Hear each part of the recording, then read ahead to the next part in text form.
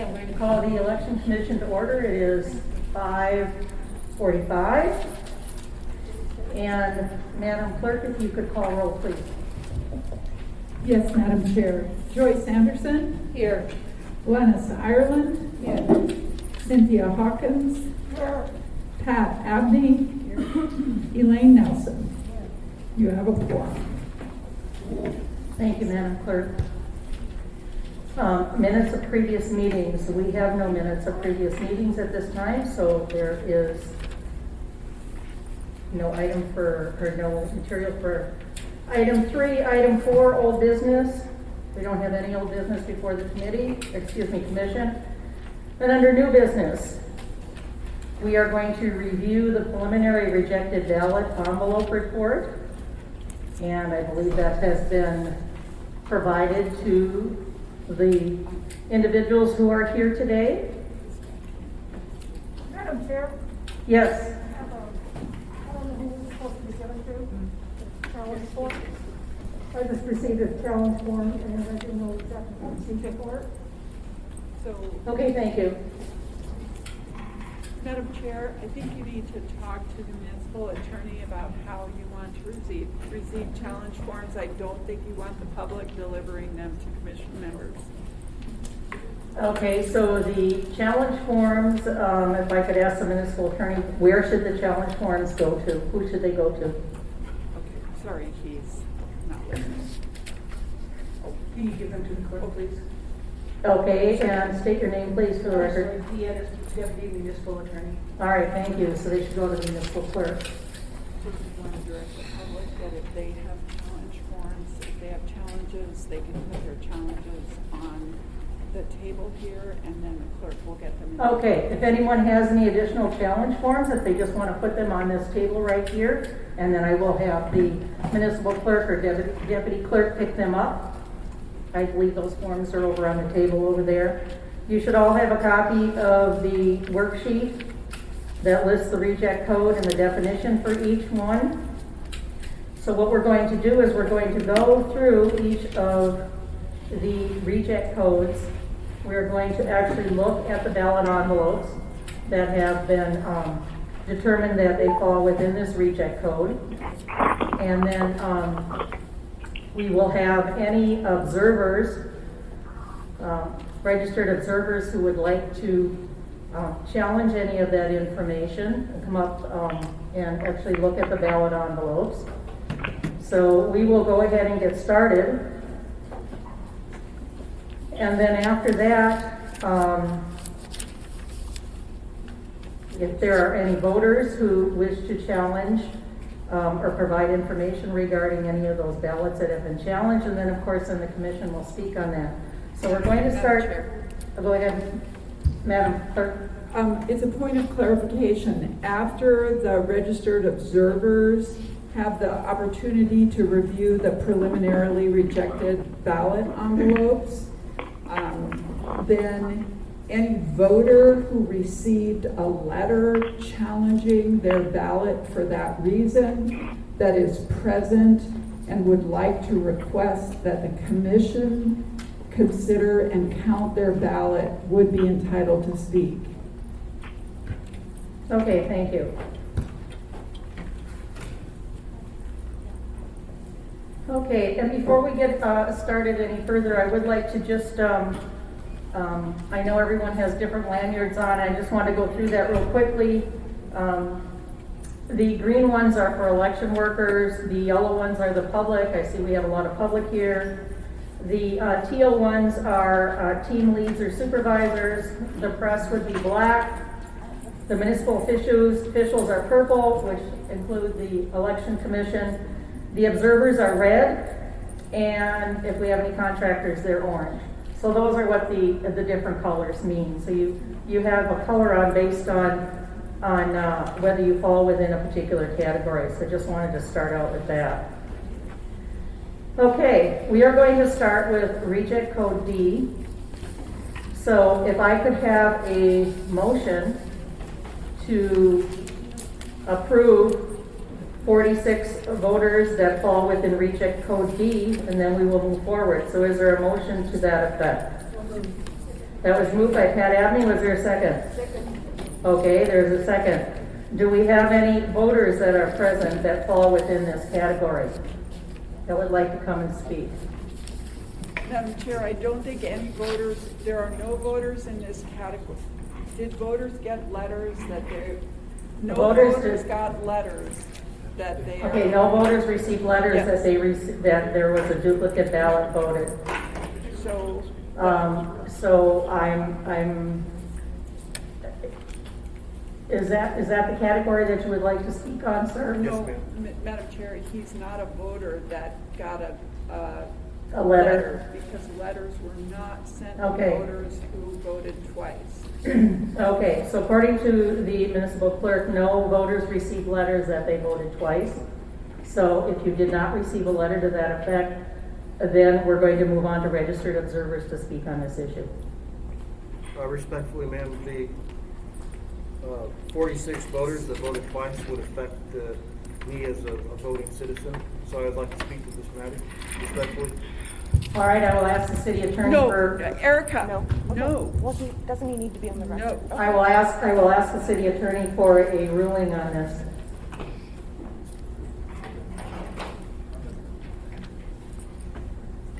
Madam Chair, this particular stage of the process is specific to individual ballots and individual envelopes. So Right. the people you want to hear from are observers who have specific challenges regarding the acceptance or rejection of a particular envelope, or a voter whose envelope is at issue.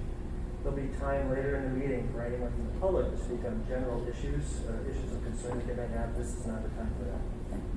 Okay, that would come under 5D when we get to that point on our agenda, sir. Respectfully, the attorney, the man speaking from Municipality said, he used the phrase, would be a time for, not that it would not affect. But my direct question to you, sir, is would the 46 ballots, that 46 people who voted 2 times, would it affect the validity and the outcome of this election, which I could speak to respectfully? Okay, would you like me to address first what this actual category means, Mr. Wheeler? Or would you like to address that? That these individuals did not vote twice, but that one vote was counted. Madam Chair, the issue, as I understand it, that he's raising is, again, as I said, can be dealt with later in the agenda. This is a discussion about specific envelopes, and issues with those specific envelopes. Again, I think he's out of order, and we need to come up Yes. later in the meeting. That All right. was actually, through respectfully, he used the word could be addressed, and that is, but the fact of the matter is, you are gonna vote on the validity of 46 ballots that were casted 2 times, and I would like, as a voter in the municipality of Anchorage, to speak on this matter before you make a determining factor that these would be rejected or approved. Okay, as the city attorney, I have to go with the city attorney's advice, so I'm going to call you out of order right now, and we are going to move forward with reject code D, and you can speak in later in the meeting. The duplicate ballot voted means that the voter actually cast 2 ballots, whether they cast one in the mail, one at a accessible vote center, or maybe they asked for another one electronically or whatever. So the way that this works is that when a ballot comes in, it is recorded that the individual has voted, and if a second ballot comes in, it is caught so that the person does not vote twice. So what we're going to do now is we're going to look at these 46 particular ballot envelopes that have been designated by the clerk as having voted twice, and have the information on there as to why they voted twice. So we're going to move forward with that. Did you want to review them with the commission? Did the commissioners want to review these again? I think the commission should take a quick look at them. I know we looked at them on our work session, but I do believe we should look at them real quickly again.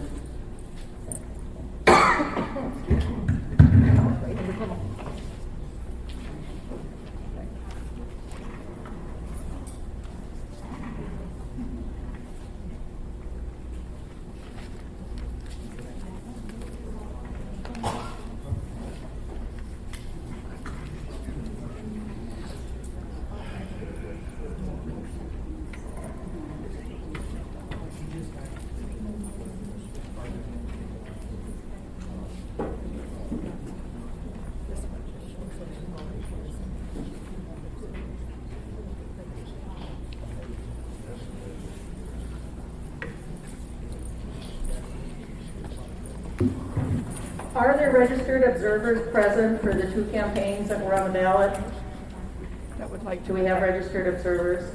Did you want to come forward to review these envelopes? Okay, so we're going to ask you, we're going to be looking at these envelopes. If you would like to look at them, you're welcome to do that as well because you're a registered observer and you've signed a confidentiality agreement.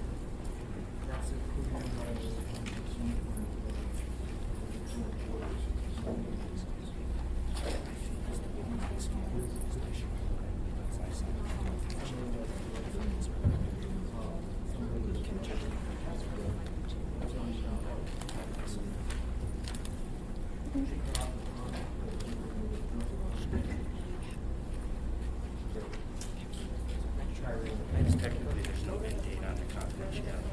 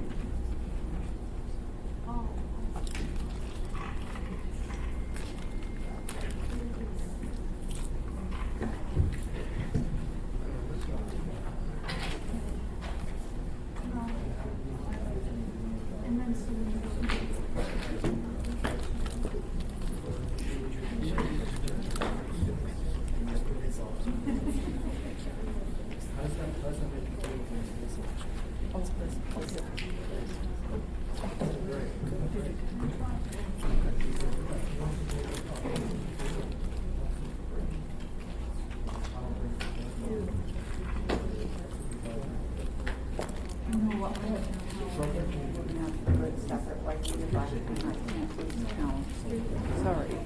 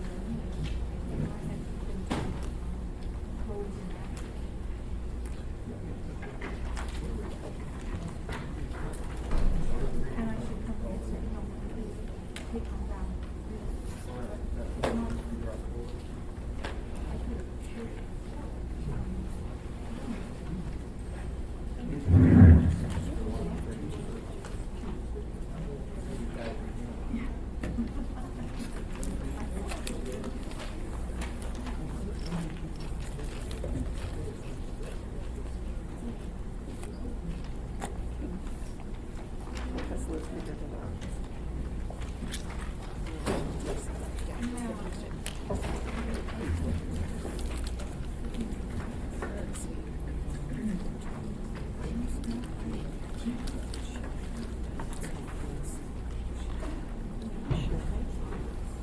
She's not giving me that.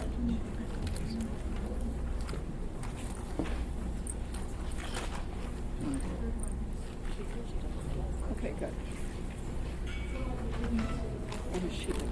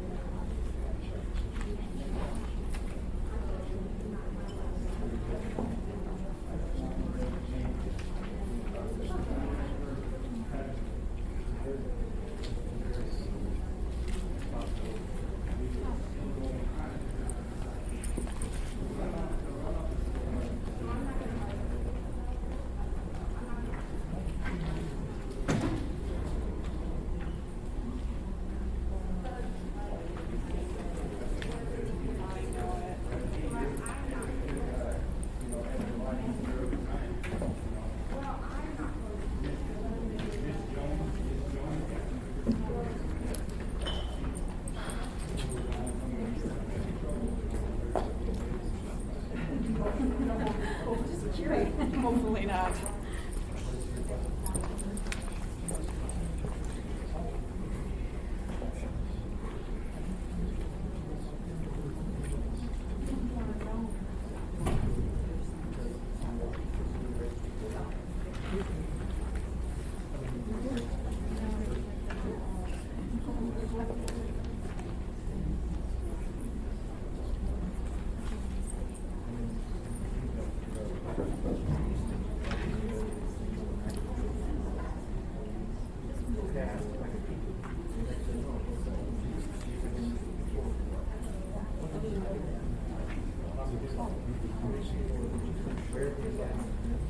No. Cindy, are you counting? Are you? I understand, I have them all here. Okay. I have 3 questions.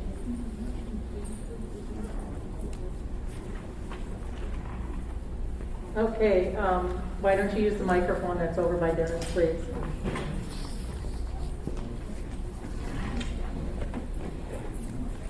Yes, Madam Chair, this is Cindy Hawkins.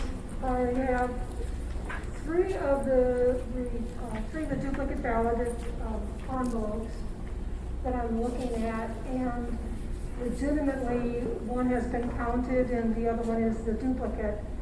My question or my comment is, it appears though the signatures are different from one to the other. And I think that was covered a little bit in our work session. And I just wanted to maybe have someone from the elections group just explain these 3 questions that I have. So first one, there's 2 that are very similar. Yep, this one. It looks as though the person who signed one of the accepted ballots is actually a different person. So I can drop an answer each one. Okay. Through the chair, on this ballot envelope that ends in 217162, this was voted at an ABC. And this one was returned by mail. So, and this is the signature on file. This one was counted, this one is not. The ABC checked ID, so it's the same person. I agree the signature is different. And it would be the same question for this one?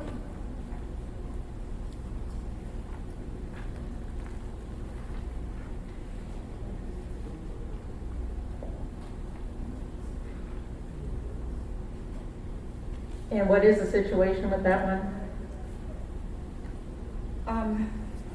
Madam Chair, I think Commissioner Hawkins got something here. We need to go double check this one. This, the voted ballot, it appears to have the same last name, but a different first name. And then the actual person voted at the ABC and had ID checked.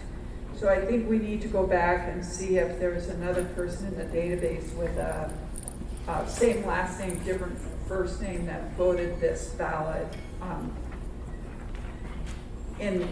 by mistake. And so then, in my understanding is that a duplicate ballot was issued for the individual who voted at the ABC.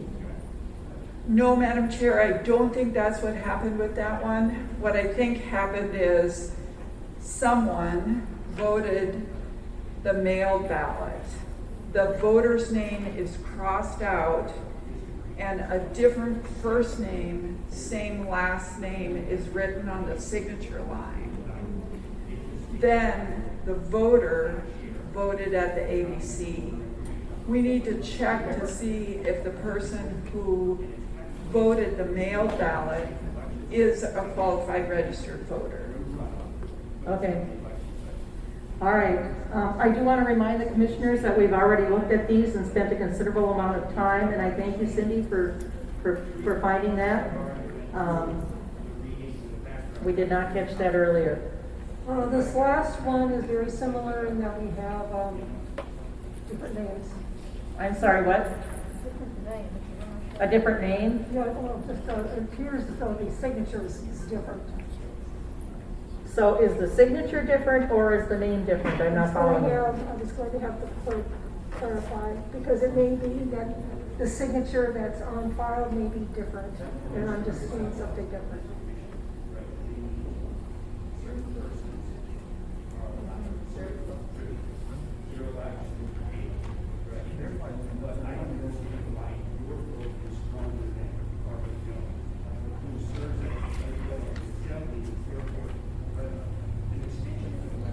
Okay, we're going to clarify these issues before we move any further.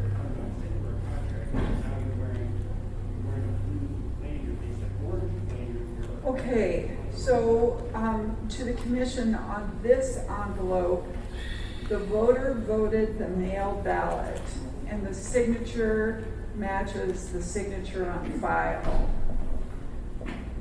Oh, nope, I'm gonna take that back. The voter requested a replacement ballot, and the voter voted the replacement ballot. It's postmarked from Grand Junction, Colorado. Then the original mail ballot was voted, and it appears that it was signed by with the voter's signature. It is not the voter's signature. It appears to be voted by someone other than the voter.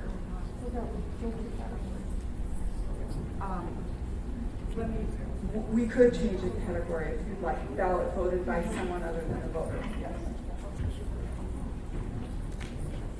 So I'm checking one, and we may change the category. Okay, so we're checking on one and we may end up changing a category on the other.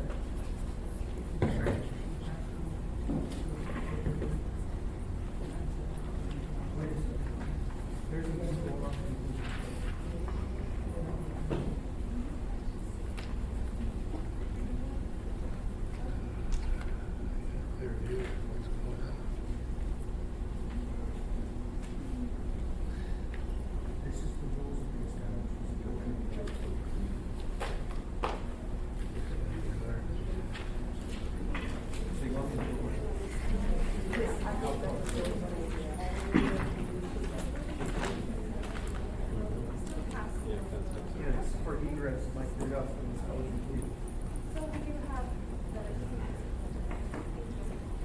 Okay, we have some information back.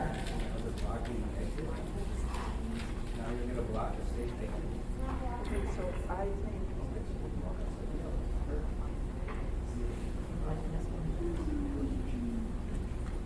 Oh, okay, great. Okay, what is the situation regarding that one? Okay. Am I on? Yes. Okay, to the commissioners, this is going to be a twofer. So number one, this ballot is going to count because this is the first time this voter voted at the ABC.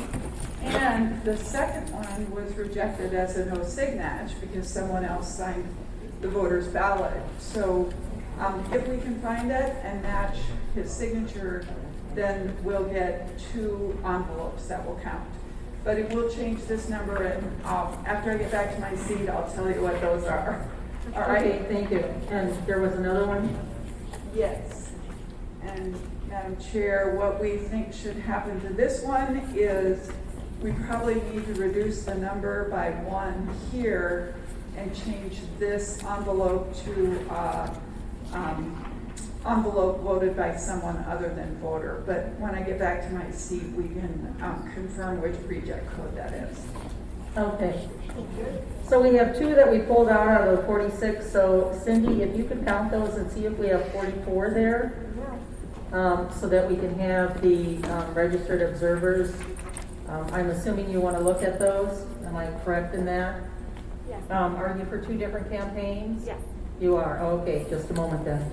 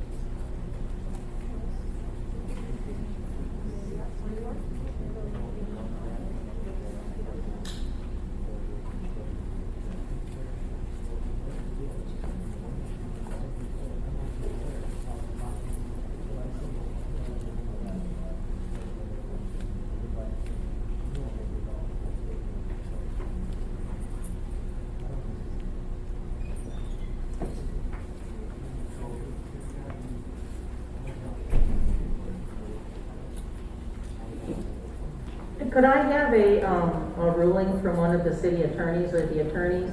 Is it permissible for, oh, the press moved, he was over there looking down on the ballot envelopes, and I know that that is not permitted. So, thank you.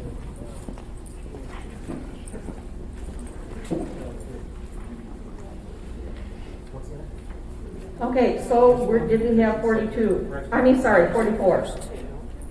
It's calm. He was calling up. So we got here. You have two right now. Would you check in that? Sign the compliment letter. Oh, there was that one in time? He already voted, so I put his ballot in there too.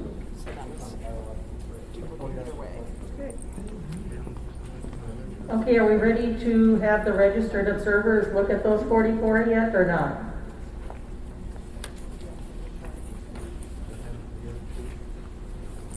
No? They don't add up. Okay, give us 1 minute.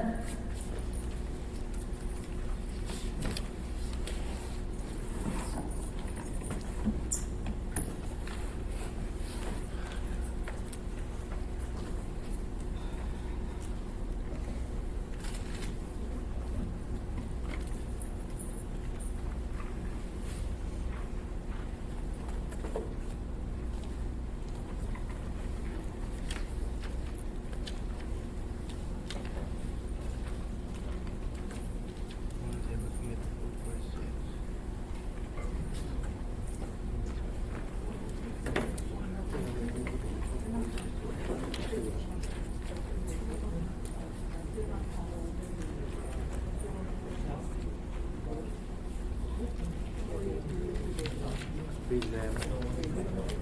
But don't you need to look at yours? Because that's what they're, you know what I'm getting at?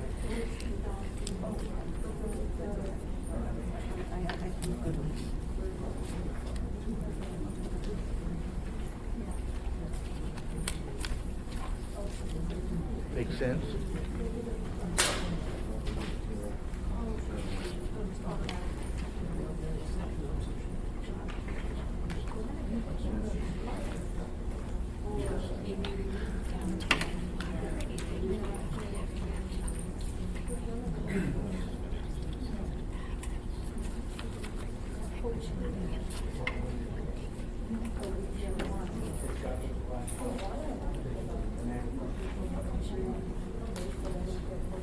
Just doing the first category of 46, for some reason. Okay, we are recounting them right now.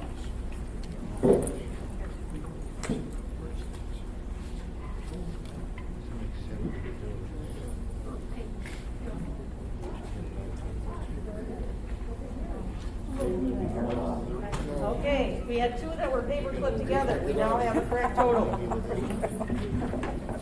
What more could we ask for? Okay, so we have the correct total. We will be getting them over to the registered observers in just a moment.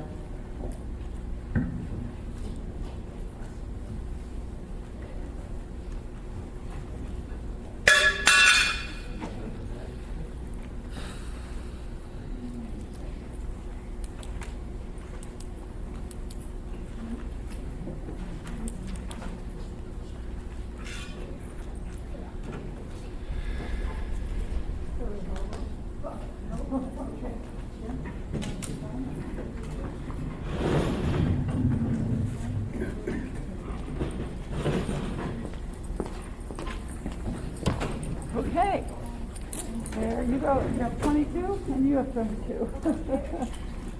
Oh, I'm not supposed to let them. You know, we did let them. No, we just let them vote that though, right? Yeah. Okay. So we'll just let you look. Okay, so if I can have both of the registered observers, please put their name on the record for the committee and those present. Your name and who you are representing. Hey, Ruth, and Bronson. Claire Shaw from Forest Denmark. Okay, and could the first person say your name again a little bit slower? I didn't quite catch that. Peggy Rutan. Okay, thank you. Okay. Keep going. Okay. so do you want to see the signatures? Well, you can look at the signatures or you can look at the envelopes. So you can see if it's the same number. You can see, here is the name.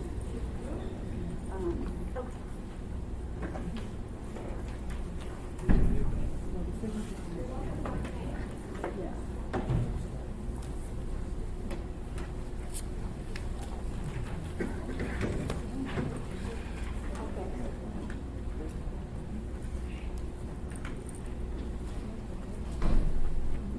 Signature was pretty solid. And here is the here. And so then there's that.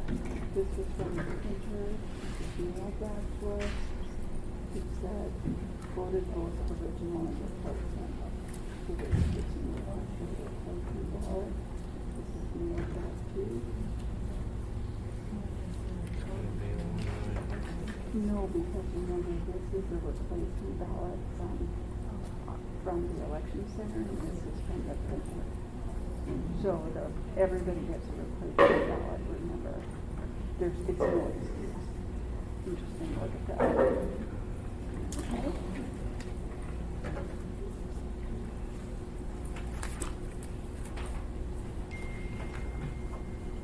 For the record, we have Municipal Clerk Barbara Jones helping one of the observers and Mr. Dennis Wheeler helping the other observer. So this was what that. They answering any questions. This was.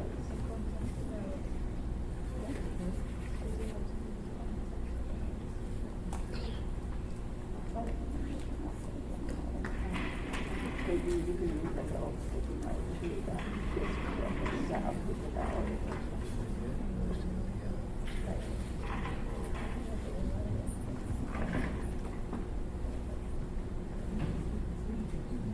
Yeah, it could be. So this one is the mail ballot. And this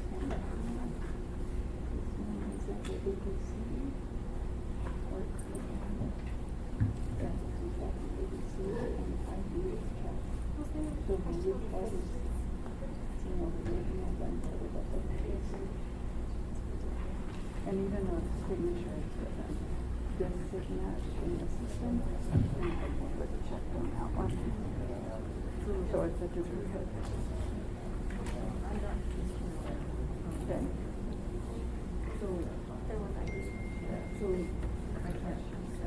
No. What do you want? Chair. So this signature matches. Chair. This signature. Yes? This is Deputy Municipal Attorney Deanna. We have people who keep getting closer and closer to the confidential information. I would ask you to respectfully step back 2 or 3 feet, please. These are other people's information. That would be you two. Yes. Did you hear the attorney? I'm 3 feet. Could you step back, please, so you're making me a little bit uncomfortable?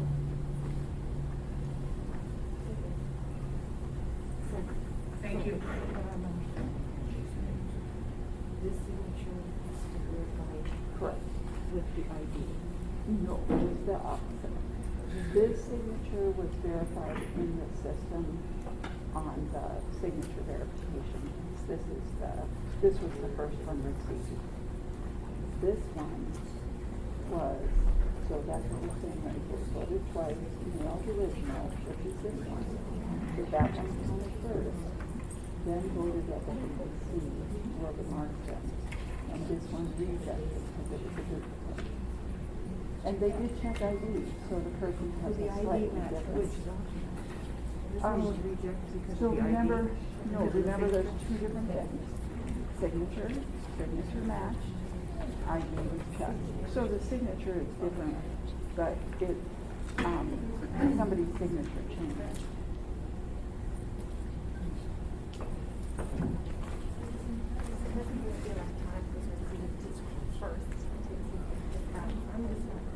Okay. That one I'm. All right, you want to challenge it? Okay, so do you want to write that down? Okay, sorry, you're getting moved. Come and join us. I'm asking you to stand over there. because this is confidential. Nobody asked you to move 2 to 3 feet back from where you stand. This is confidential. So we're gonna set this aside. I'm setting that aside, you can challenge it, okay? It's hard because the signatures on the Yeah, now, okay? Signatures are Which I've the signed. phone number is identical. All right? are you a All right. registered voter? Yeah. Joyce, not for this election. For the runoff election? We're still within the same election cycle. No. I For the signed the runoff con- election I or still for the signed the April legal- 6th election? I still signed the form that says that we keep confidential information. What? Great, we can shift everything back. It doesn't have an end. Yeah, do you want Can to? you sign it for the election that you are? We're still within the April 6th election cycle. There's no notice on the form that says that it terminates at the time. The election hasn't even been certified. The election's still going on.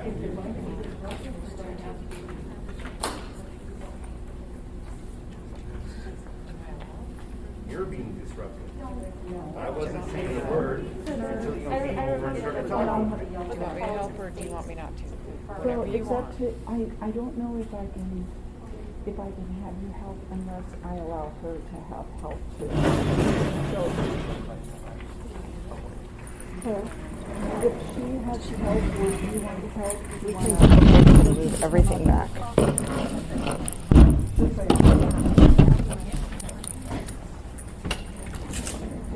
Sorry.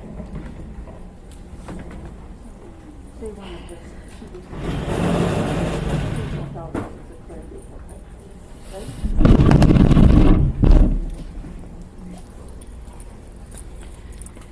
You can also see, look through some, right, the business process. Joyce, you're awesome.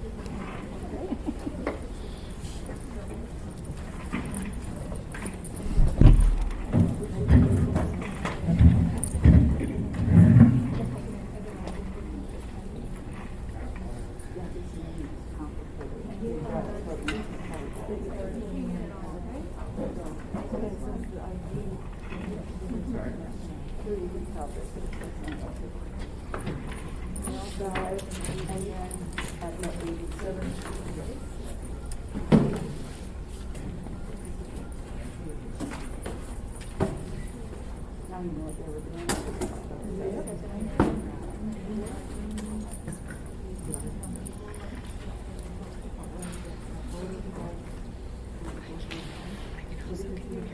So the ballot, it's a different ballot package as you remember, if you request a replacement, we will erase your original and issue a replacement.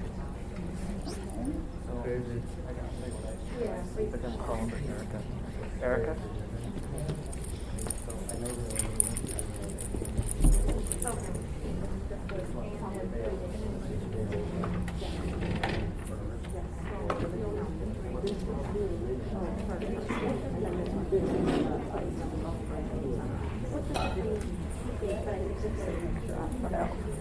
Yes, it is. Okay, that's why we're not opening it. We don't know who they go. We're rejecting it. So this is the one that's accepted? Yes, yes. Okay.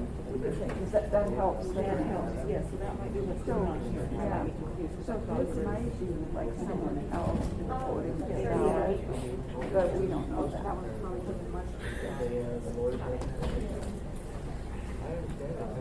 Now that's the thing. Yes.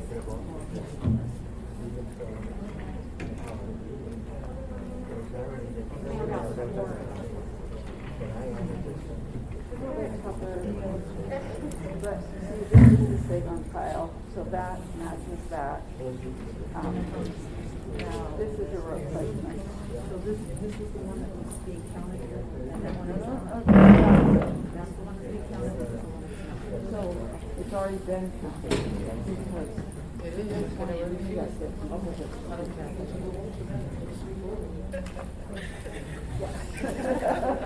I just want to make sure I keep it straight. Yeah. Voted twice, original and voted electronically. Yeah, just say voted electronically. So here is their mail ballot, which they voted. They request, yes it is, and then they requested an electronic ballot. And then process that personally, all that stuff, and we did that. Bless you.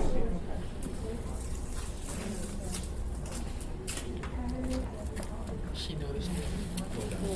You was slick this time, girl. Yeah, so this is the replacement. So this is the original ballot that was mailed. You see the signatures are the same. Bottom one is always the one that's counted. Envelope is not counted. Wrapped in the commission just go to the back.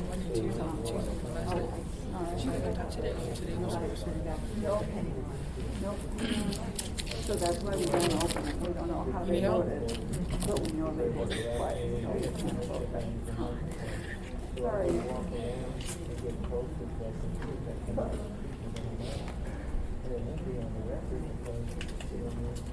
So what happened was they came to the This is the mail one.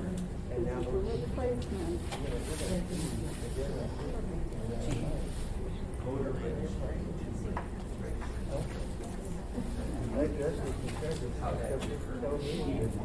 Every one of them is This was issued at the ABC, so that's the first, and then the person voted the mail ballot. So this is registered. This is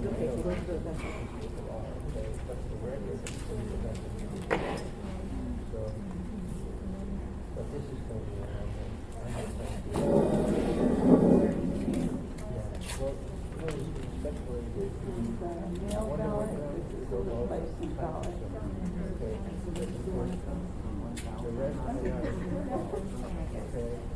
But what they went to hours for stuff. And a couple of times they did the regions, like region 1 or 2. The premise was there were few letters, and then instead of people that numbers, might as well look for this, because those few letters in the okay. So they pretty much did what's there. Well, they did remember the commissioner. But this is a chance to observe it. And so it's the time system is going to be observed.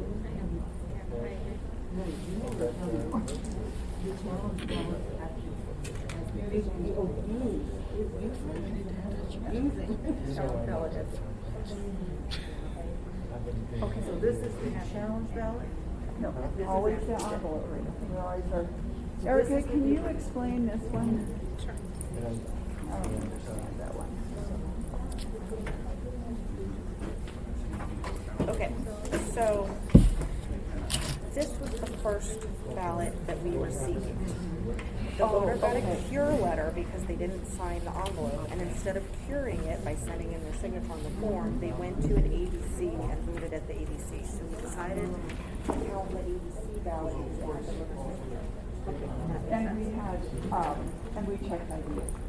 Thank you. Yeah. That makes sense. Yeah. Okay, thank you for. And so this is a voter that is not in that, we're reporting either the prosecutor or anything like that. We understand why she did that. We did mail ballot ABC. And is there any comparisons or does they both match? Yeah.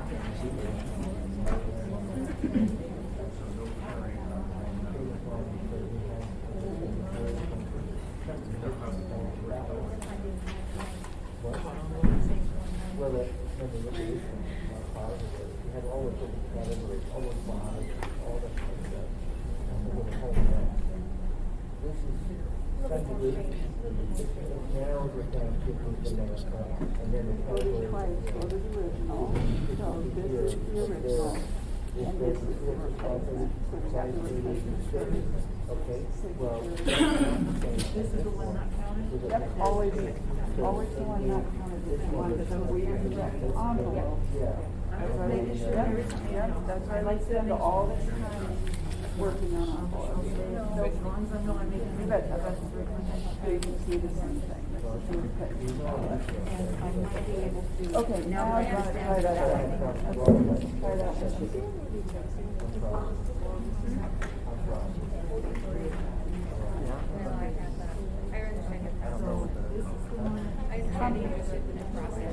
Just a second, I think the rule says no cell phones in the election center, but because people take notes with cell phones, we have allowed cell phones in the election center for everybody. So the rule and what you signed is you can't take photos or record confidential information. So as long as you're not doing that, I think we've been very lenient with everyone about that. Next year we might not be, so I think it's too conflicting, so we'll do better next year. Okay, now let's try again. Correct. Match the signature, checked ID. So here's the strange thing. Strange thing is it's a different signature, but that doesn't matter because you have a Carr's grocery store signature. We all have different signatures.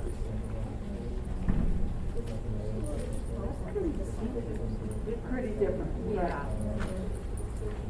So, Erica, can you see if we have, can we get a ref signature for this one, please?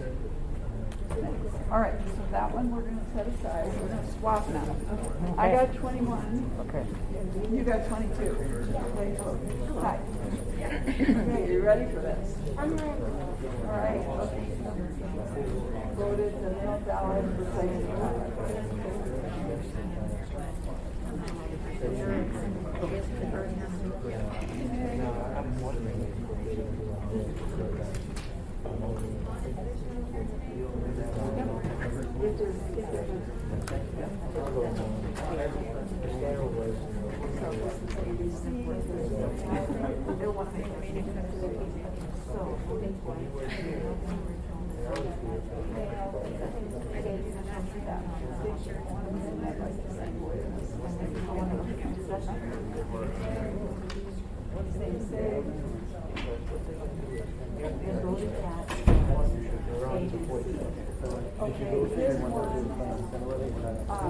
this voter mailed this ballot, got a cure letter, and then instead of curing, it just went to the ABC. Yeah, let's verify that.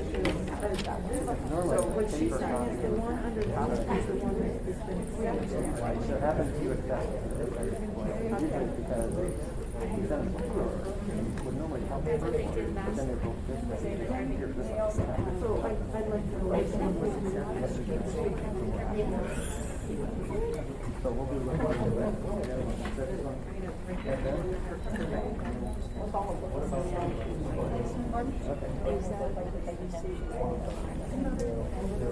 Yes, this is voted at the ABC, this is the original, so. This is obviously.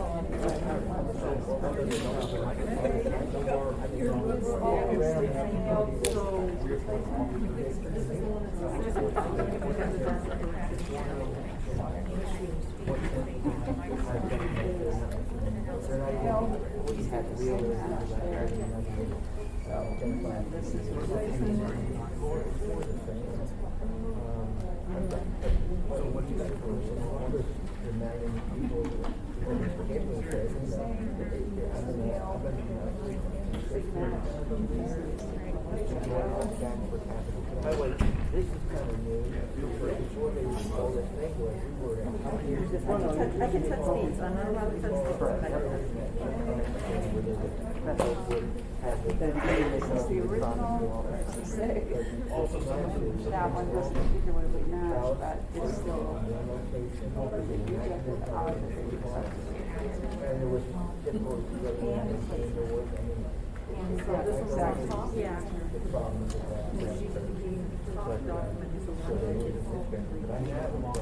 Yeah, and because they don't like to just the old way was it was Yeah, I don't buy them. This is clearly a sig match. But we don't know what that is, but I have to think about it each time. This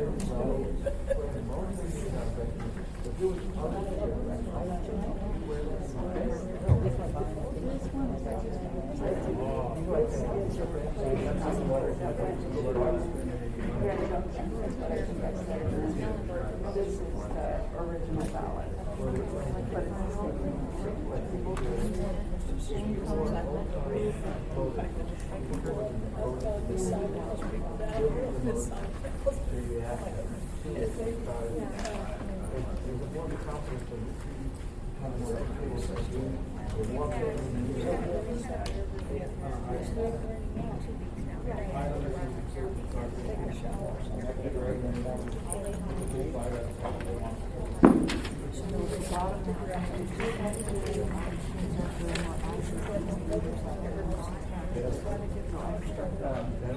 But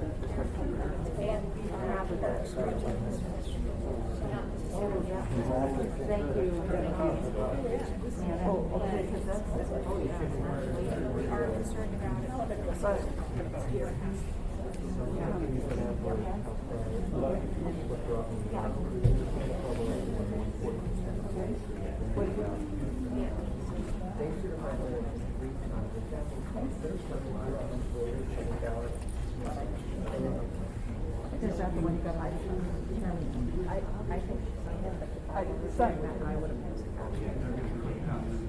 This one, yes. I think there's.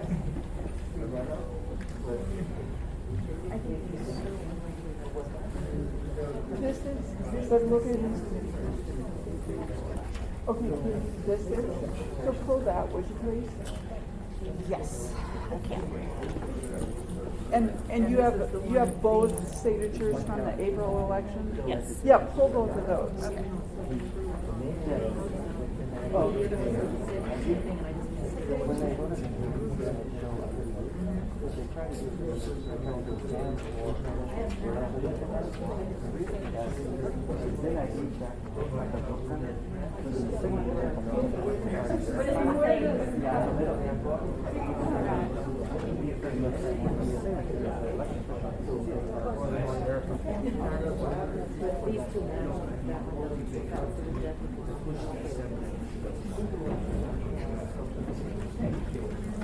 We agree with these. We have a couple that are, we're kind of floating out there right now, all right?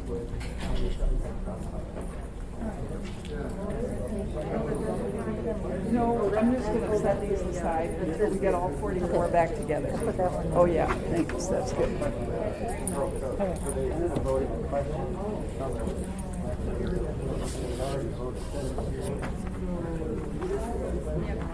So that one doesn't match. Is this, oh, look at that. Okay, perfect. Okay, so. Yeah, it is. Okay, so this voter.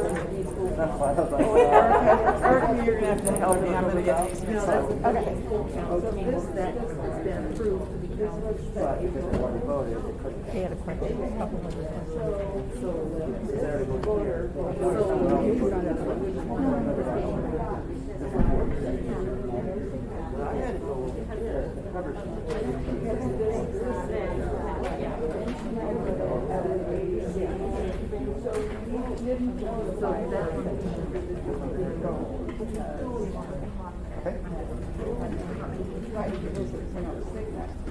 But now, in this election, so this one, which matches the signature that must be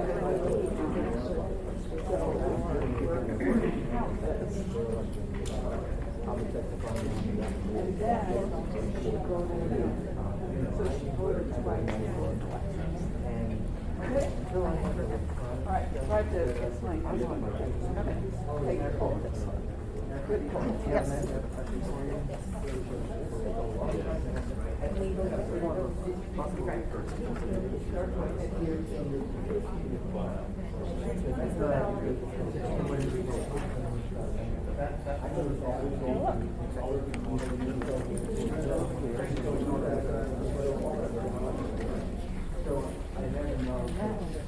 It's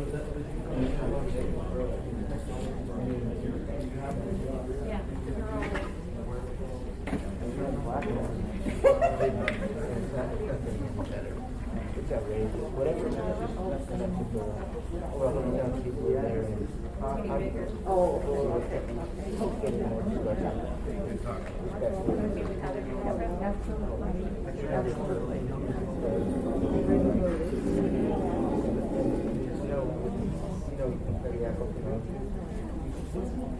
So do you remember when we did this one at the, yeah, this is a tough one. She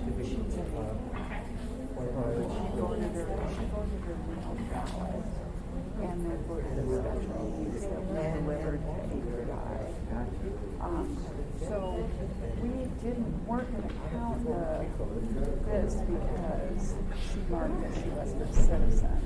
And so we called the state about it. The state's working about not being a citizen. But this was one, remember, that, she has a birthday of 93, but she quit 2005. Well, it's just an obvious issue with someone who's a mental illness problem. So her mail ballot counted, but she got mail, but her special needs ballot does not count. And this is the mail. The mail, the special needs is still in here and doesn't. Sorry, that was a little complicated. No, I remember Yeah. we had that conversation, but it was several days ago. Yeah.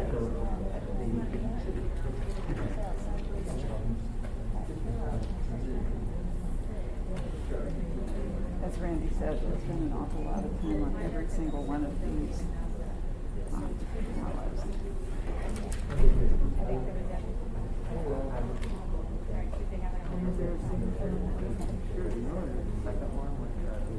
Yeah, yeah. It's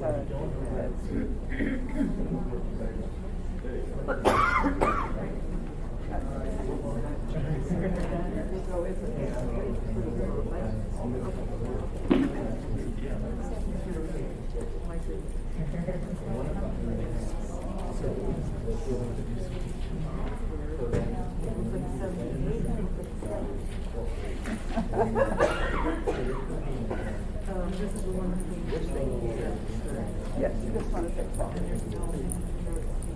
Well, it's accepted. And then also, we can't write a wholesale notice or. Oh, that's what I was saying, anybody.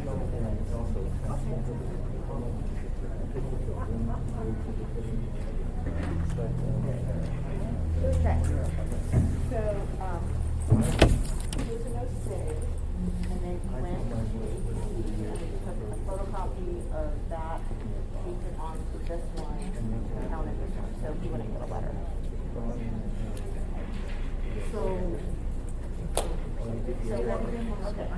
So this one was T's no signature, so he got a letter, not a signature, he secured it. Okay. Instead of All right. curing it by We submitting agree. the form, he went to the vote center and voted a second time. So, unlike the other one where we just took the vote center ballot and ran that one, the photocopy of this one, pasted it, taped it on the here and counted this ballot. So ran this out, we had a picture of his signature on it. Because, I don't know. You know, because we're dealing with 100 of the same kind. So, But to build on that, this couple of two people look at this.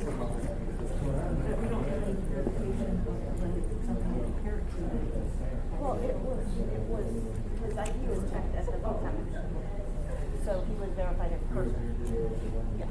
So he did technically vote twice, but we wouldn't send her a letter because one was a no say. And so. Yeah. Okay? Done? Move on? Okay.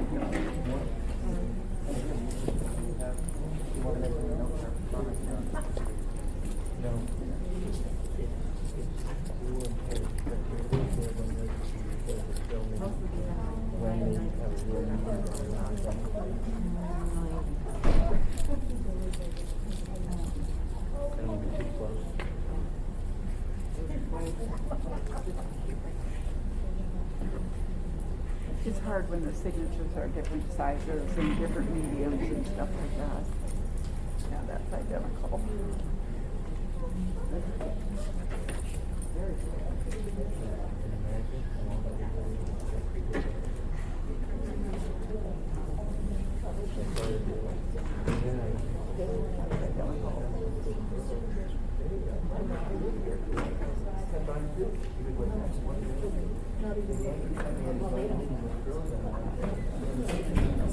Didn't know that.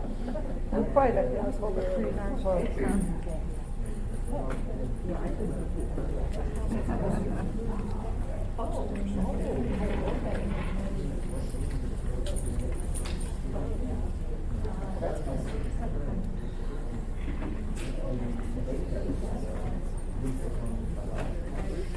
I got one left for it. Yep, those are the same. Pretty flowery, but those are the same.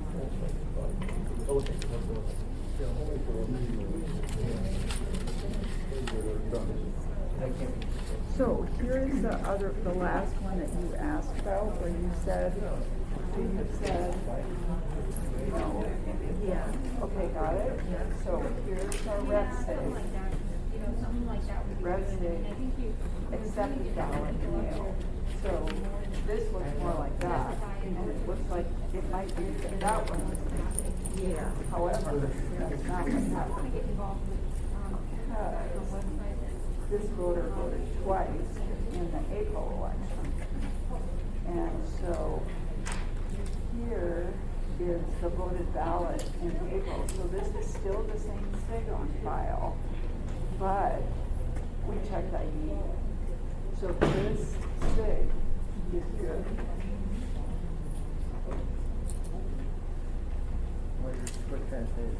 Yeah.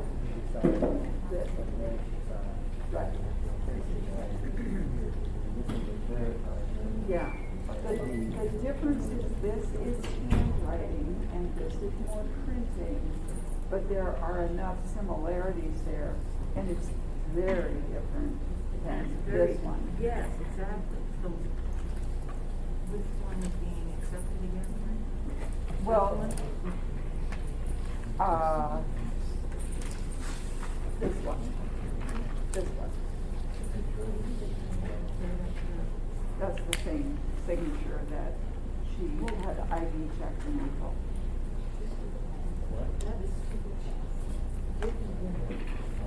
Right.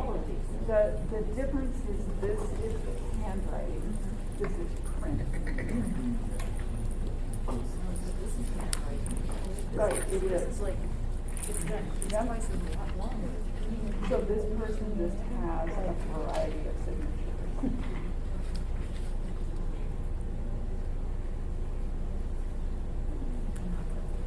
Okay, so if you want to challenge this one, by the way, here's the other one. Oh.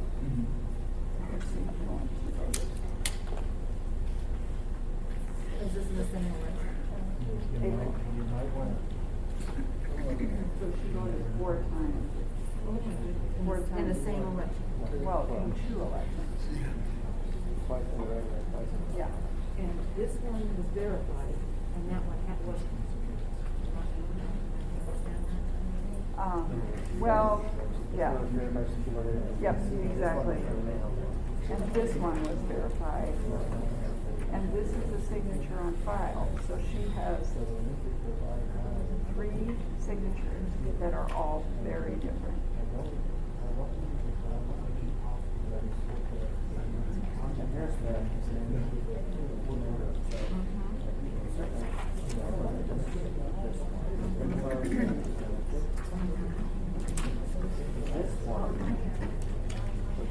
Oh my gosh. Yeah, thank you. This one, the one that's the box, ballot.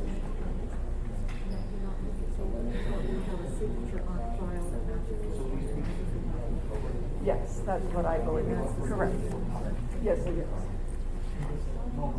Actually, That one. that one Yep, is matches. ours, and Yep. that's been verified? That signature is a SIG on file.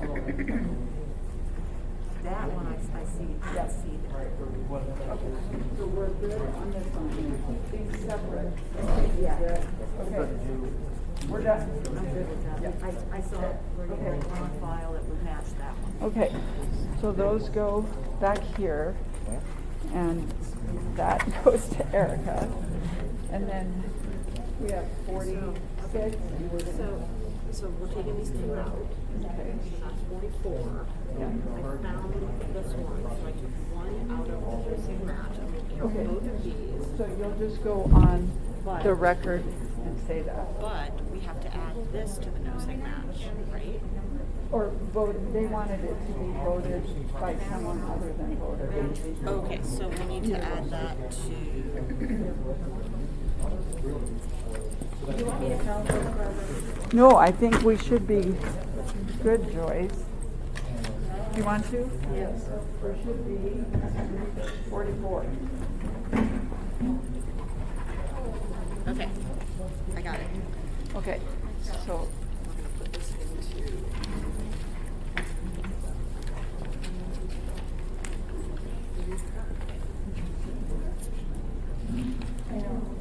That's the more difficult challenge we were here, right? Remember, that took both sides of that to deal with, even though it was about that many.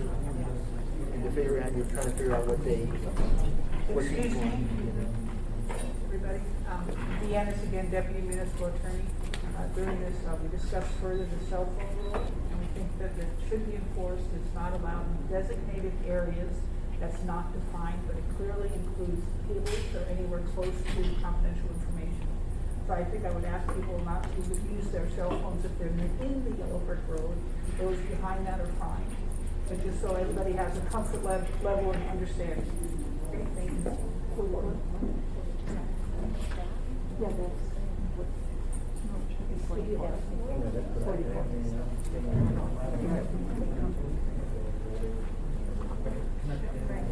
Oh, we're not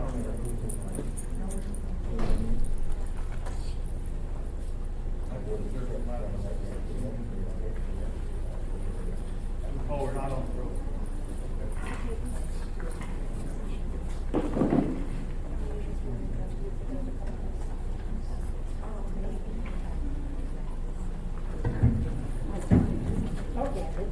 You got 22? All right. Are you ready?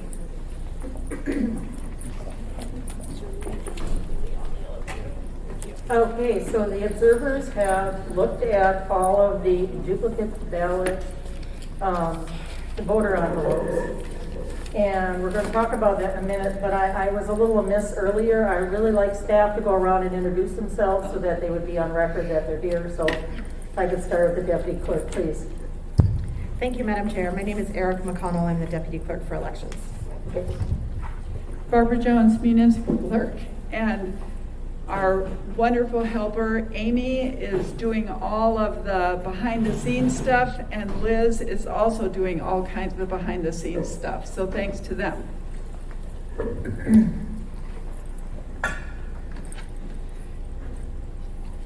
Dennis Wheeler, Council to Commission. Dean Gates, Assembly Council. And John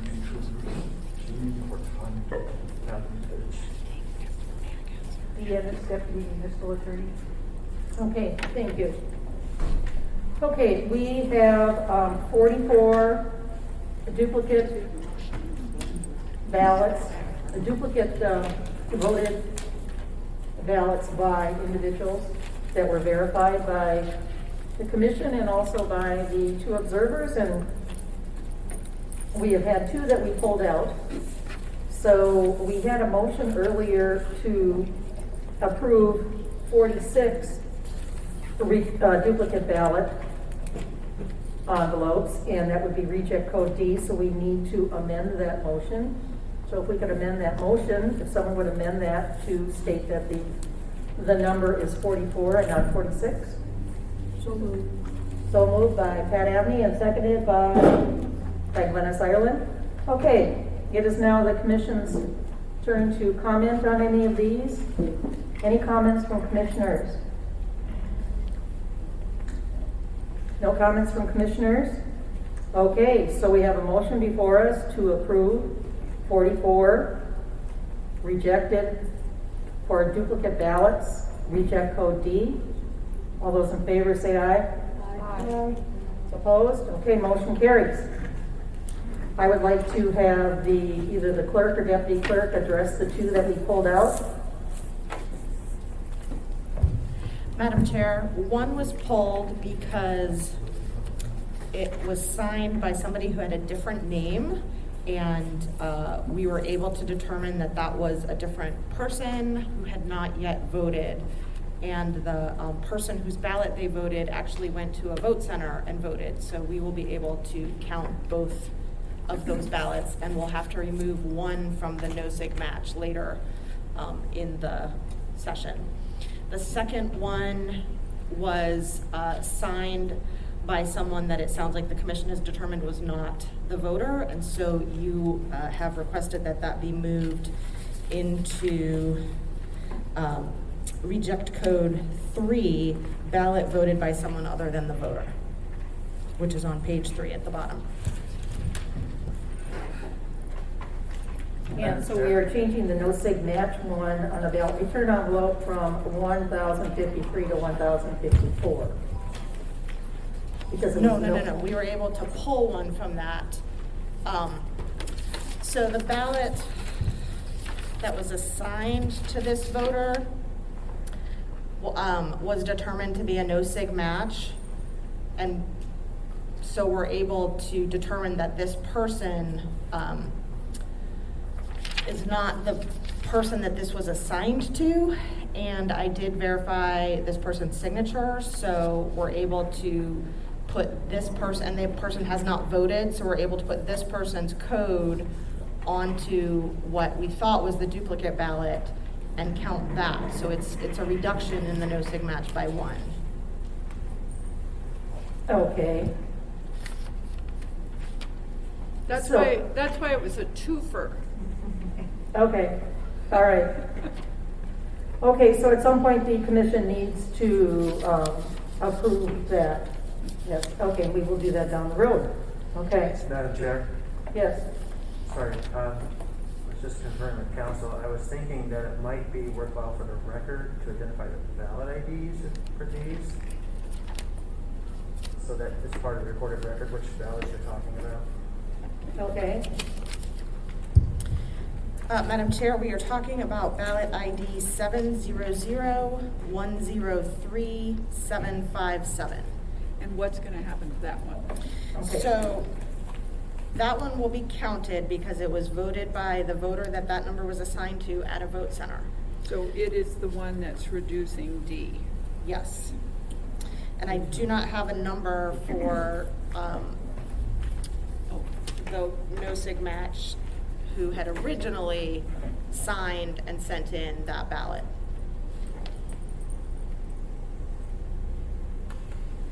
Okay, so we're I gonna can get we're that. gonna put a new label and Yes, a new with a number new on number. that. Okay, all right, that makes sense. But I can get that. Let's keep going. What's the other one?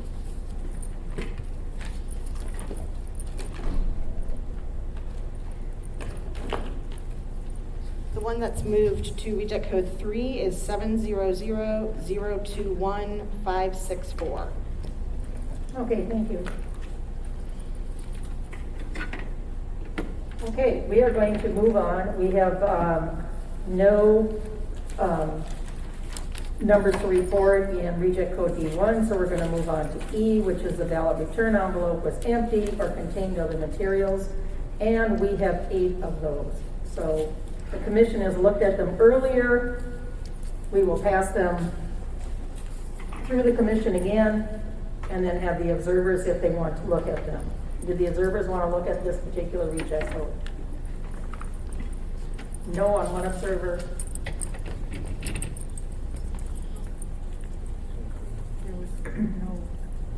They did not contain a ballot, and they contained other materials. One of them contained a letter. I mean, otherwise there's nothing in there.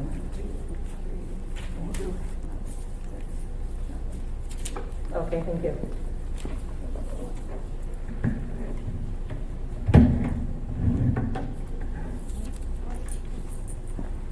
I'm not sure, They didn't want to see them. neither of you want to review those?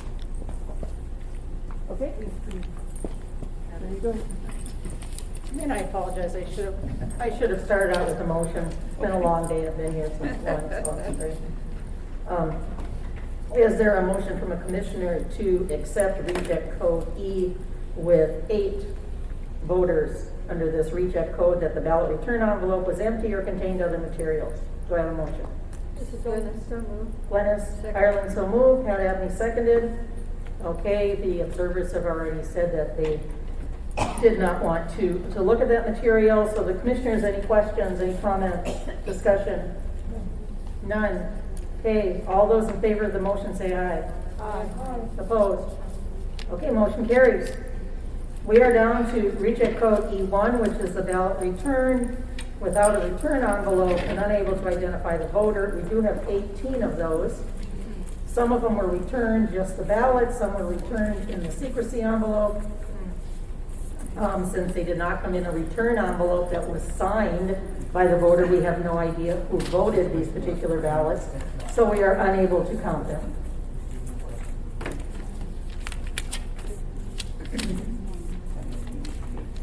Okay.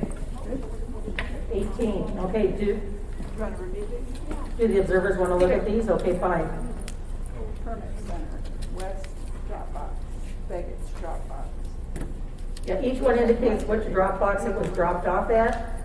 Gooseneck Library, Eagle River, Chibiac, Martin, O'Malley, ASD, Diamond, Gooseneck. Oh, that one, that one. No information on that one. And then Founders. Did you want to look at them too, baby? The next center.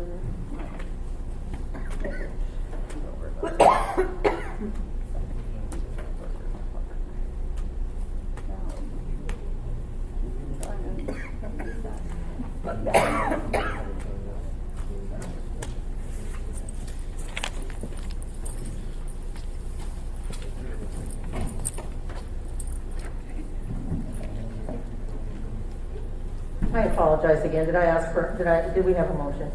No. I'm sorry.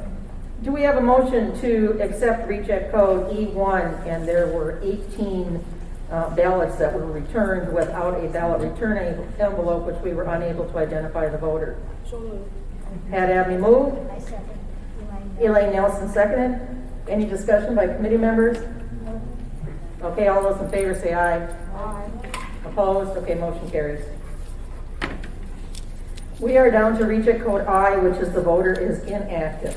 This code is used when it has been determined that the voter status and condition code are inactive because he or she is registered in another jurisdiction, requested cancellation of registration, is convicted of a felony involving moral turpitude, died or attempted to register in the past on a question or absentee ballot, but did not provide the required registration information. Okay, so is there a motion to approve reject code I with 4 voters? Pat Abney moves. I second. Elaine Nelson seconds. Okay. Do we have, do the observers want to take a look at these? No? Do you want to look at them? When you're done, yeah. Okay, she did not. Okay, Sorry, sorry. I thought I did, Catch your name. it wasn't a vigorous nod, sorry.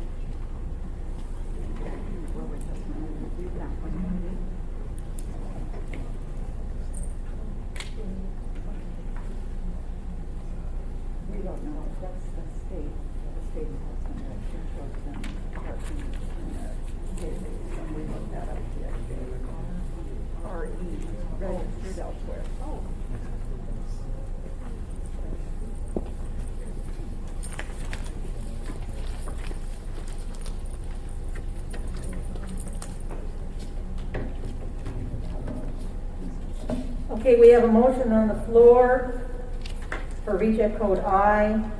Voter is inactive. We have 4 voters. Is there any discussion by committee members? None? All those in favor say aye. Aye. Opposed? Okay, motion carries. We are now on page 2, reject code M, which is multiple ballots in one envelope.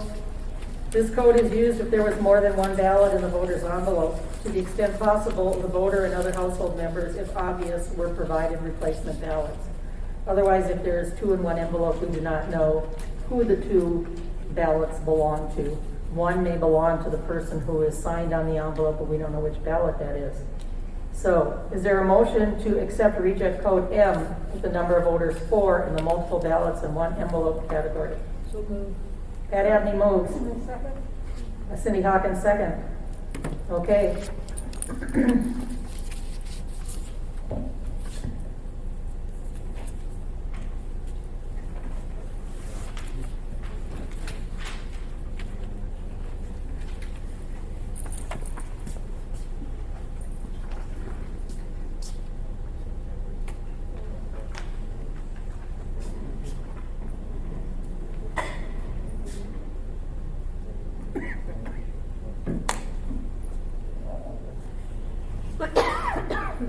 Do the observers want to look at these?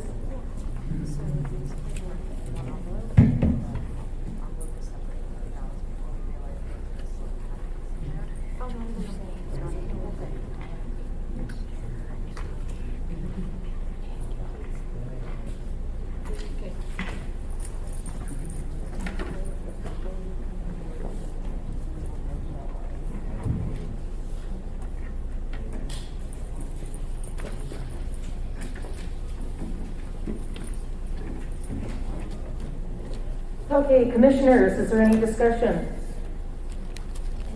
Hearing none, all those in favor say aye. Aye. Opposed? Motion carries. Okay, under the reject code, MOA is not registered in the municipality of Anchorage. This code is used when voter records show the voter was registered outside of the muni, and we have 28 of those. So let me explain that when someone goes into the precinct and they're not registered, they fill out a question ballot envelope, so that's why these are all yellow. And they were not registered in the muni, but they filled out the question ballot form, and then their registration will be sent over to the state, and they will be registered after the state processes that registration.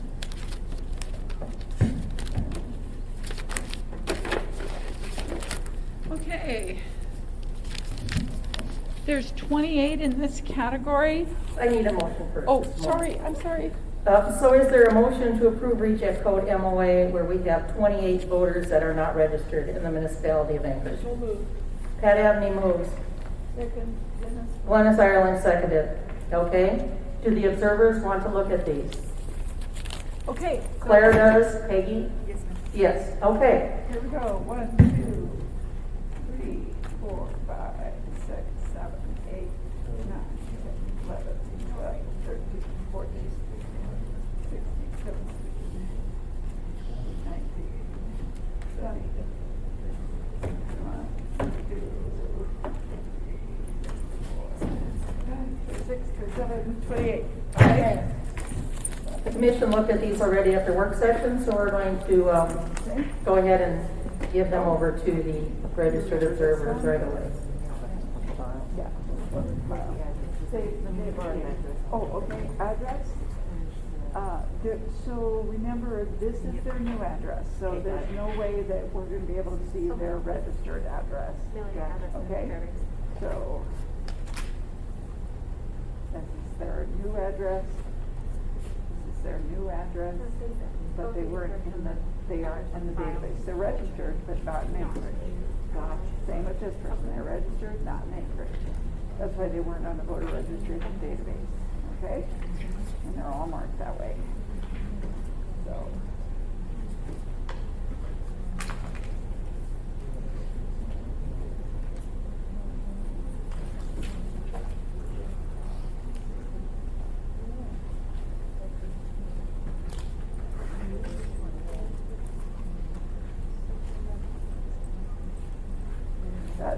out of precinct, so do their voting out of precinct because they're, yeah. Thank you. Okay.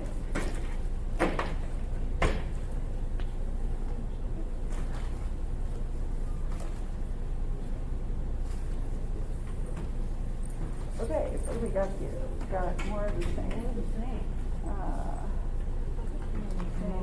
Out of precinct. Out of precinct. Address. Bill. So the registered was not in Anchorage. There. And okay. A couple more here for you. Oh, I got you probably got most of these. Did she done all these? Yeah. We'll just check, double check, okay? Okay. We always count and count ahead, so that's okay, right? When are we using that, right? Okay, yeah, so. Yep. So they're all good. Okay? They're all bad. That's how we're doing it. Sorry about that. Nope, that's good.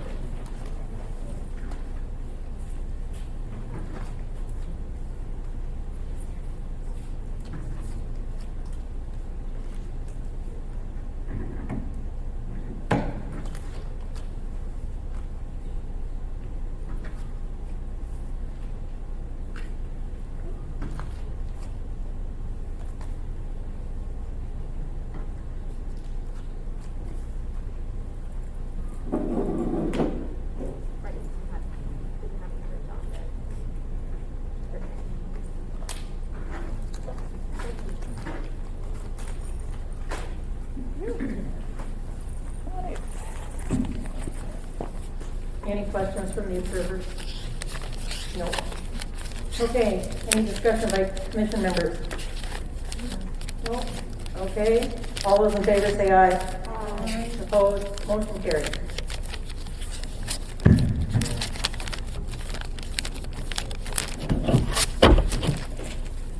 The next category is reject code O, which voter does not meet certification requirements, and we have one. This individual checked that he or she was not 18, and so that is the one that was checked no, and since the individual checked no, they were unable to vote, but they will be registered for the next election. So we've already seen that. I don't know, does either Claire or Peggy want to see that one? Nope. Okay. Again, I forgot a motion. So is there a motion for reject code O, voter does not meet certification requirements, 1? So moved. Pat Abney moves, second. Second. Cindy Hawkins, second. Any discussion by commission members? Okay, all those in favor say aye. Aye. Opposed, motion carries. Okay, reject code R, voter return ballot envelope and ask to be removed from the voter roll. We do have 5 of those. Is there a motion to approve reject code R? 5 voters. So moved. Glennis Ireland moves, is there a second? Second. Elaine Nelson seconded. Okay, we have looked at these before, 1, 2, 3, 4, 5. and they've all either had letters or notes on there. Claire and Peggy, did you want to see those? Okay.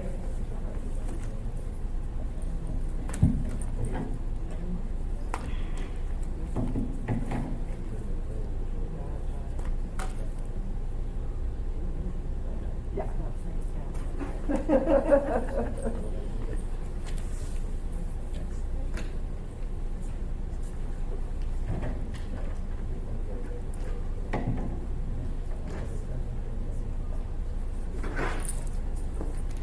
Okay.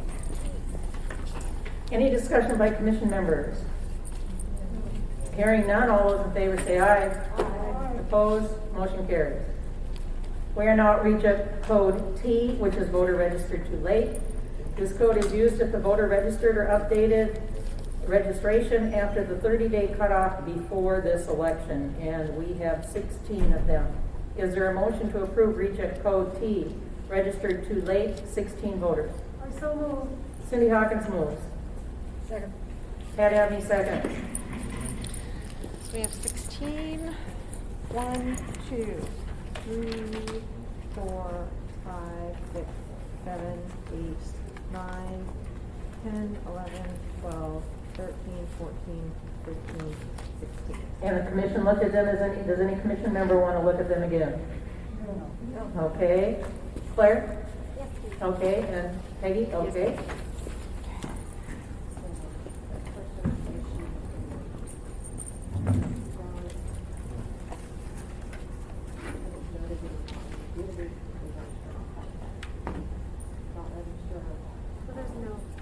So there's nothing to registration card, so they can get a registered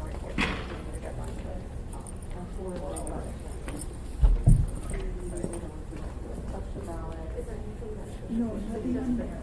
So when we reviewed the question ballot on the thing, we found it on the Brems. So it's in the Brems. These are also everything.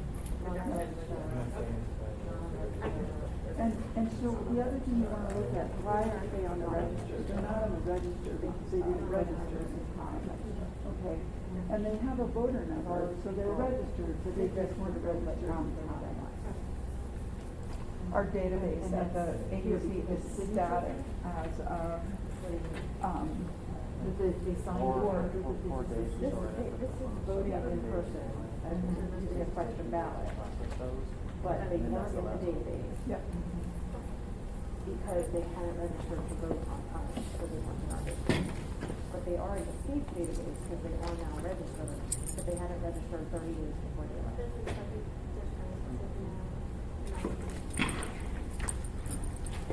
They're too late. I remember that last time. It's just a little bit different. No. You know, that could be that this person came in and didn't have ID, but they still weren't on the voter registration list. They didn't have a label for this person, so that's why they could have voted a question ballot for multiple reasons. They just didn't mark it.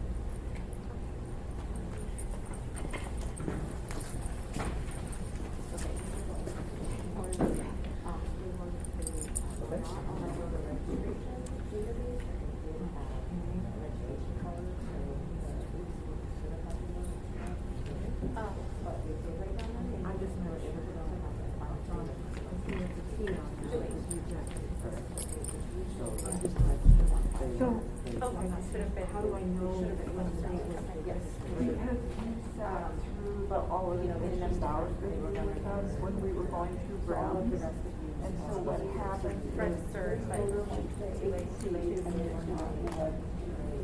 So you remember we rejected MOA, they were registered, but not in MOA.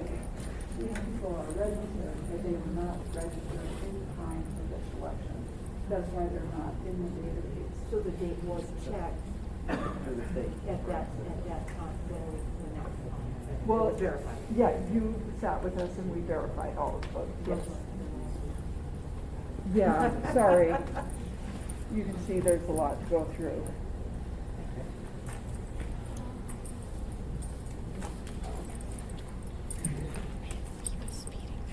Is that these? Yeah. Okay, you got the next ones. Sure. Oh, we gotta count those things. That's right. Dennis is supposed to. Okay, good. So I still count. I'll count on you. Any questions from the registered of service? No? Okay. Discussion by commission members? Okay, all those in favor say aye. Aye. Opposed? Okay, motion carries. We are now on V, reject code V, ballot received too late.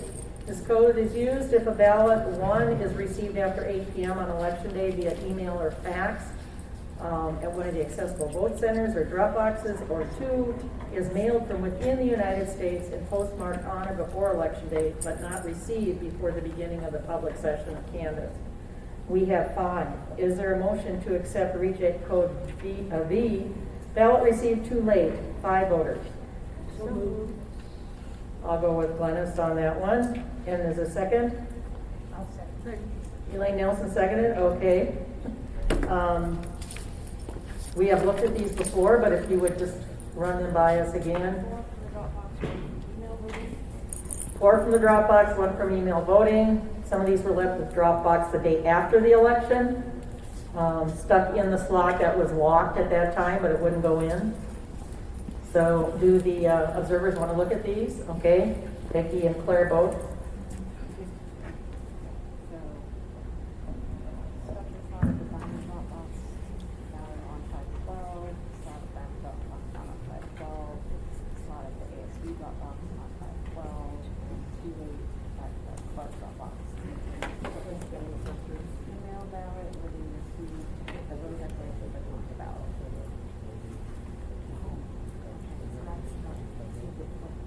It's not late then, you didn't get a ballot at 8 PM, so we can't, there's nothing we can do. So the session is over, receive the email ballot by 8 o'clock.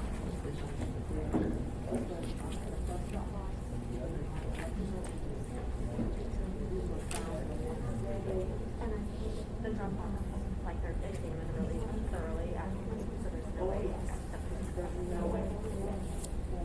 So these were found by There are individuals standing at the drop boxes and locking them, the data blocking in. So this is similar to being at the polling place and you arrive at 8:01 and they say, I'm sorry, but the polls are closed. Any discussion by commission members? Okay, hearing none, all those in favor say aye. Aye. Opposed, motion carries. Okay, this is a big category. We have reject code W. These are ballots that were postmarked, voted after Election Day. We have 240 of those. The commission went through them earlier. There are Post-it notes on the top of each section that has a rubber band that has our initials on it. So we are not going to look through them again. It took us quite a while for all 5 of us to go through 240. So Claire and Peggy, did you want to look at them? Claire does not. Peggy, you do?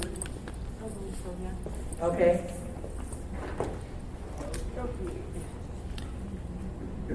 Madam Chair, motion. I'm sorry, thank you. Is there a motion to accept reject code W ballot postmark voted after Election Day with the number of 240 voters? Pat Abney moves. Elaine Nelson seconded. Okay, thank you.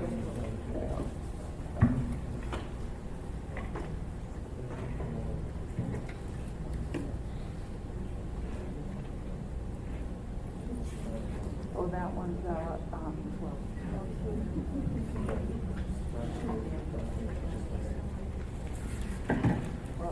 12, right underneath that.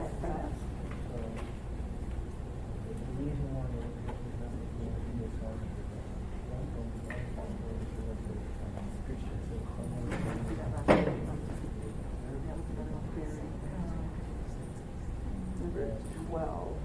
They have a magnifying glass back there that they use.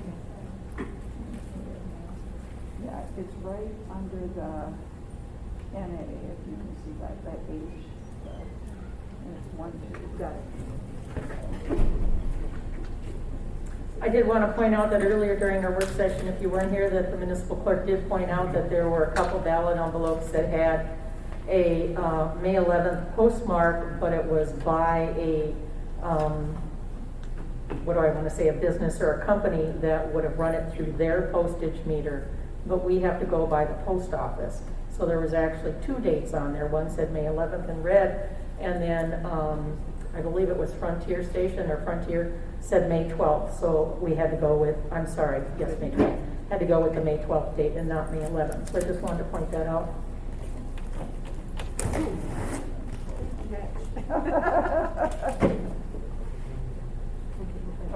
There's here. Yeah.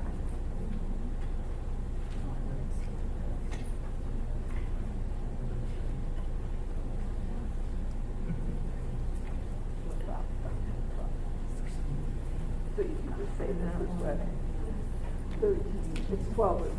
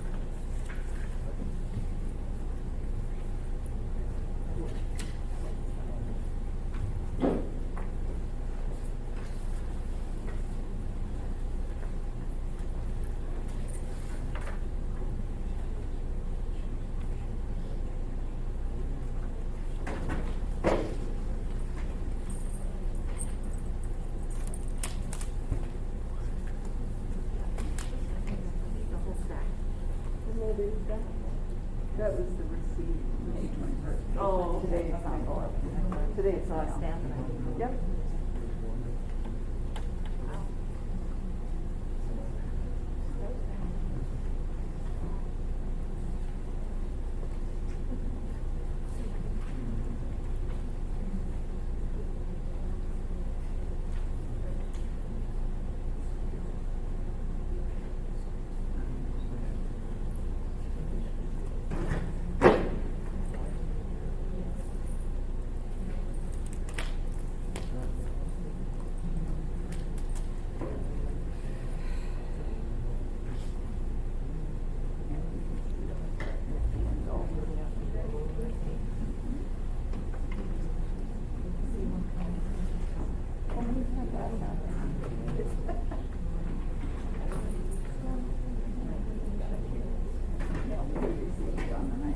So that's our date. Do you have to look over here at the?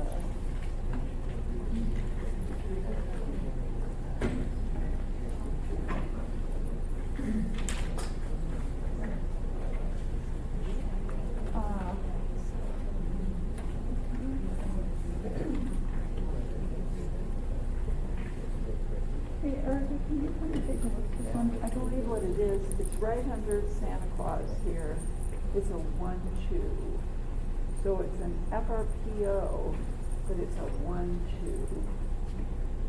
You have really good eyes, Dennis? No. Oh, okay. Erica, is that what you see there? 1-2. Under Santa Claus. Certainly see a 2/2021. Yeah, so, and it was received on May. Yeah, no, I see a 1. Okay. Yeah, there's a 1. I see May 1/2. I can.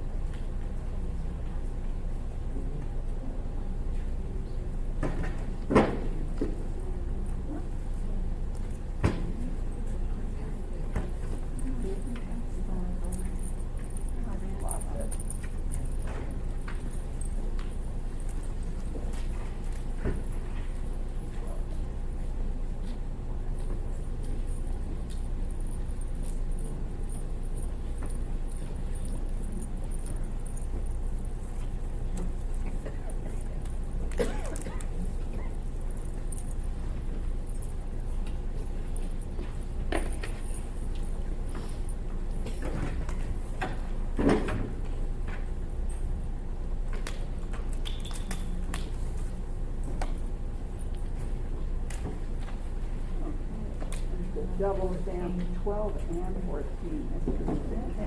Oh, 14. Wow.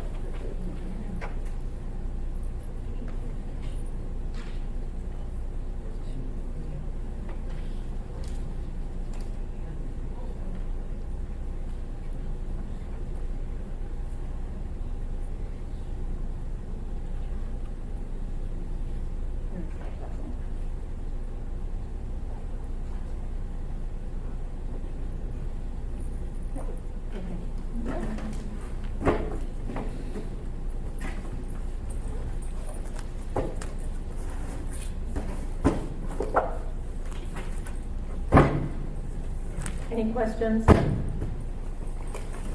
No question. Okay, we have a motion on the floor to approve this reject code W ballot postmark voted after election day with a total of 240. Is there any discussion by commission members? None. All those in favor say aye. Aye. Opposed? Okay, motion carries.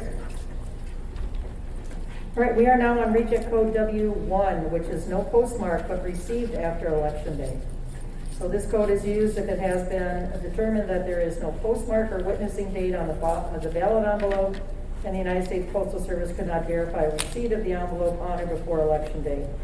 And the ballot was received by the clerk's office after election day. So we do have 4 of those. We looked at those earlier. Is there a motion on the floor to accept W1, no postmark, but received after election day? A total of 4 voters. That was that Elaine? Elaine Nelson? Second, or moved, and Pat Abney seconded. Okay, we have a motion on the floor. Do the observers, either one of you want to look at these? Okay, both of you do? Okay, thank you. Okay, all right. Do I need to show the- Yeah. Right.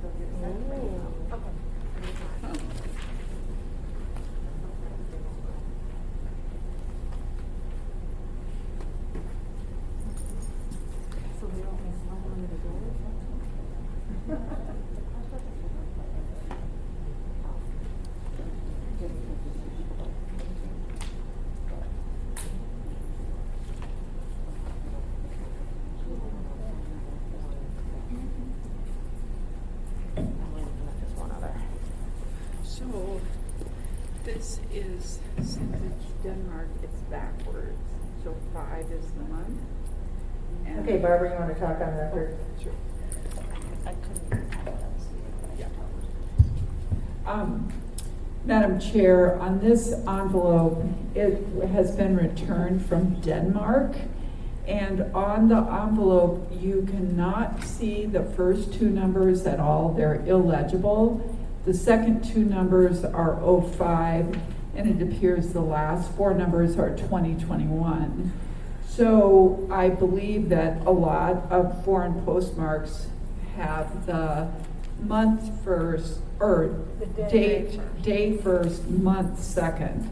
So you can see 05, but you cannot read the rest of the postmark. So I think this fits in the correct category, that it's illegible. The postmark's illegible, and it was received on May 21st. It was received today.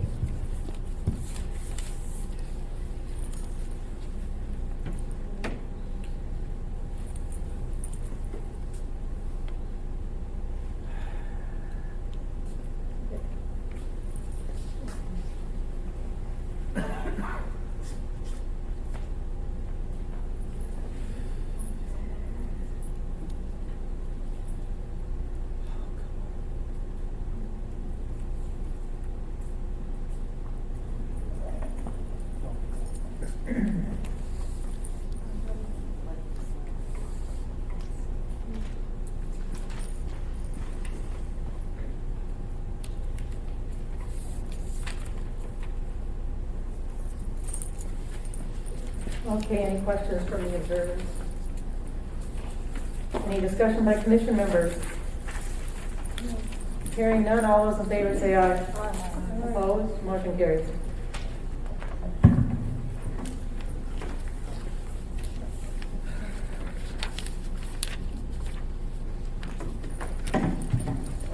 Okay, we are now at reject code X, which is the voter is not registered. This code is used when it is determined that the voter is not registered to vote within the state of Alaska. And we have 22 of those. And we have some that are on the yellow question ones, and if the municipal clerk could explain the other one that we have, other than one on a question ballot envelope.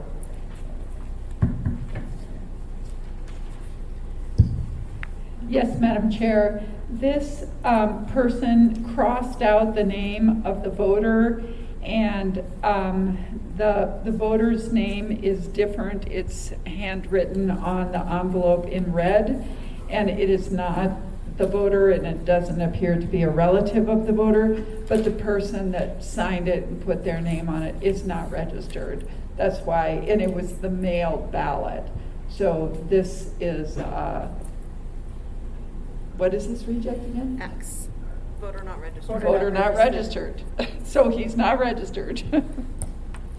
Okay, so there's one of him and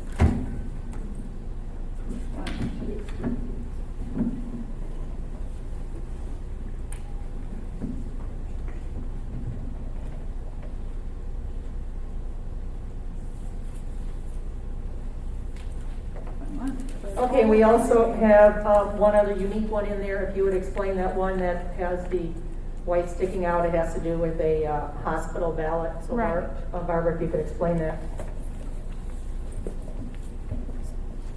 Yes, Madam Chair. It appeared that the election center got a request for a special needs ballot at a hospital, and we had workers deliver the ballot.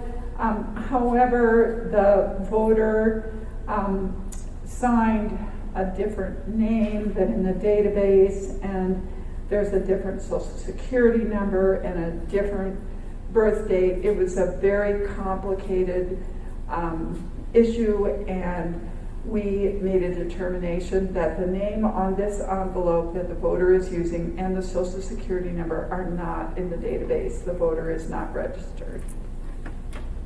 All right, thank you. Do any of the petitioners want to look at them again? No. Okay. Okay. Did you have a question, Cindy? I'm sorry. Is there a motion to accept reject code X, voter not registered, within the state of Alaska, and we have 22? So moved. Ed Abney moves. Glennis Ireland seconded. Thank you. Okay. Does both Claire and Peggy want to look at these? Okay. So these are the ones that we reviewed both the special need and yeah, that was the tough one. Okay? And this page. So, yeah, so they went to ABC, not on the register, we can't find them in the database, they're not registered, they will get registered by us. Same as this person, they said not in the register, we couldn't find them, and so they're gonna get registered. Same for this person, not the register, said they moved from California, so they are not registered. This one, not in the register. New citizen, same, not in the register. Same. Same for this one.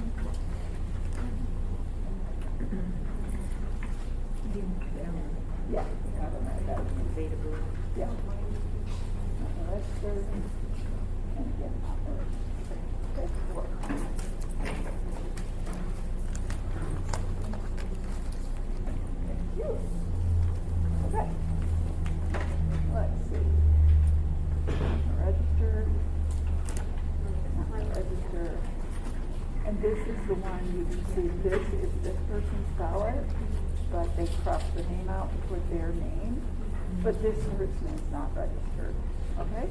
So it rejected for no say match, but we are making it another challenge because they're not registered, and this is the proper category for it. So not registered, not registered, not registered. There we go.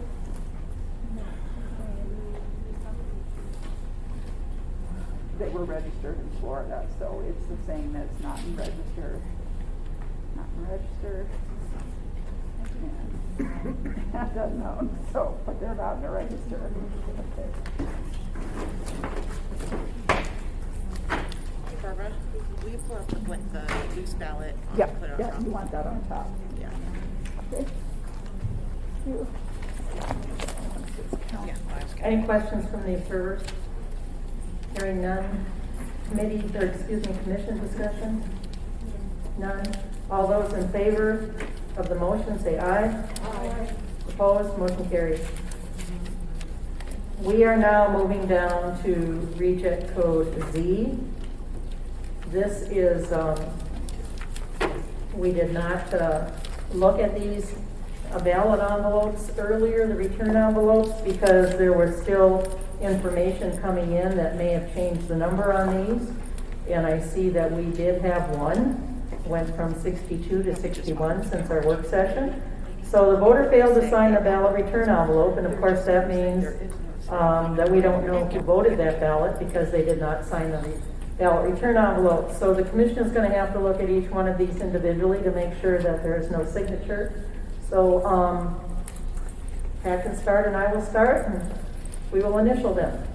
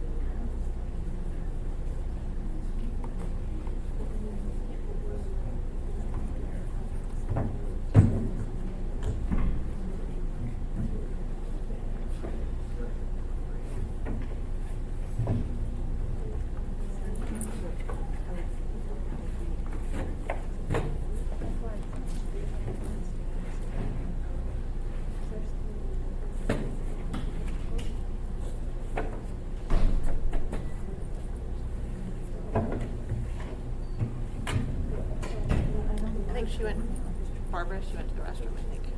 Yeah.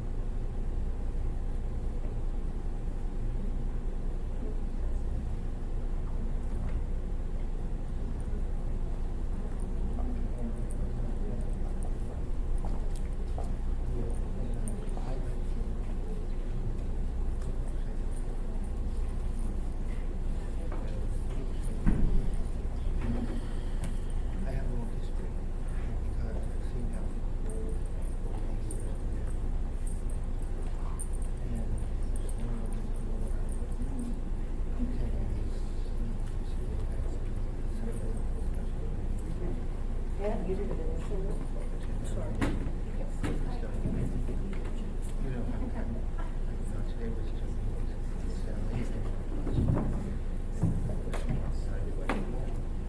Did I initial that?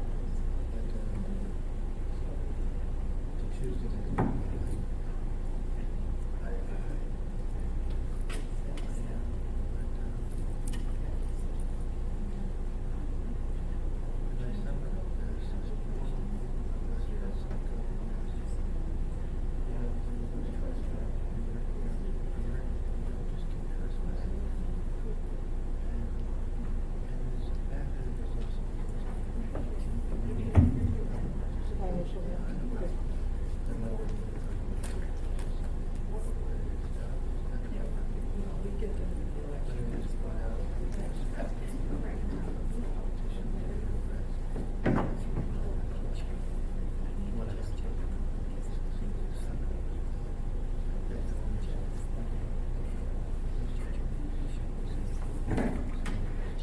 Well, I hate to say this, but I don't have a motion again on the floor. I thought I was really getting a handle on this. So I have a motion for recheck code Z, voter failed to sign ballot return envelope, and the number is 61. Cindy Hawkins moved, second. Dennis Ireland seconded, thank you.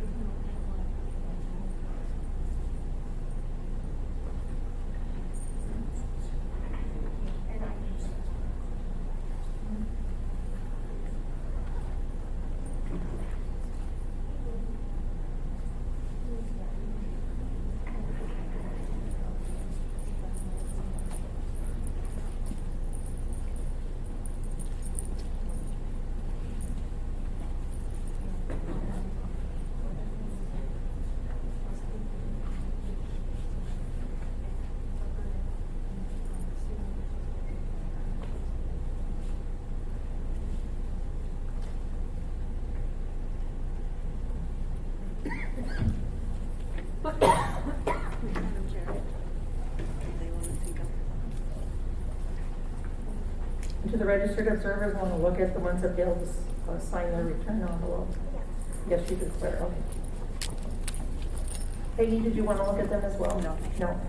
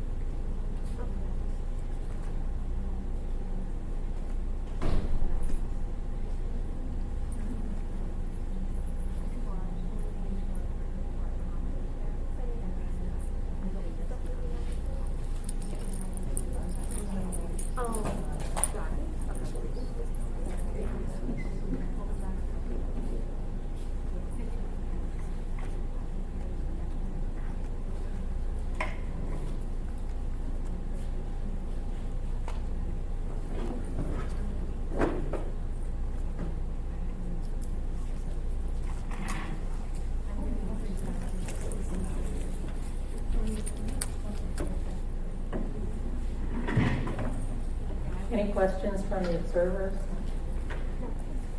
Are there any voters present that received a letter that said they failed to sign their ballot return envelope and would like to cure that at this point? No voters, okay. Commission members, do you have any discussion? None? Okay, all those in favor of the motion, say aye. Aye. Opposed? Okay, motion carries. The next one is a very, very big category. It's Z1, reject code, no signature match on ballot return envelope. This code is used if the voter's signature on the ballot return envelope doesn't match the signature that is on file. We have 1,053. That definitely is a lot. I'd like to throw out some statistics at this point, which were brought forward earlier today at our work session for those of you that weren't here. There were 1,816 letters that were sent. There were 2,414 challenged ballot envelopes, and there were 1,135 that were cured. So just wanted to throw those figures out. So all of these individuals that had no signature match on the ballot return envelope did receive what we call a cure letter, stating that their signature did not match. So is there a motion to accept reject? I apologize for interrupting, but I wanted to catch you before you made a motion. We do need to subtract one from this number because of the one from the duplicate voter where. So it should be 1,053, 2. Yes, 1,052. All right, thank you, I forgot about that. Okay, so is there a motion to accept reject code Z1, no signature match on ballot return envelope for a total of 1,052 voters? Pat Abney moves, is there a second? Second. Glennis Ireland seconds. Okay, we have not looked at these yet, we were waiting until this meeting, so there's 1,052, so there's quite a few that we need to look at. So, Barbara Jones, you have something you want to say?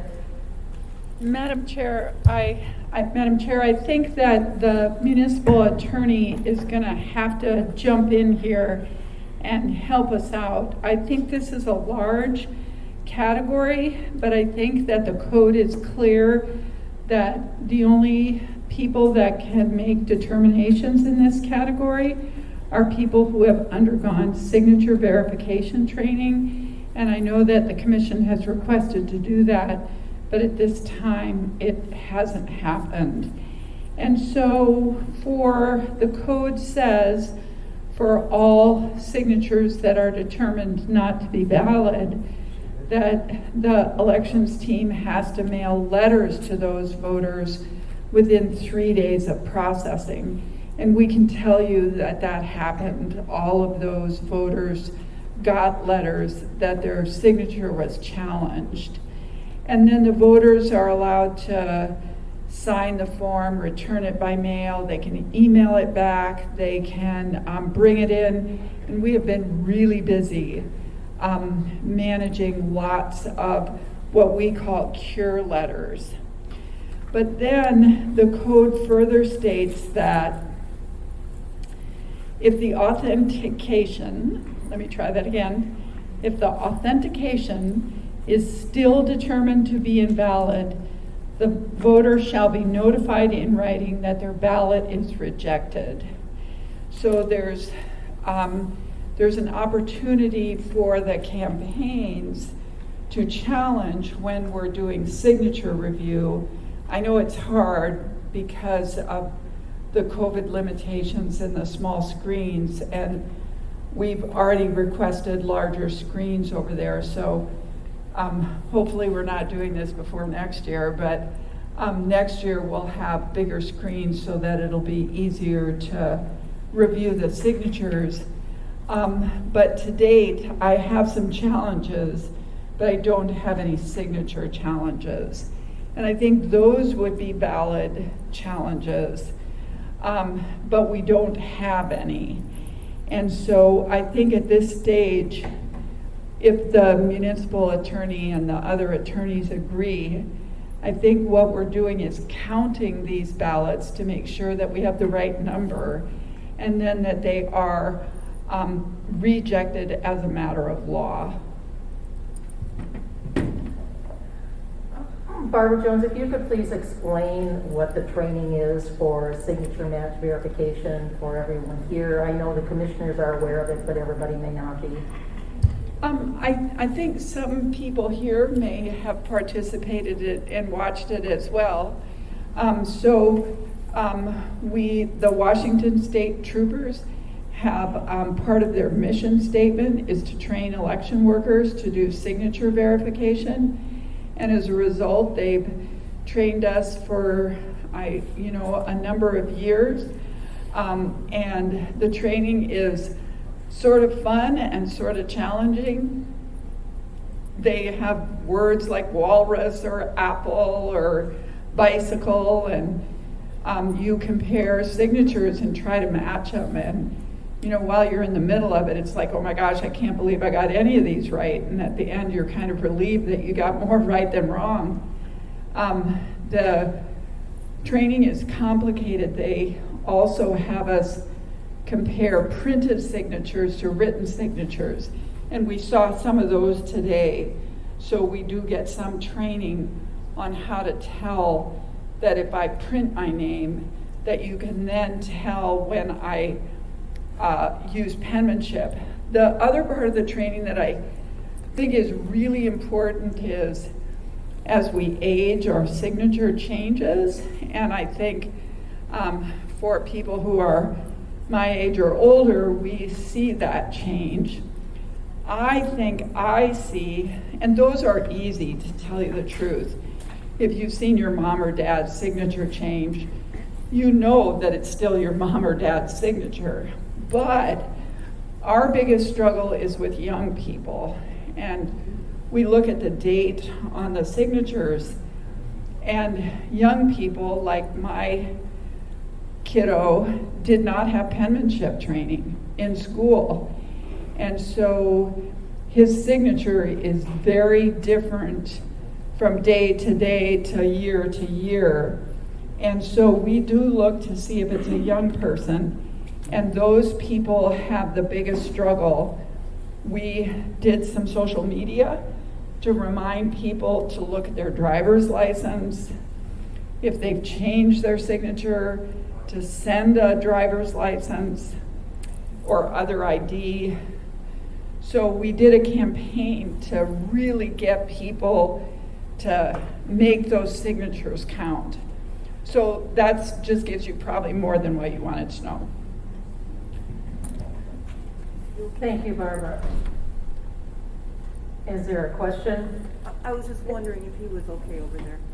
He stayed on the yellow brick road. Okay. Okay, so is there anything additionally that any of the attorneys would like to add to this? Please identify yourself. Deanna's Deputy Municipal Attorney. We'd like about a 5-minute break. Okay, we're going to take a 5-minute break and we will be back.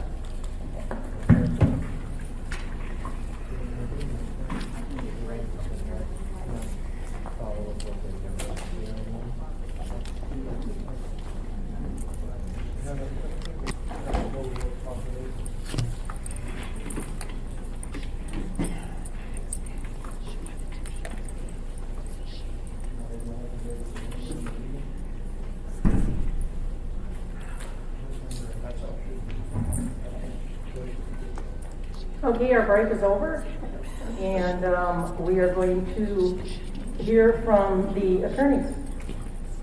Thank you, Madam Chair. Thank you to everyone for your patience. Sorry that took longer than. And identify yourself. Dennis Wheeler. Thank you. Sorry. Took a little bit longer to get through the discussions on this, and we wanted to confer with both the observers for the two campaigns so we can get a sense of what they're thinking in response to what we think we're thinking. So the issue is that the observers and, of course, the commission are not specifically trained in signature matching. And the signature match process for these envelopes, of course, took place over in that area on the far side of the room where the images are pulled up and the voters' corresponding reference signatures that the state holds are also pulled up, and you run through the comparison using your skills developed during training. Those signatures are compared by at least 2 individuals before they can move on. If those 2 individuals don't agree, then there's a secondary process which includes sending a letter to the voters, giving the voters a chance to hear right until now, frankly. In that process, the municipal clerk advised me that 2 more people, perhaps 4 more people, take a look at these. But nevertheless, they're always a minimum of 2 plus the cure letter. So we've always anticipated that challenges to those signatures should happen in the process over there. The observers are free to participate in that process by watching the process and asking the election officials to give them an opportunity to look at the envelope at issue and look at the reference signatures and, in fact, make challenges at that time. If they don't make challenges at that time, then what happens is, of course, the good envelopes are processed and separated with the ballots. So if an observer felt that that was not a match, it's too late, it's gone. There's no way to reconnect the ballot to the envelope because you're working to preserve the voter's identity. So the only ones that come to you now are these few, relatively speaking, that have been rejected by the 2 election officials and so on. So even if we were to present each envelope to an observer and go through the process of then gathering the record signatures that are available, the observers wouldn't necessarily have the training, nor would this commission have the training, to make a well-informed decision about whether or not there was a match or not. So we talked about a variety of different ways to deal with this should the observers want to see every envelope. We've conferred with them regarding this. It's my understanding that both observers, on behalf of their campaigns, do not wish to review all of these envelopes. So with that in mind, we will not show them all 1,052, whatever the exact number is at this moment. So with that, once you confer with them and get that on the record, you can then make your motion and approve the code for these. Okay, thank you, Mr. Wheeler. I realize that when we started this, I did not start out with a motion, so I'm going to go with the motion now. And then we will have the questions or comments from the observers, if that works. Okay, because we've been making a motion first. So right now we are at reject code Z1, which is no signature match on ballot return envelope. We have 1,052. Is there a motion to accept this reject code and the total? So moved. Pat Abney moves and Glennis Ireland seconded. Okay, so we now have a motion on the floor. I'd like to ask the observers if they would like to comment. Claire, I'll start with you first. Thank you. Yes, on behalf of the Dunbar campaign, we are waiving the opportunity to review every single ballot that did not have a signature match.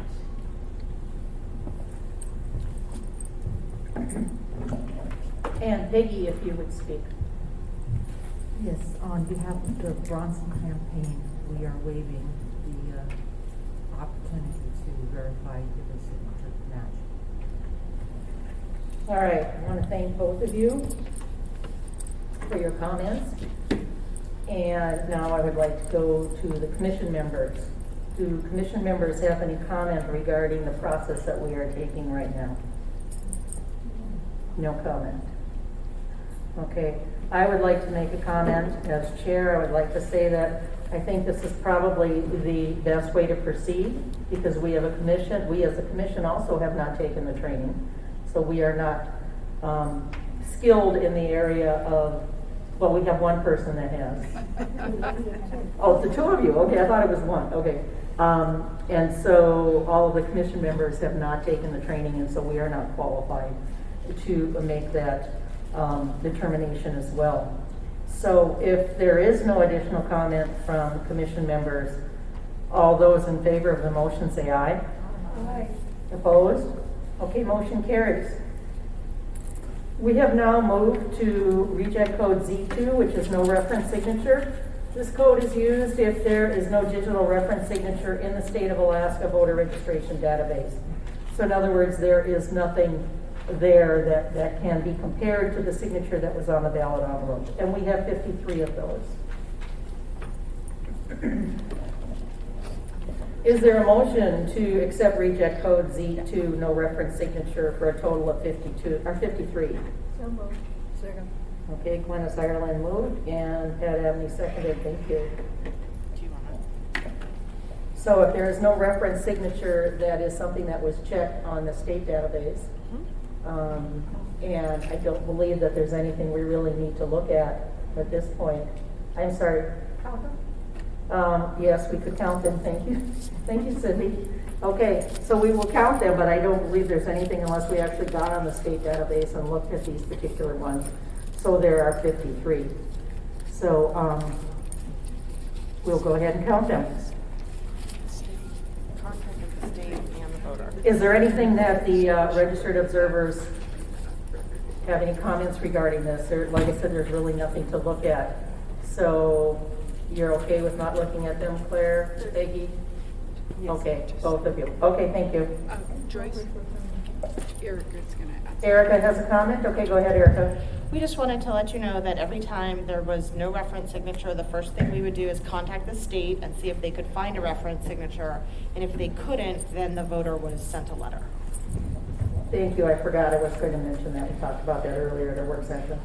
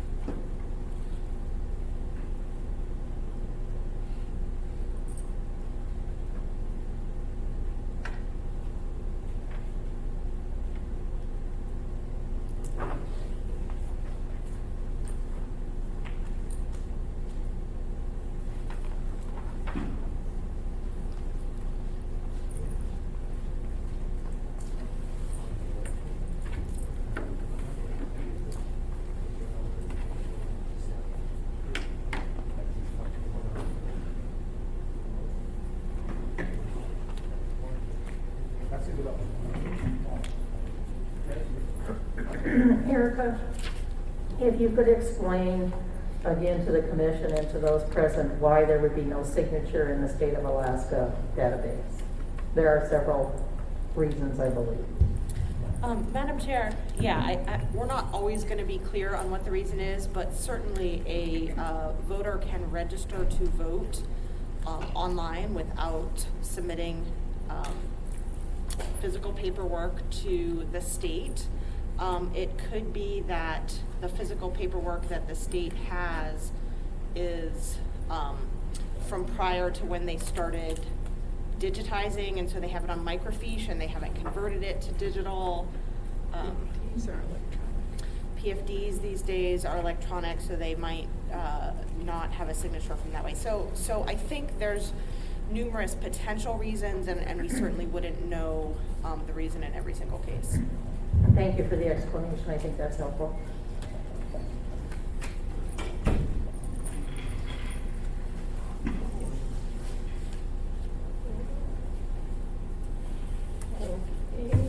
Okay, the commission has all looked at these, and there are 25 here.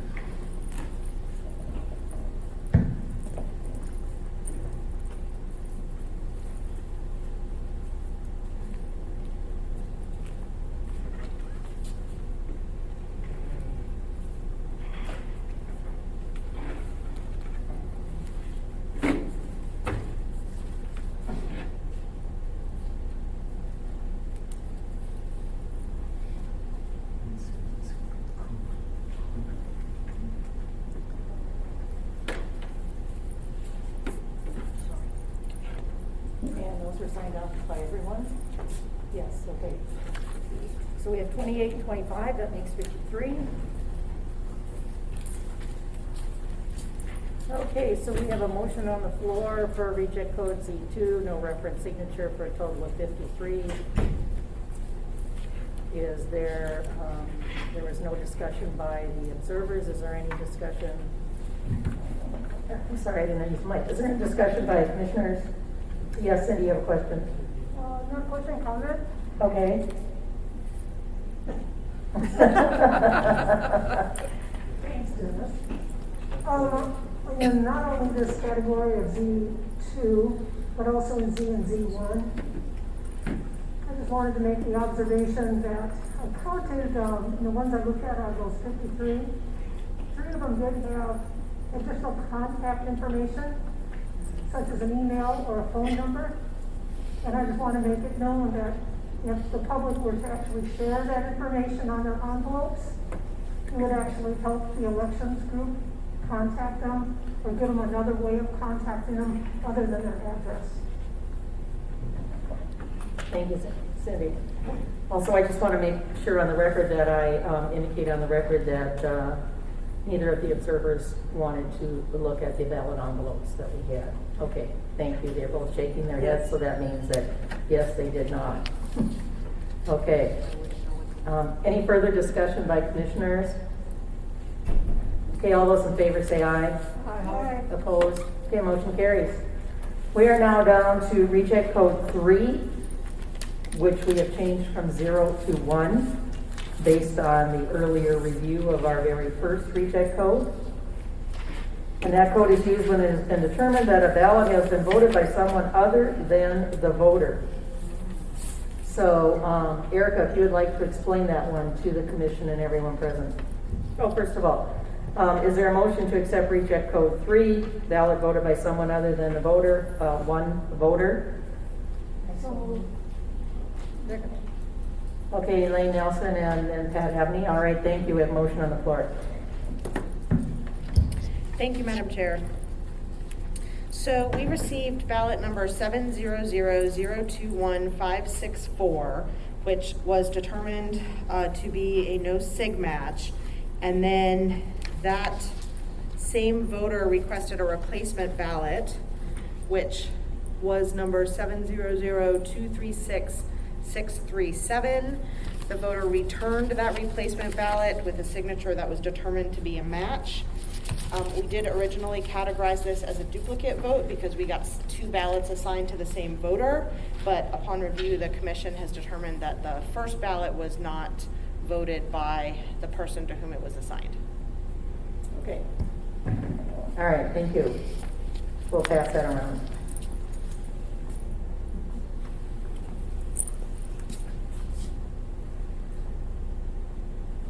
Okay, thank you.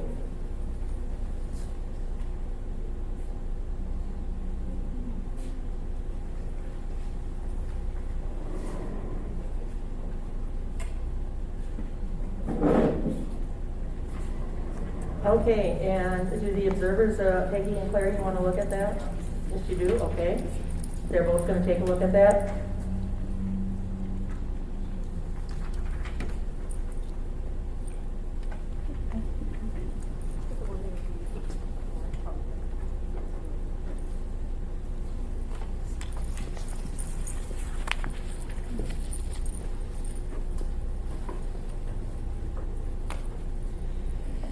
Any comments from the observers? No comment from either one? Okay. So based on that information then, is that a vote that can be counted? Madam Chair, no, it cannot, because we do not know who the ballot was, we don't know who voted it. So we don't know if they were authorized to vote, they signed a signature that wasn't their name, so we really have no idea who they are, so we cannot count that vote. Okay, thank you for the clarification. Any questions by commissioners? None? Okay, all those in favor of the motion say aye. Aye. Opposed? Okay, motion carries.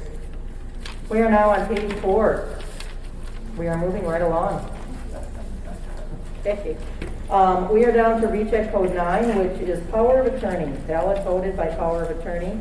This code is used when the mark or signature on the outside of the envelope appears to have been made by a power of attorney. We do have 3 of those. The commission has already looked at them. I don't know if any commissioner wants to look at them again. They all said POA on them, and they were signed by the power of attorney. And according to code, a power of attorney cannot vote a ballot for an individual, and that's also in the state statute as well. So do the 2 of you want to look at these ballot envelopes? Okay, they both do. Motion. I'm sorry, motion. Motion to reject ballot, accept ballot, reject code 9, power of attorney, ballot voted by power of attorney, 3 voters. Is there a motion? So moved. Pat Abney motions. Second. Glennis Ireland seconded. Okay, we now have a motion on the floor.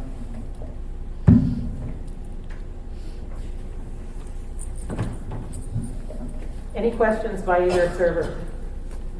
Neither one has any questions. Questions by commissioners? None. Okay, all those in favor of the motion say aye. Aye. Opposed? Okay, motion carries. We are now down to recheck code 10, which is a previous election ballot envelope received, which is really very interesting, I like to think. So we have 120 voters that sent in their previous ballot election envelope under recheck code 10. Is there a motion to accept that? So moved. Pat Abney motions. Is there a second? Elaine Nelson seconded. Okay, we now have a motion on the floor. The Election Commission did look at all of these earlier. I would like to have Erica explain the process for looking at these ones to make sure that all proper votes were counted. So if you could get into that just a little bit, that you explained earlier at the work session. Madam Chair, we started looking at ballot envelopes received from previous elections last year, when in 2020 we received 10 envelopes from 2019.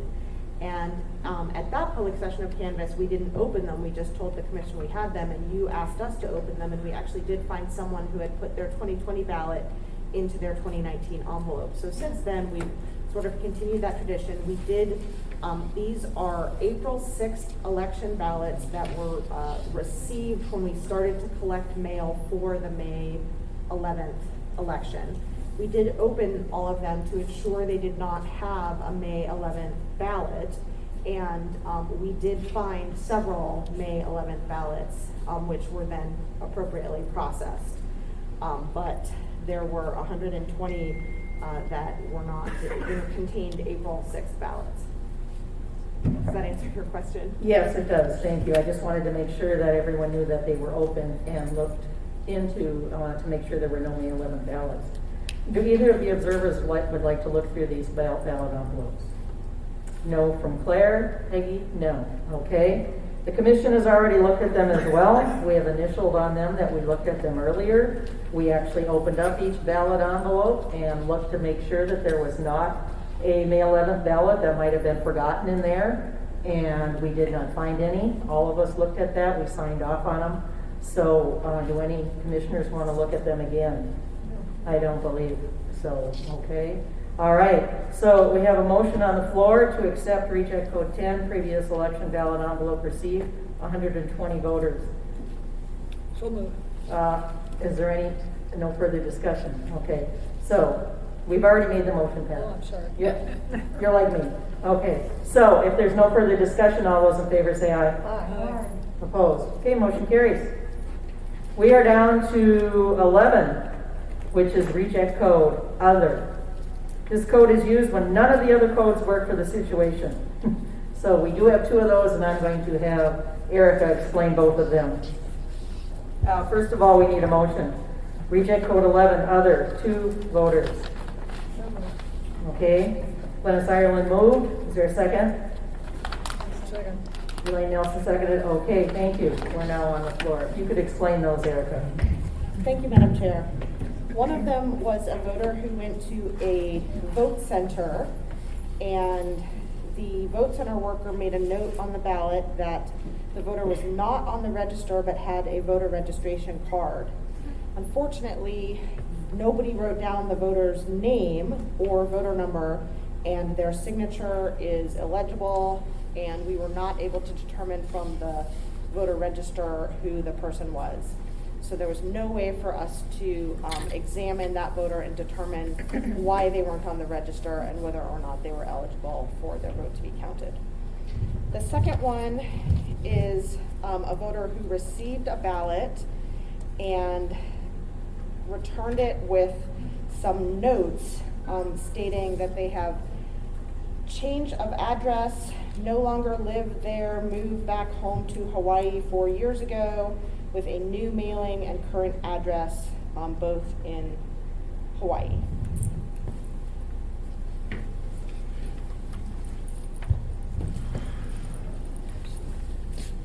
Through the chair, the staff would like to remind the commission and the observers that the ballot that was voted at the vote center, of course, should have been in a questioned envelope. And that would have provided us more information, and we will address that with you in later comments.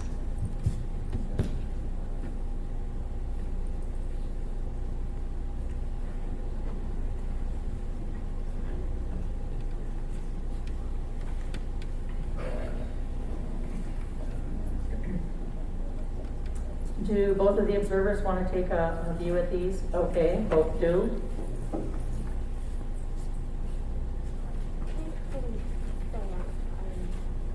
longer a registered voter. They did not, but this suggests that's the case for the commission to determine. And this is your information. We don't know who this is.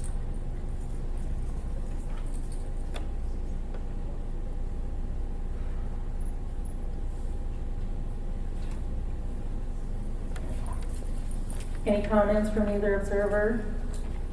No comments from either one? Okay. Any comments from commissioners? No. Hearing none, all those in favor of the motion say aye. Aye. Opposed, motion carries. Okay, we are at the end of the worksheet. I'm going to go back to the agenda in a second to find it on my desk. Here it is.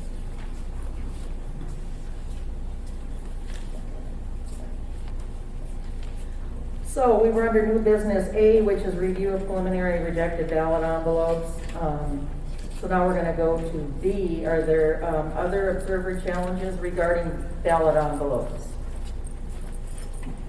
The envelopes themselves. Claire, you have no additional? No additional. Peggy, no additional. Okay, so we are done with B. Okay, observer challenges of ballot adjudication. Madam So, Chair? yes, go ahead, Madam Clerk. Thank you. We have several challenges here from the campaigns prior to the school board recount.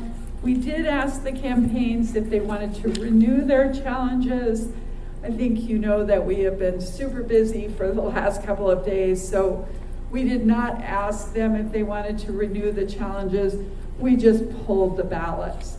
So I have the challenges here and the actual ballots.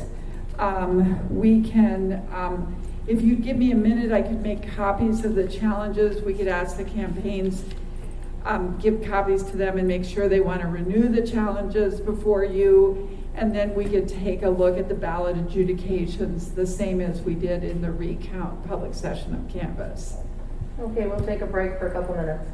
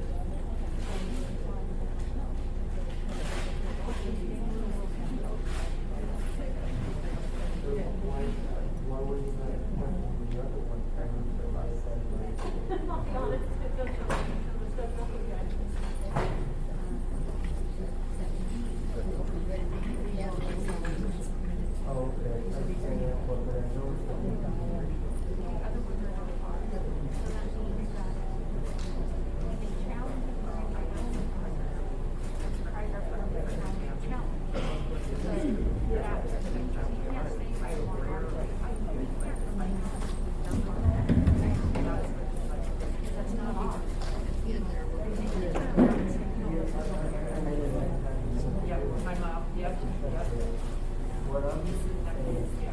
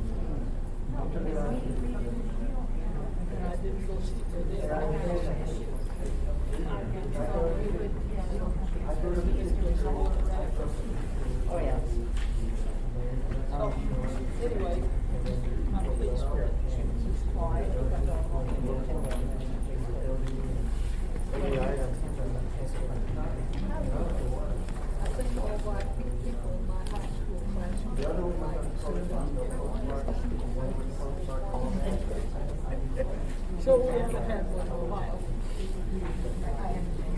Not physically.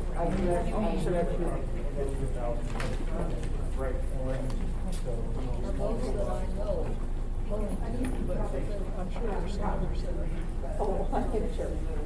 Well, I've got ours, but I don't know the others. I got ours, but not the other ones. Oh, not the other, not the, yeah, not the, I've got ours, but not that,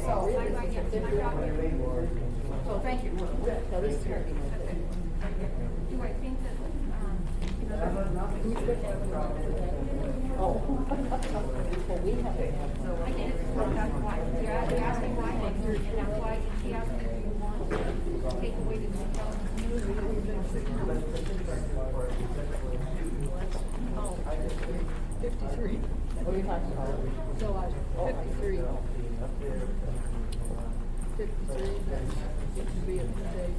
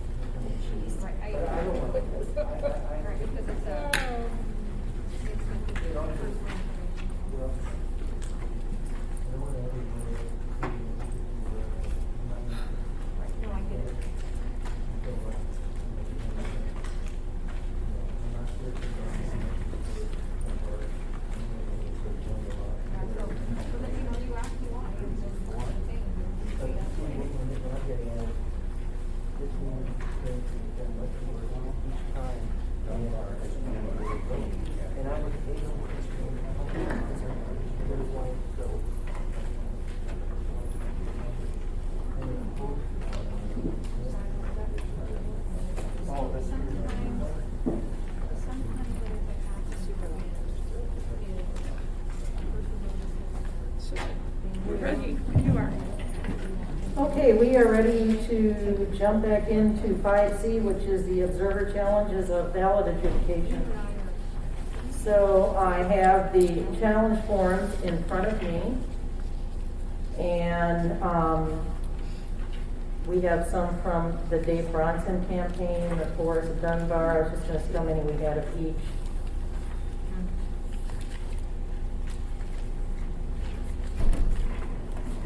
Okay, so it looks like we had 2 for Dave Bronson, and the rest were for Forrest Dunbar, which were, what, 4 of them. Okay, so why don't we start out with the Dave Bronson campaign?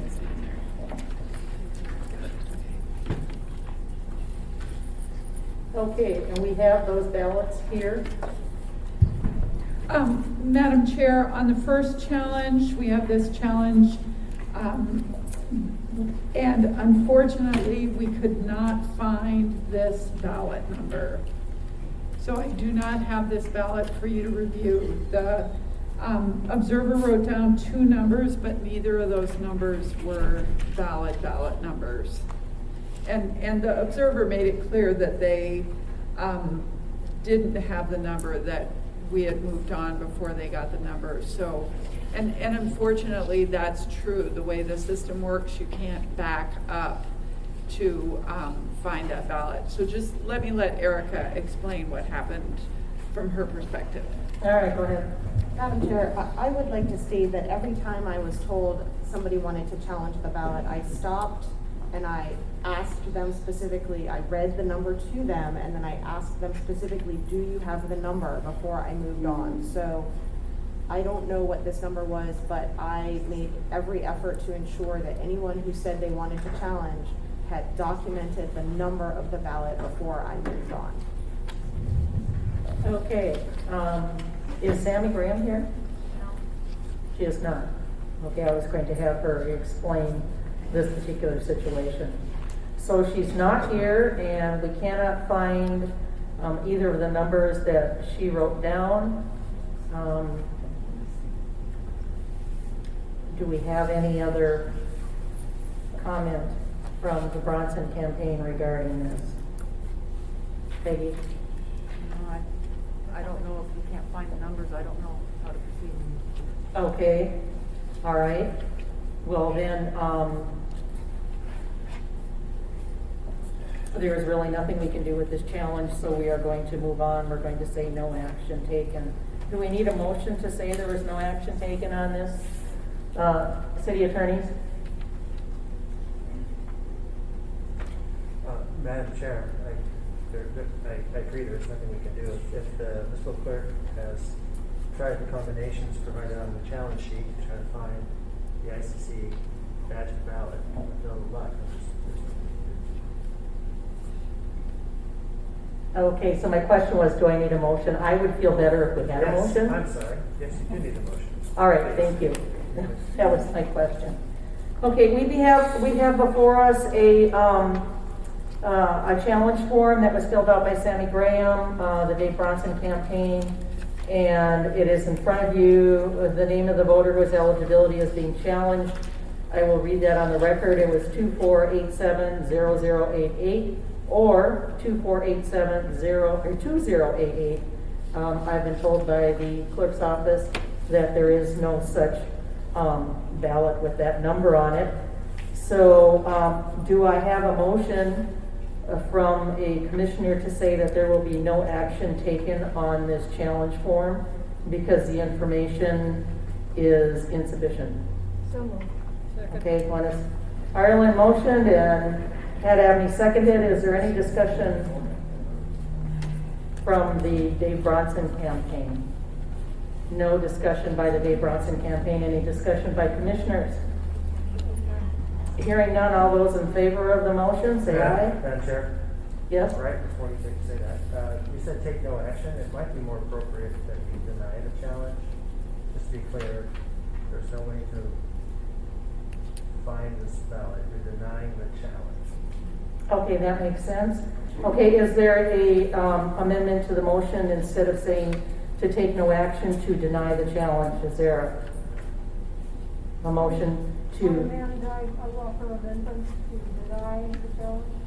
okay, Cindy Hawkins has made a motion to amend the original motion to say deny the challenge. Is there a second to that motion? Yes. Okay, Glennis Ireland seconded. Okay, any further discussion by commission members? None. All those in favor, say aye. Aye. Opposed? Okay, motion carries.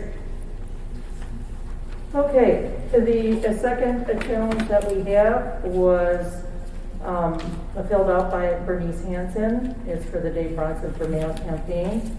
The name of the voter whose eligibility is being challenged is 13513. And it says voter intent is clear, Bronson bubble is filled in. So if we could have that ballot before us.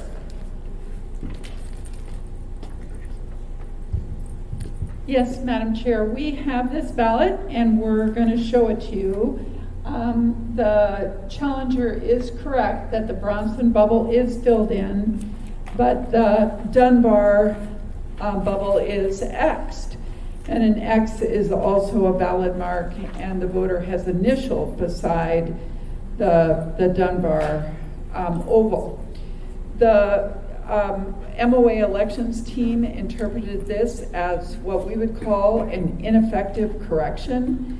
In the instructions on the ballot, it says, if you make an error on your selection, make a strike through across the oval and name or answer indicating your intent not to vote for that candidate or proposition. It is our interpretation that this is an ineffective correction and an overvote.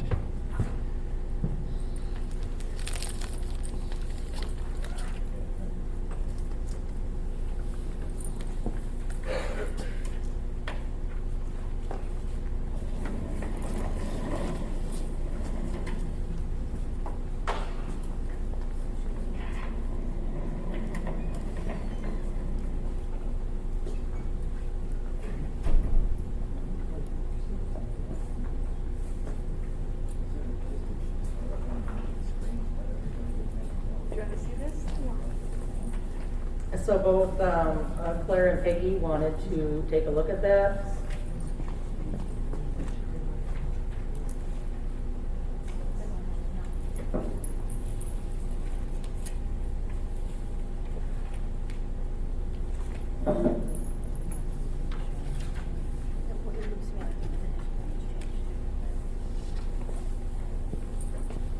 You want to say that on the record? It appears to me that the intent was to change that vote to Bronson, and he initialed his change. Okay, thank you for your comment, Peggy. What I would like to do is have the attorney's office read what is in code regarding that type of mark on the ballot. Madam Clerk, I was conferring with my counsel to the left, and I missed the beginning part of your question. I'm sorry. If you could please reference the code that deals with the fact that the voter needs to draw a line through the oval and the person's name as well in order to correct the vote on a ballot. Yes, that would be ANC 288050B4. Candidates and answers to proposition questions are marked with a strike through across the oval, and name or answer shall be treated as indicating the voter's intention to not vote for that candidate or answer so stricken.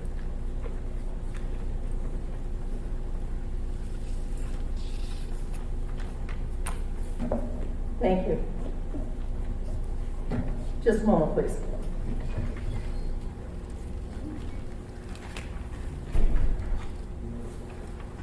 Did you get the 3-page handout that the clerk had provided before? Yes, I just found it, thank you. Yeah. Page 23, since it's a excerpt, B4 starts at line 14. Okay, did you reference the code number? I don't remember. I did, 288050. B. B.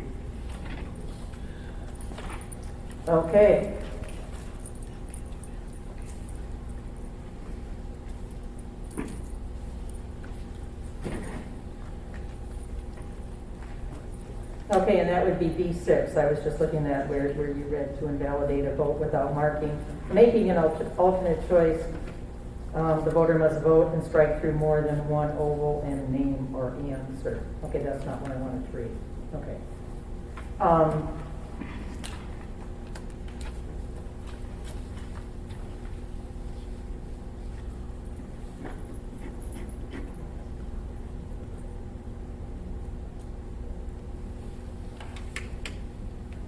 So which one was it? B, what is it? Madam Chair, if you were looking, I think the municipal clerk mentioned an ineffective correction as one of the alternatives. So that's why you get to 5, which talks about how you actually make an effective correction. The other possibility, I suppose, and I mentioned this to the municipal clerk, is that you know, if it could also be an overvote, right? If you were to ignore the initials, but I'm getting hand signals from all kinds of numbers. So number 7 also talks about, oh, we're adding, oh, you want to do all 3 of them. I remember this one. Yeah, you want to do all 3? So the other additional criteria is number 7, which says that all other overvotes shall not be counted as a vote for any candidate or for an answer to a proposition question, regardless of markings or handwritten notes. Okay. So we are saying it's 5 and 7, and what was the other one? 4. 4. Okay. Did both of the observers have a chance to look at the ballot? You did. Okay. I'm deep in thought here. I'm sorry.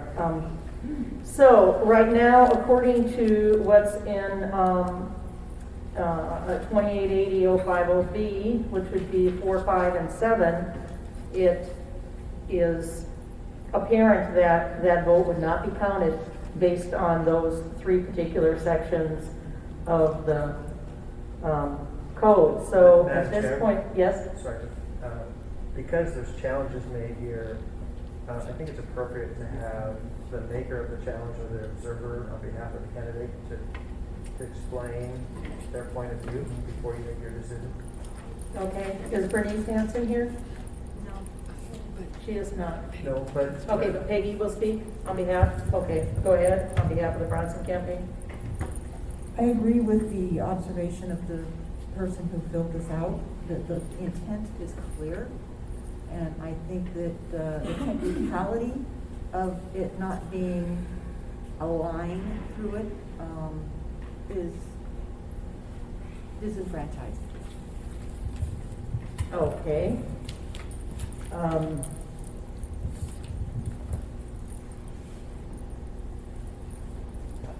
I hear what you're saying. I also understand that we have to follow what is in, in the code on 2820-050. So, based on the fact that it says that we cannot count them because of the way it is set up, I feel that the commission has no recall.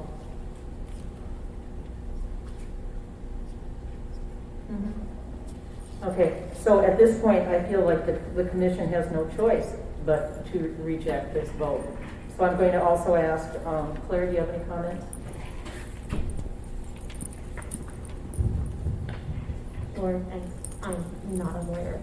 I think it's, in this case, perhaps not a technicality. It's stated fairly clearly, and potentially even the initialing and an X in the Forrest Dunbar oval, which also indicates a ballot mark, could even be interpreted as an intended correction to vote for Forrest Dunbar and not Dave Bronson. So I believe this is an overvote. Okay, thank you for your comments.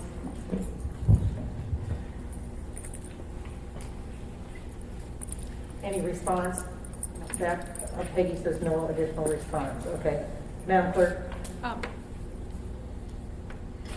Madam Chair, I may be getting ahead of you here, but I think this is your opportunity where you can do a positive motion to accept the adjudication as the clerk's office adjudicated this, which was an overvote. Okay, thank you. Okay, so is there a motion from a commissioner to accept the adjudication from the clerk's office that this particular ballot is an overvote? So moved. Pat Abney moved. Second? Okay, discussion by commission members. Any discussion? Okay, all those in favor of the motion, say aye. Aye. Opposed? Okay, motion carries. Okay, we are now moving on to another challenge form that was filled out by Claire Shaw for Dunbar for Mayor campaign. It's voter designation 412502. And it says this is a hesitation mark on the ballot. However, voter intent appears to clearly be for Forrest Dunbar. So we'll have the commission look at the ballot first.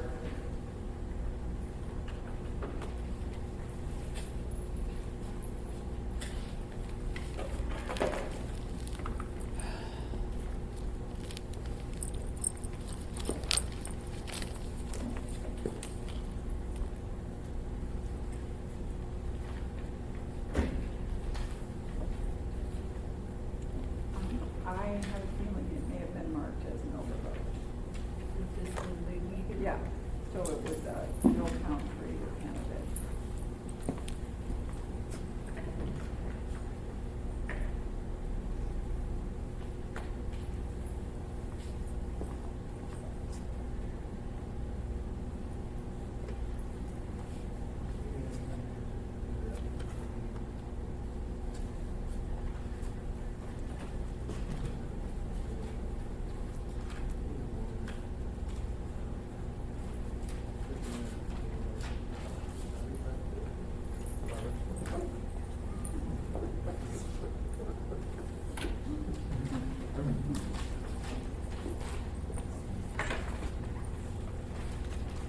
Okay, the ballot is being passed around for the commission and the observers to review. Claire, if you would like to speak to this? You do not, other than what's been stated on your paper? Okay. Peggy, do you have any comments? Peggy has no comments. Okay.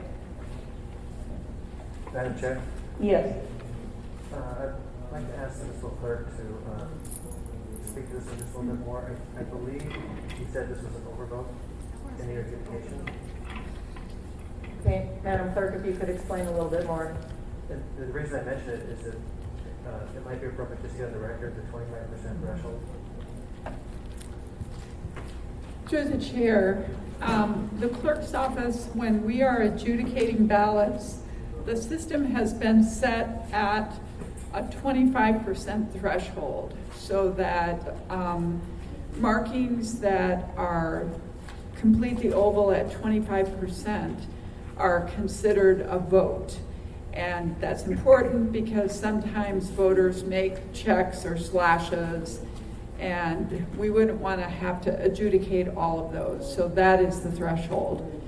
So in interpreting trying to be as consistent as possible, the staff has made a decision that when we come upon a ballot that has a 25% threshold, we leave the ballot as is. So we would have left this as is and considered it an overvote.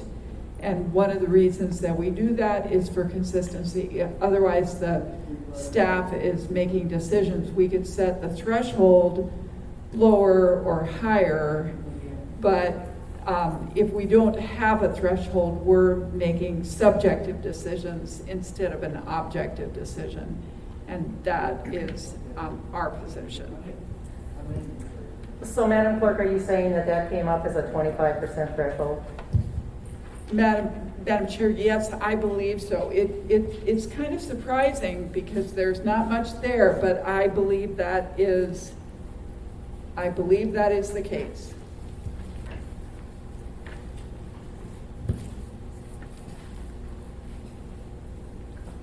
Okay.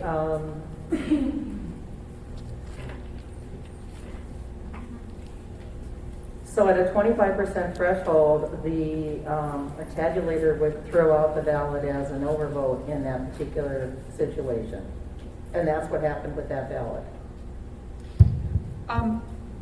Madam Chair, not necessarily. So what happens is, it's close to that.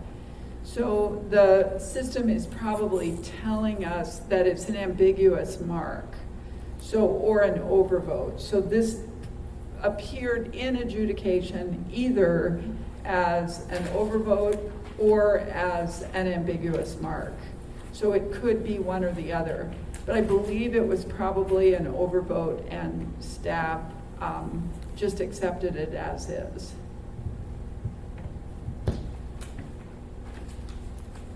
Okay, so because you're saying it could be an ambiguous mark or an overvote, I guess that brings some question into my mind as to which one it really was.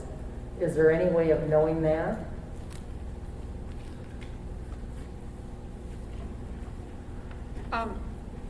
I could ask Erica. I didn't adjudicate this one, so that could help if Erica would like to take a look at this one.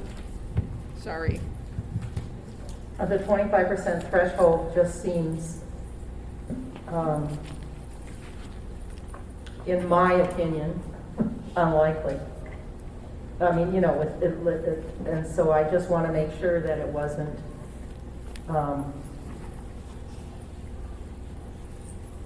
if it did fall in the 25%, then I agree that we need to be consistent across the board. If it didn't fall within the 25%, well, then I feel there's some leeway.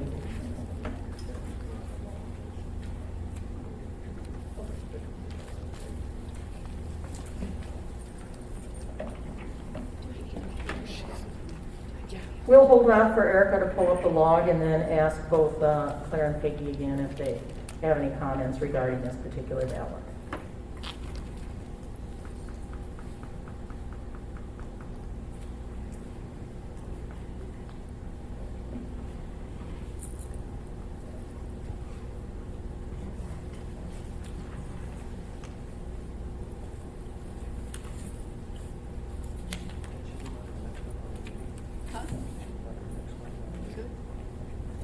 Okay, I guess it's going to take a few minutes, so let's move on to the next one, and we'll keep this one on hold so we can move forward. So the next challenge form is by Claire Shaw, Forrest Dunbar for Mayor campaign. It's voter designation 13512.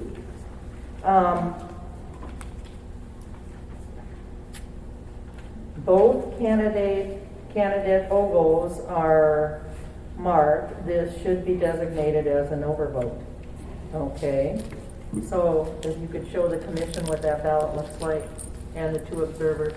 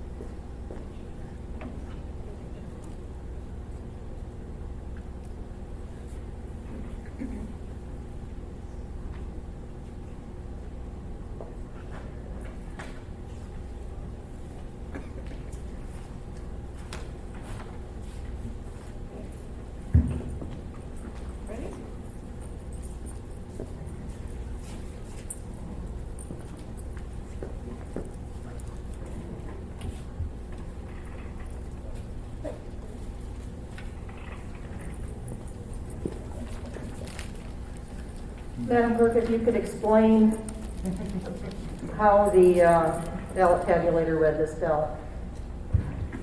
Madam Chair, Erica's pulling up the log on this one as well. I think when you saw it, you can see that it is a little bit of artwork here. But I have a feeling that there was more artwork in the Bronson bubble than in the Dunbar bubble. And that's what happened here, is that the 25% ended up in the Bronson bubble instead of the Dunbar bubble, and the staff adjudicated it for Bronson. But we'll see when she brings the report over. Okay, we'll put this one on hold as well then. Okay, this challenge form is from Claire Shaw. Again, the Forrest Dunbar for Mayor campaign, the voter designation is 1-337-24. There are marks in both candidate ovals. This ballot should be designated as an overvote. Okay, we'll take a look, Commissioner will take a look at it.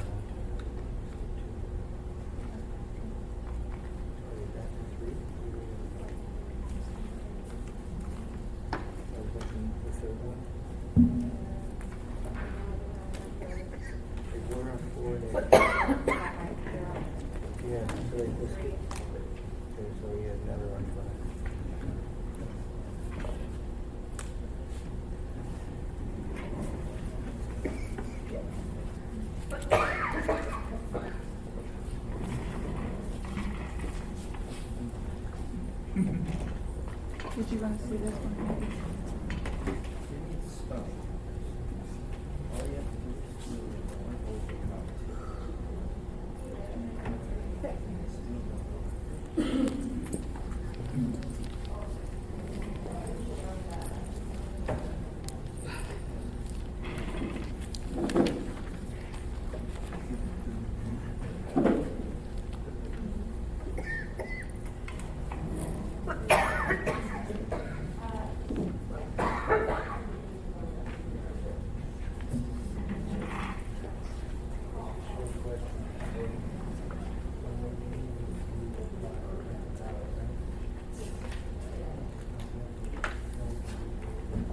Okay, are they pulling this one as well? Yes, Madam Chair. Okay. Okay, so the last challenge form that we have is also from Claire Shaw, Forrest Dunbar for Mayor campaign, and it says Assembly District, but I know that means the voter number. So the voter is 1-41537. The voter has made an ineffective correction to their ballot. Intent cannot be determined. Madam Chair, I suspect that this is an incorrect ballot number because this ballot does not have ineffective correction. So I'm going to show this to everybody and we can check the number.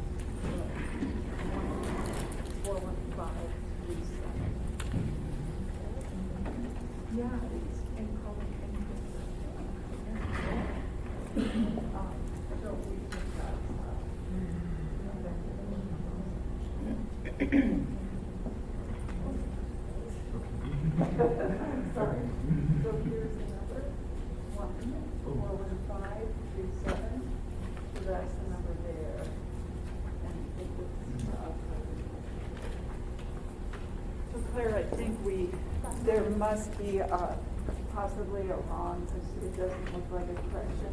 Yeah. 1-415-37. I think you're probably right about that. Yeah, okay.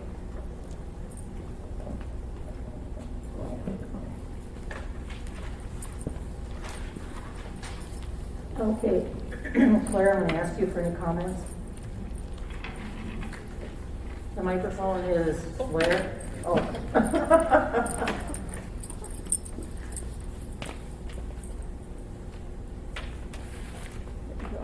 Yeah, my apologies. My apologies. I believe the clerk is correct that this appears to be not the ballot I intended to challenge. Sorry. Peggy? No. Peggy has no comments, okay? I do believe that the commission can act on this one without waiting for any other type of information from the clerk's office. So is there a motion to deny this challenge? Accept the adjudicated ballot. Thank you, go ahead. Well, this is an interesting one, since we assume that because of the text of the challenge, we're not talking about the same ballot. So, if you accept the adjudication, I guess you're saying that there's nothing wrong with 41537. If you reject the challenge, you're saying that the voter didn't identify a ballot matching the description of her challenge, which is similar to the other one that you rejected. So, coin toss. Okay, so I guess what I'm going to do then is I think the motion needs to be twofold. So it needs to say that we are going to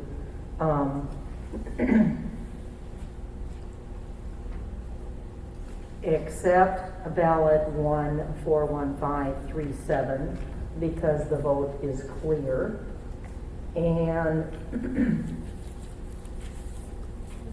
deny the challenge. Okay, that is the motion. So, Cindy moves. Cindy Hoggins moves. Second? Elaine Nelson seconds. Okay. Any further comment from either of the observers? No comment from either one. Discussion by commissioners? No discussion. All those in favor say aye. aye. Opposed? Okay, motion carries.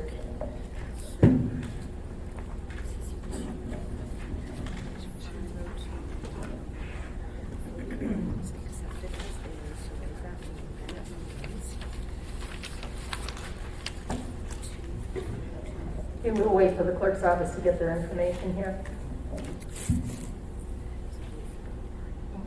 Which it should have been. Okay, got it. Let's discuss this one. Okay, we should be back. We should be back to the first one, which was 412502. Yes. Okay, Madam Clerk? Or So- Deputy Clerk? Yeah, Erica looked this up, so I'm gonna have her explain it. Okay, Madam Chair and members of the commission, we are able to both pull a report indicating how we adjudicated this ballot and pull a report that says, okay, let me start there. So for ICC2, scanner number 2, batch 502, there were 2 ballots that needed adjudication in that batch, and one of them was ballot 41. And what the activity log states is that we accepted the ballot as is, which means we did what the computer suggested and we didn't make any changes. So then the question becomes, what did the computer suggest? So we can also pull a report that tells us how that vote was counted. And what that says for scanner 2, batch 502, ballot number 41, it was a vote for Forrest Dunbar. Right. Yeah. Yes. So I think when we look at this, the challenge was filed by the Dunbar campaign. I think there may have been a misinterpretation on the adjudication. So could we show it to the Dunbar campaign? Or what, the report? Yes. Okay, go ahead. And also to the Bronson campaign as well. I will do that. So, I do think this is the correct ballot. You're saying there is a hesitation mark, and it should have been a vote for Dunbar. It was. I just made an assumption you were challenging it because it was an overvote, but it wasn't. It's an ambiguous mark, but it was accepted as is, but it was a vote for Dunbar. It wasn't deemed as an overvote. It was not. So here's the item right here, tabulated 2, got title 2, and then ballot 40. It was just accepted as is, so when you saw it, it was probably highlighted in yellow. It was highlighted in yellow, and there was a check here, and we accepted it as is. And accepted as is mean it was a vote for Dunbar. You'd have to have a check and a check to be an overvote. Got it. Okay? I know we're all moving fast. Do you want to look at this, Peggy? Okay. Yeah. Yeah, that, I saw that one earlier. Yeah, and I guess that's kind of a relief, because that would be sad if that was 25%, right? I concur. Okay, would the commissioners like to look at this? Go ahead, we'll pass it around. So this is an effective vote for Dunbar. So I think there was a misinterpretation on the challenge. This was an effective vote for Dunbar. It was, So that's, yep, that's it, vote for Dunbar. okay, thank you.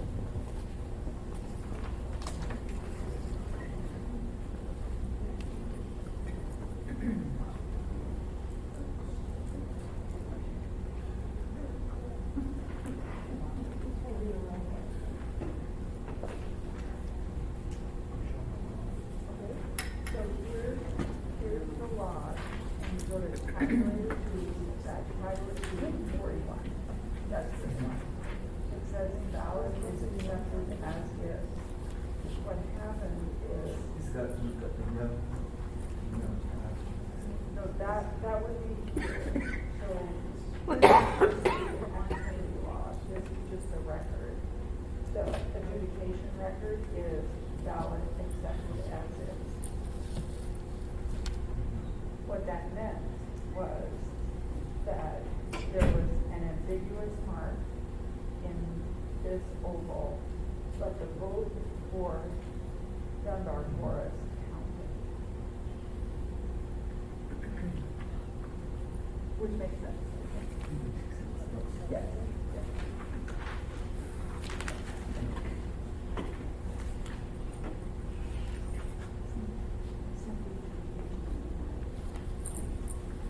Well, thank you, Madam Clerk. I'm glad that my question was, it didn't look like it was 25%. I know it. And I just couldn't let that go, so thank you for clarifying that for the commission and everyone else here. So basically, we need a motion in the positive to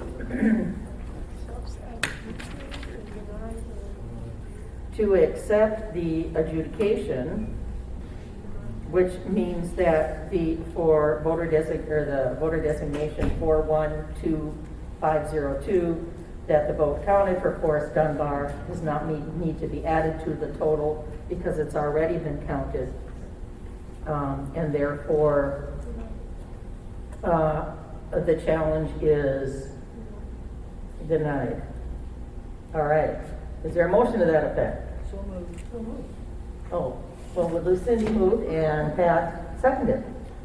Okay, is there any further discussion from either one of the observers?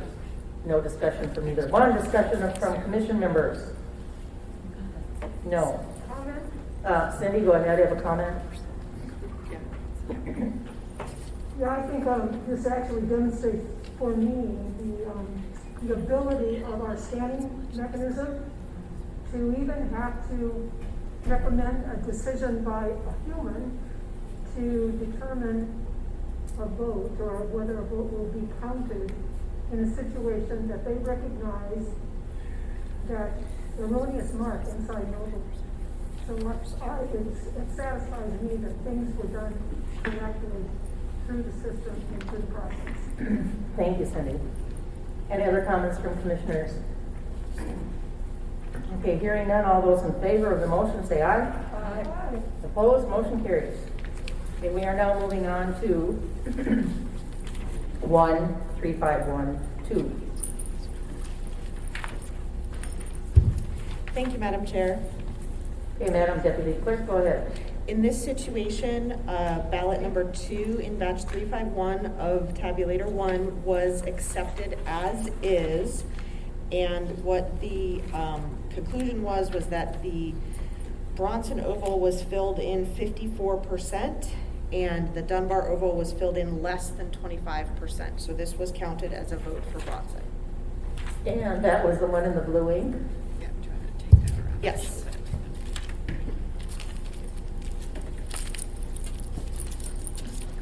So you said one was 54% and what was the other one? Less than 25, it didn't say.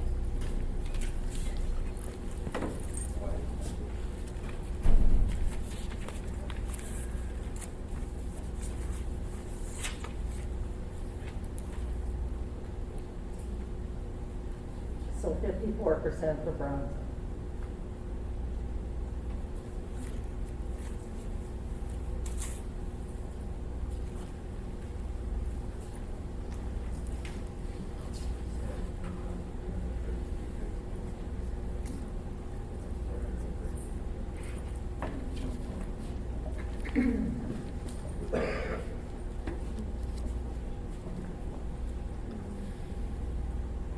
This ballot is being challenged by Claire Shaw, stating both candidate ovals are marked. This should be designated as an oval.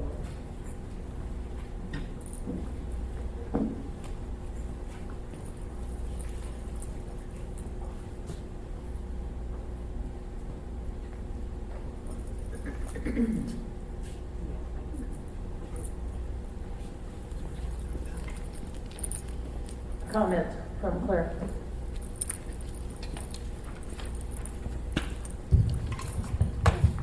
I defer to the commission. I think voter intent is a little unclear, especially given the volume of ink that's there that's not in either oval.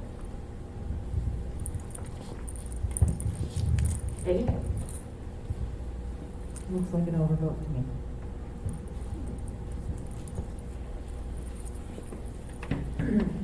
Okay, my question to either Erica, the deputy clerk, or Barbara, the clerk, is that what are they considering the percentage? Are they considering just within the oval, or are they considering outside of the oval? What is the margin for the percentage? The calculation of the percentage is only within the oval, each oval. Comments from commissioners? Comments from commissioners?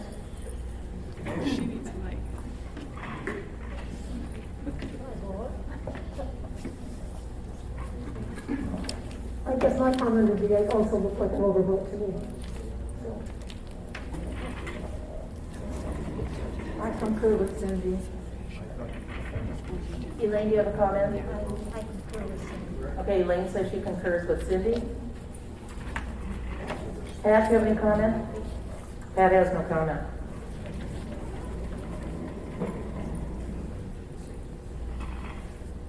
Okay, I would,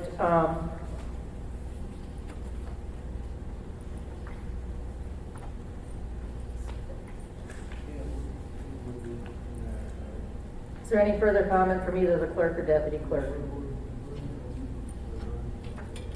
We respect the commission's decision. Any comment from the attorneys at all? I just want to. Identify yourself. Madam Chair, I just want to confirm with Mr. Clerk that while the 25% is a threshold for purposes of them managing what they do, consistency's sake, is not a code-driven requirement for determining voter intent. Thank you. That's where I was going and I didn't quite answer that, or ask that very specifically.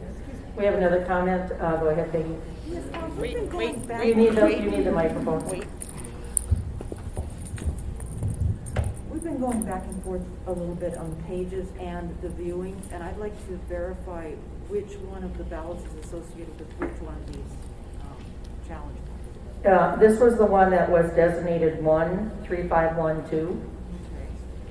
Can I view that one more time? Yeah. Just so I know for sure I'm looking at the correct one. Yes. Thank you. Okay, based on comments from the commission and the attorney stating that it's not driven by code, that the election commission does have the discretion to make a decision regarding this. Is there a motion to accept the challenge as stated, that this should be designated as an overvote for ballot 1-351-2? Glennis Ireland moves. Is there a second? Pat Abney seconds. Is there any further discussion by the commission? Hearing none, all those in favor of the motion say aye. Aye. Opposed? The motion carries.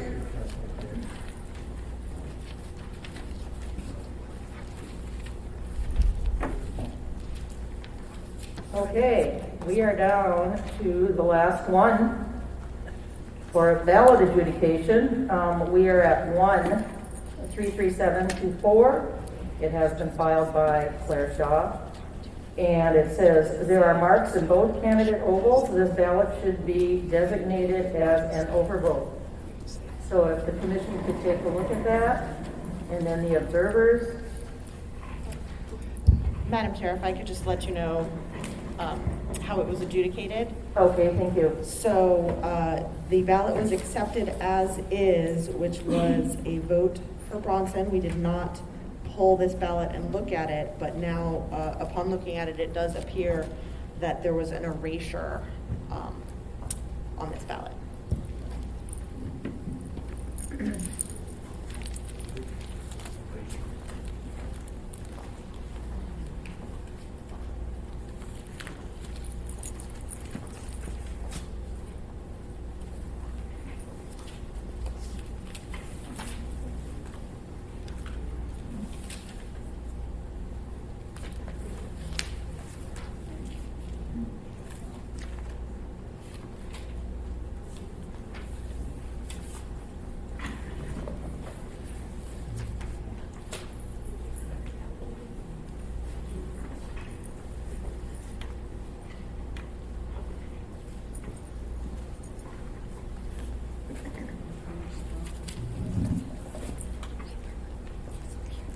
Claire, if you would like to comment on this, this is your challenge.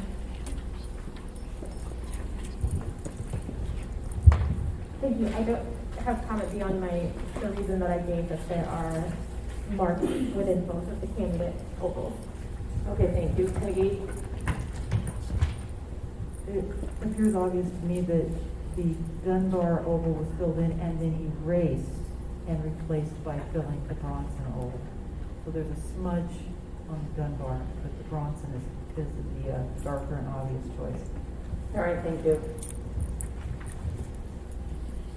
Okay, comments by commissioners.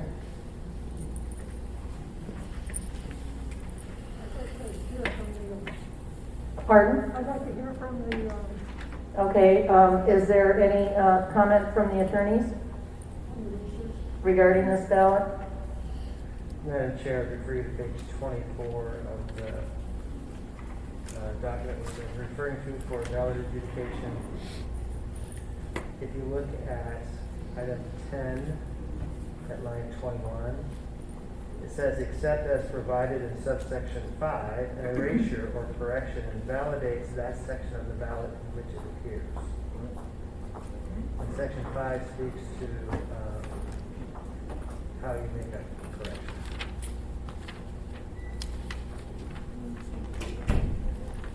Okay, so Mr. Wheeler read what section 10 said, and then section 5 says candidates and answers to proposition questions marked with a strike through or across the oval and name or answer shall be treated as indicating the voter's intent to not vote for the candidate or answer so stricken. It's talking about being stricken, but except as provided in subsection 5.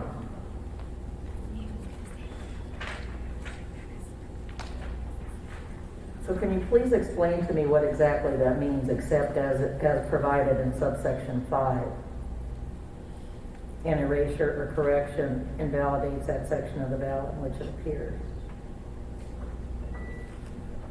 Madam Chair, I'll definitely want the municipal clerk to weigh in here, but I believe that what it's referring to is the fact that you can make a correction,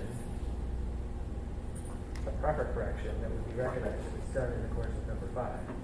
So while most corrections would invalidate the ballot, if you make a correction where you've actually stricken through the oval and the name of the candidate, then that's an effective correction. Anything else would be an ineffective correction, invalidating. Okay, thank you. Okay, any questions from commissioners? Is there a motion by any commissioner?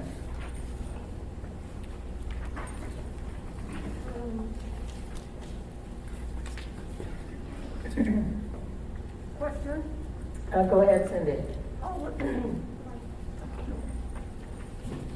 How was this vote? Again, was this, how was it done and adjudicated? Was it adjudicated as an overvote? No, it was adjudicated as a vote for Bronson. Because the erasure area had, was not 25% or more? No, Madam Chair, we didn't look at the actual ballot. We were just looking at the ballot image, and as a result, we didn't see the erasure. So you're correct, from our perspective, it was an ambiguous mark of less than 25%. But I think the code section regarding an eraser invalidates this, and it should be an overvote. And it counts for neither candidate. So Madam Chair, Yes? I would then move that we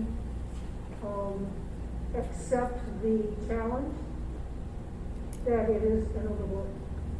And the voter designation number is 1-337-24. I'll put that on the record. Is there a second to Cindy's motion? Second. Okay, I'll go with Glennis. Glennis Ireland seconded. Is there further discussion by the commission? Hearing none, all those in favor of the motion say aye. Aye. Opposed? Okay, motion carries. So we have now finished 5C on our agenda. Do we need to take a quick break or not? Let's go on. Let's go on.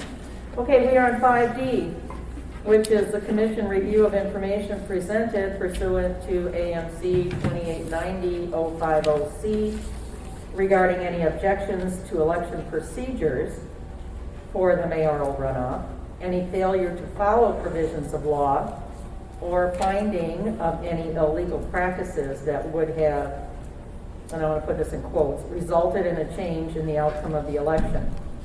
So we begin this section by asking the observers if they have any. Wait. Review first, so that's me. I get to go first. Okay, I'm sorry, Barbara. Sorry. Thank you, Madam Chair.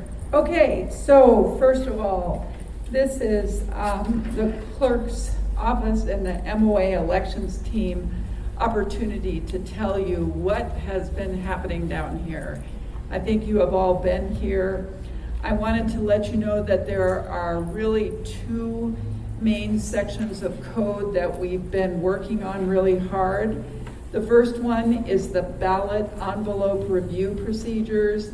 That's at Title 28.70 in that chapter.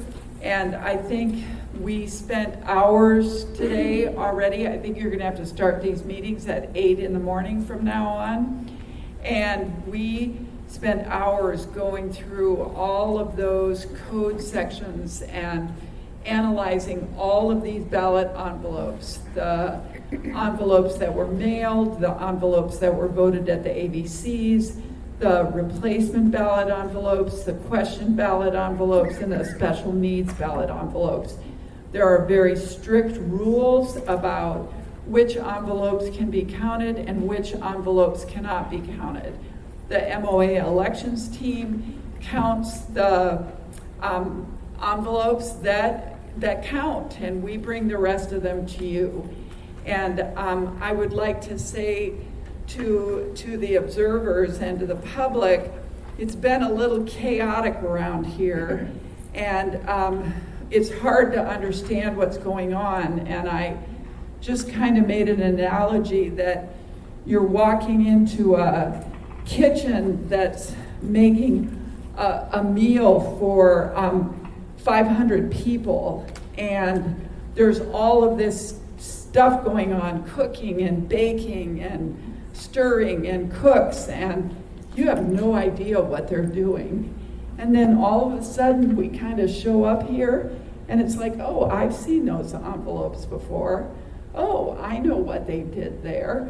I've watched that. And all of the numbers are starting to come together. We've consistently told you that, well, we can't exactly tell you how many ballots there are that are being challenged. And I know that's been difficult for people to understand, and I think we've neglected to say, we can't tell you how many ballots are challenged because we're working them every minute of every day. And more come in and more go out. And so I think we're sort of at the stage where we've finished the envelope review, and I hope it sort of makes sense, and I'm really pretty impressed. And you can see that all of these categories that have been moved around and in and out of those buckets over there and back to the sorter and then through to tabulation, it makes some sense now. It's sort of like I was thinking like that, maybe we're having chocolate cake for dessert in our cooking scenario, and I don't like chocolate, but it smells pretty good. And you might not like vote by mail, but right now I hope you can see that the workers down here are following the law, and they are working really hard to do so. And I think some of you know Lo back at the sorter.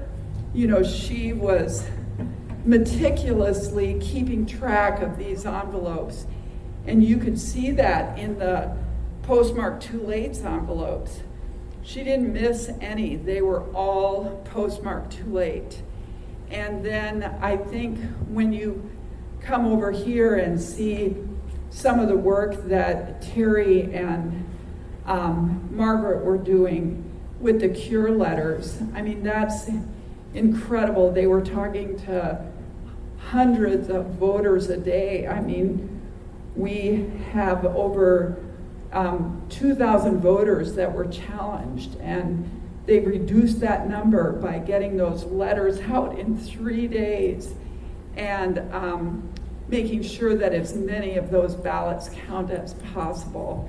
So I just wanted to let everyone know that I think that you can see that the elections team has followed the code in the ballot envelope review. I think we have done ad nauseum work over in ballot adjudication.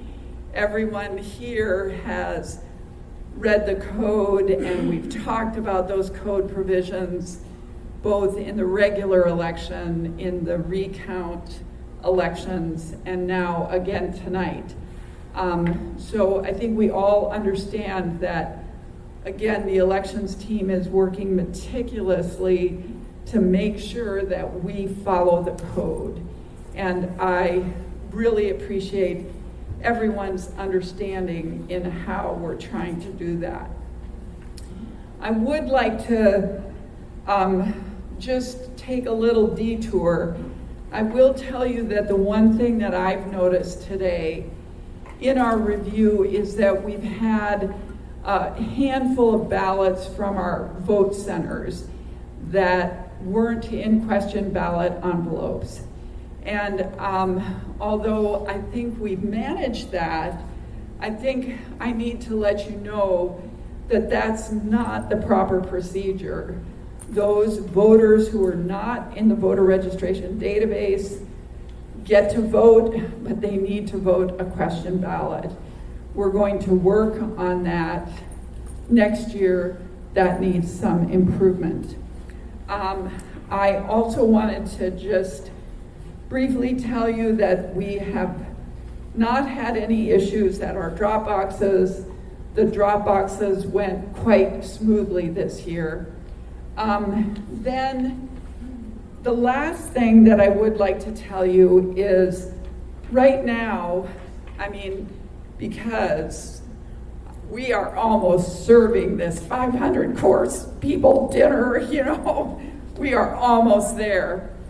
But I think that we have to say that this mayoral runoff election shattered prior municipal election records with over 90,000 ballots cast.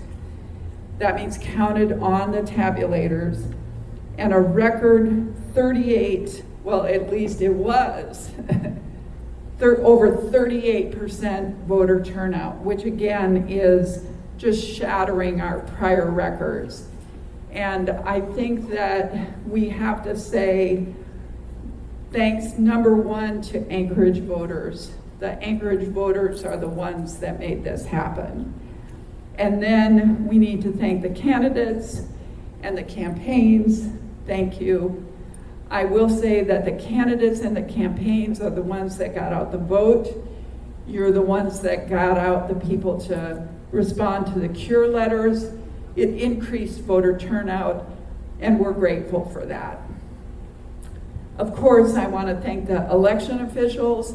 I think they did an astonishing job. There were a number of municipal employees, as you know, Dee and Dean, the MOA IT group, the MOA phone group. We have had other MOA employees who directed traffic on election day and election night. And then we had a number of volunteers who did the same. And it's all of these people who contributed to make sure that this was an incredibly successful election. And I will tell you that I will remember this for the rest of my career, because I think that it's going to be really hard to beat this voter turnout for a while, although we can keep trying.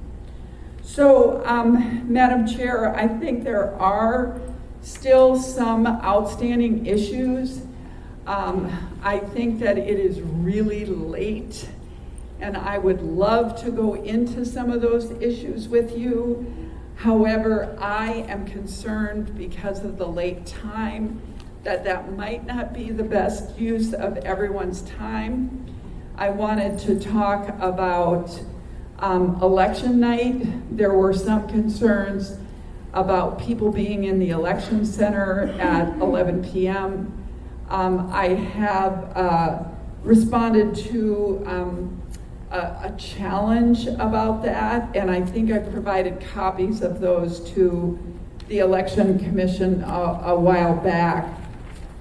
There have been some questions about cage keys, and there is one unanswered challenge that I have that says a single worker was processing ballot challenge letters without another person present.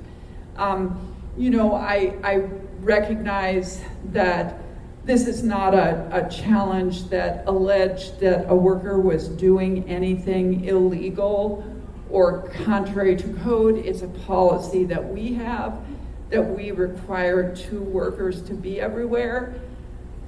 Even if it isn't in code, that is still our policy. That's how we want to make sure that the public has trust in the integrity of the election.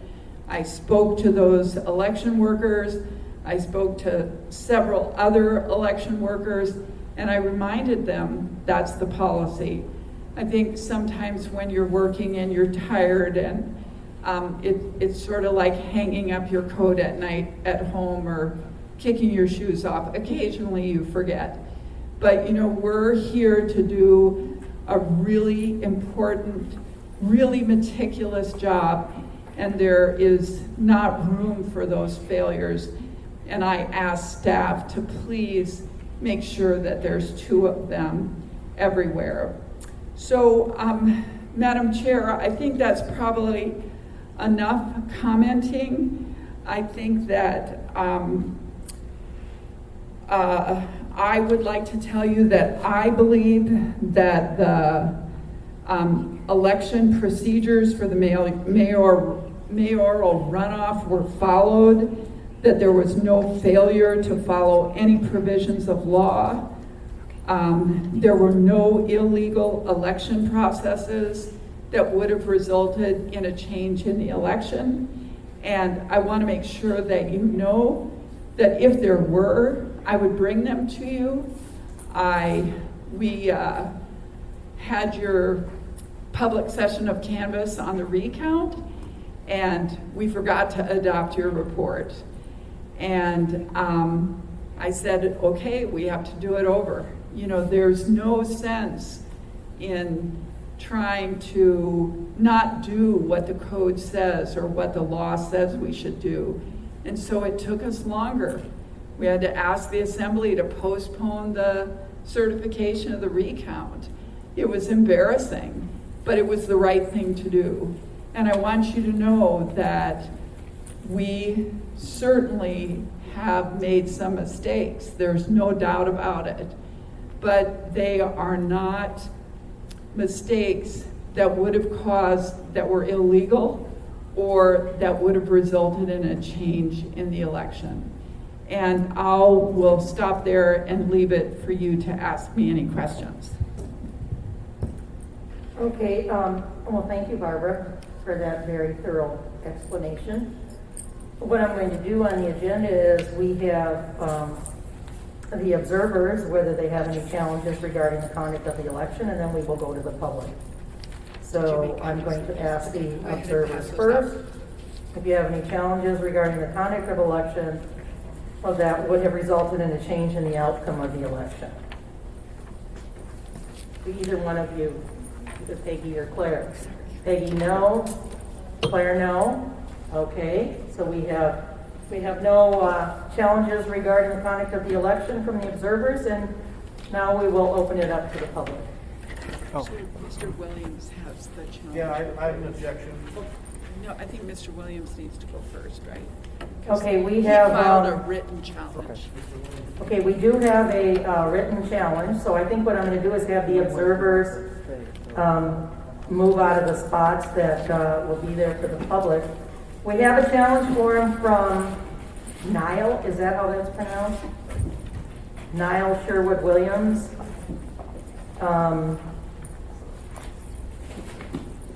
The conduct that's being challenged is Barbara Jones and Erica McConnell. Its accounting occurred prior to 2,000 hours. 8 p.m. Oh, it's military time. I didn't catch that at first.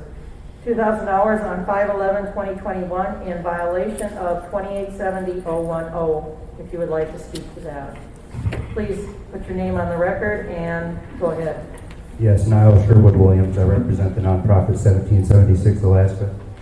With regards to 2870-010, it clearly states that you can't count ballots before the close of the polls on election day. So in this case, that would have been May 11th at 8 p.m. The unofficial election results for May 11th were published on the municipal elections website at 8:12 p.m. So that would have given the machines 12 minutes to count 72,000 votes The Dominion software that we have right here, we have three, what they call optical scan tabulation machines. And what those machines do is they count the votes. They can count them. Those machines were purchased in 2017. According to the DominionVoting.com, their website, those machines can process either 100 or 200 pages or optical images per minute.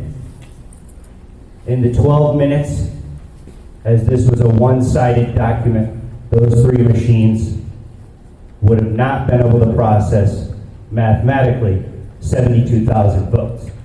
So therefore, the counting must have started prior to 8 p.m. There's no way statistically or physically that 72,000 of those 17-inch pieces of paper that are these ballots could have went through those three machines over there.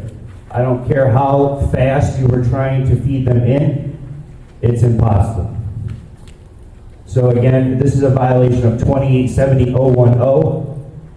That part of the code doesn't appear to stipulate what this violation would entail. Obviously, if you're counting the votes early, it doesn't necessarily mean that the votes are changed. But there's a reason why that's in the code. And what I believe that it's in there for is so that someone voting on the final day of this 10-day election voting period doesn't have an added advantage of knowing how others voted or where the totals are. So that's all I have to say to that for the commission. Thank you for your time. Okay, thank you. I would rather have you just sit there. I'm going to ask the municipal clerk to respond.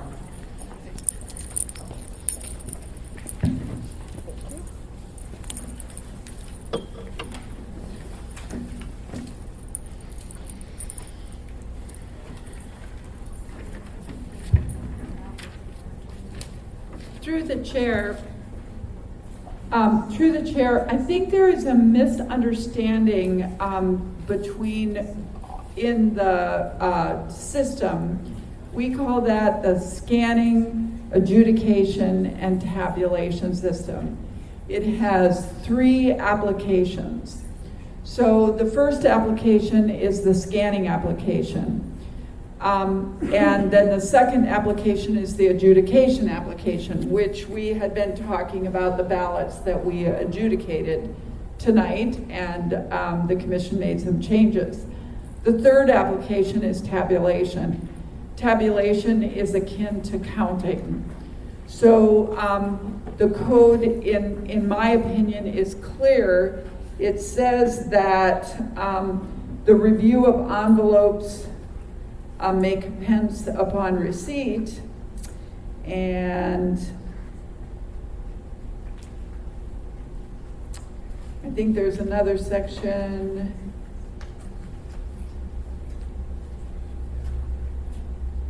which I'm not sure I'm going to find on my little phone here.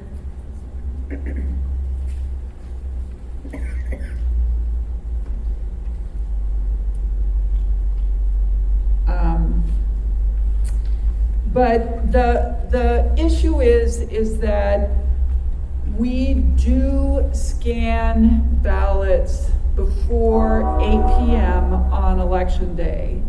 If we did not scan ballots before 8 p.m. on election day, we would not be here 10 days after the election with this election almost complete. We would be another week or two out before completing this election. What the code does require is no one can know those results. So Mr. Williams is correct. No one can know the results of the tabulation before 8 o'clock p.m. on election night. The code requires either the internal auditor, the IT director, or the ombudsman to be present before the results are tabulated. And as a result, the ombudsman was here. The results were initially tabulated at shortly after 8 o'clock p.m.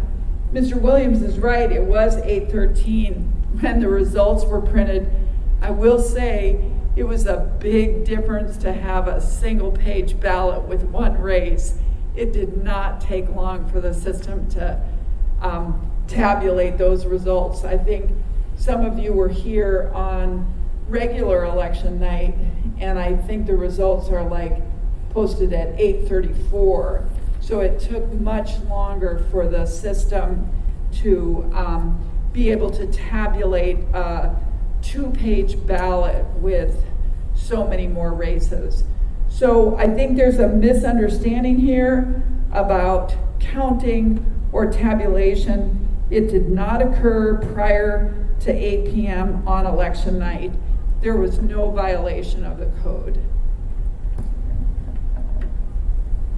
And Barbara, could you address that there are safeguards in place so that there is no tabulation, please? Yes, Madam Clerk. As you have seen with these activity logs that Erica has produced on the ballot adjudication, there also is an activity log, and we could look at the activity log to see when the results were tabulated if anyone had done that before 8 o'clock p.m. I have to tell you, I don't know how to do that, but if that was a request, we would find out how to do it. All right, thank you. Erica suggested that I should remind you that only a limited number of people have access to that system. It is me, the deputy clerk, and the election coordinator. Only 3 people have access to the system. And I think the observers have been here from 8 a.m. until after 5 p.m. if we've still been working. But we don't work on that system. That's our, it's a fast, easy system. We have so much more work and more time that we spend on envelopes that that isn't where people are spending their time. And the observers that are here recognize that. The adjudication takes time. There's no doubt about that. In a regular election, it took a lot of time. But we're not, there's not people over there looking at results. And there's always 2 people that are working at the same time. And during this election, and for the end part of the regular election, there were always observers there. There were observers there every single time that we were working in the scanning, adjudication, and tabulation system.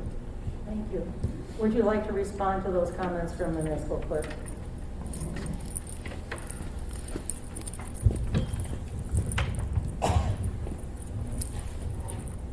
Obviously, I'm not an expert on Dominion voting software, but from all the education that I've given myself due to reading and watching videos and listening to tech people describe how those particular machines that you have over there work, there is no real function to be able to just scan and not count. So back when 2870.010 was written, I believe that the people that were framing that part of the code, they didn't have those machines at that time. And so I think that you're certainly not following the intent of this part of the rule. And to be opening up ballots. I mean, I have video. I didn't realize I had to come actually talk at these things. So I was going to come talk at the main regular election on April 6th because I filed a similar contest. And I actually have video from that date of these things being run through the counting machines. So it's definitely, it's certainly a bad look. Regardless of whether you're saying it's not counting or it is counting, it's putting it through a machine. You're opening it up, you're separating the envelope from the ballot, physically touching it with your hands, putting it through a machine. That's counting.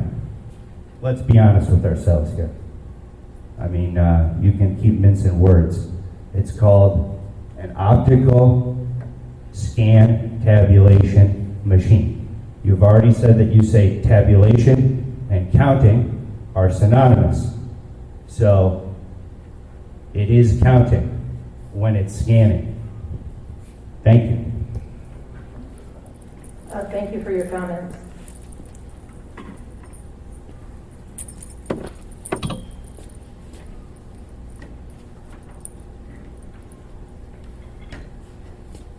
So, any of the attorneys, is there anything else that we need to do with this challenge? I don't look at the challenge as changing the outcome of the election. So we have heard the comments regarding Mr. Williams' challenge.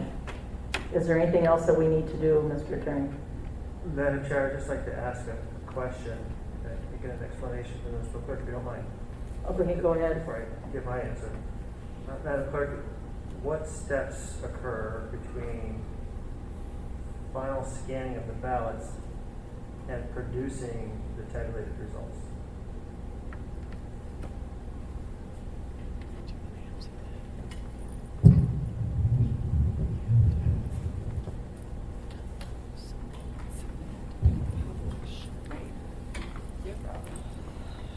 Madam Chair, after, Sorry. Is it on? I think it's on. No, it is. Okay. It's better. So ballots are scanned in batches. Some of the ballots need adjudication. So we adjudicate them. And then each batch needs to be submitted. After submission, they need to be validated and published. And then the results report needs to be run, for lack of a better word. The submission occurs on a regular basis as we adjudicate.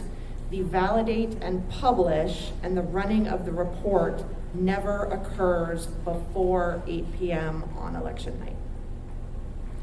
Does that answer your question, Mr. Wheeler? To the chair, yes, thank you. Okay. So, Okay, go ahead, Commissioner Sin. I guess it's also to the election committee. When do you start scanning, which in this case, making it the scanned copies of the ballots? The code has a provision in it that allows qualified write-in candidates to register 7 days before the election.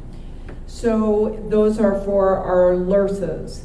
And so we do not begin scanning before that 7th day before the election, because then we would be scanning ballots that had votes for LRSAs that someone might register the next day. So we do not begin scanning until 7 days before the election. And I think some of you might recall, it probably was in 2018, this cage was overflowing almost. I mean, we had racks of ballots that were in danger of tipping over.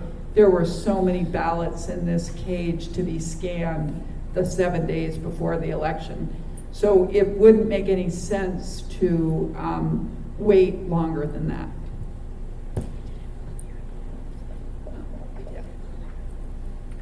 Madam Chair, so we've been through a number of code revisions since this Vote Right Now project started back in 2016, somewhere in there. And through that entire time, we have always understood the system to work such that you scan the ballots, you have a count of ballots, but you do not have a count of votes until you do the last steps that Mr. Clerk talked about in terms of running the tabulation. So while it's true, as Mr. Williams said, there is a count of ballots, there is not a count of votes until after 8 o'clock on election night, because that's when the button is pushed to cause the system to actually generate totals for each race. Okay, thank you. Mr. Wheeler. Does the commission need to take action regarding the challenge form, or how do we proceed with this, since I'm not familiar with what to do?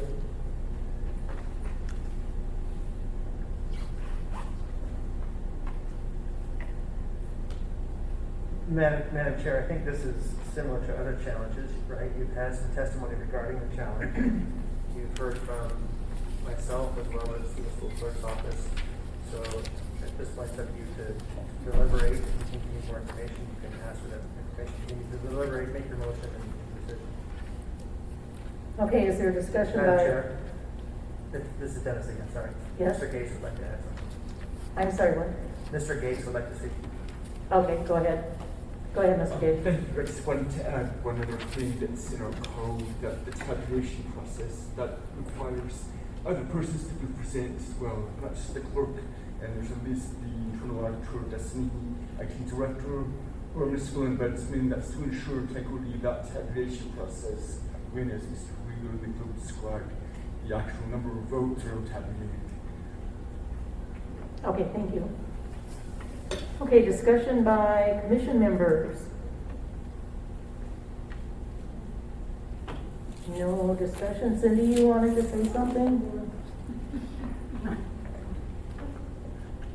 Well, I appreciate Mr. Williams bringing us forward, because I think it's good to discuss some of that which happens on those machines, because it's a good clarification.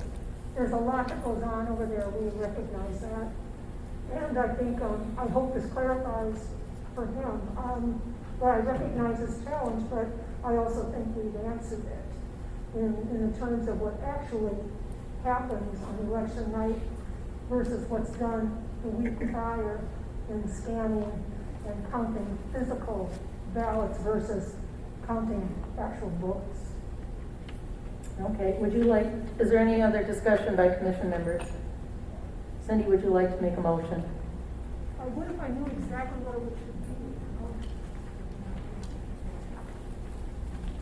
I think perhaps what we could say is that we have reviewed the challenge form submitted by Mr. Williams and heard testimony from the municipal clerk, the deputy clerk, the two attorneys, and that we have determined that there is not a violation of 2870.010. Would you like to make a motion to that effect? Yes. Okay, Cindy makes a motion to that effect. Is there a second? At Abney seconds. Is there any further discussion? Do I need to ask for discussion from the public, Mr. Wheeler? After a motion is made.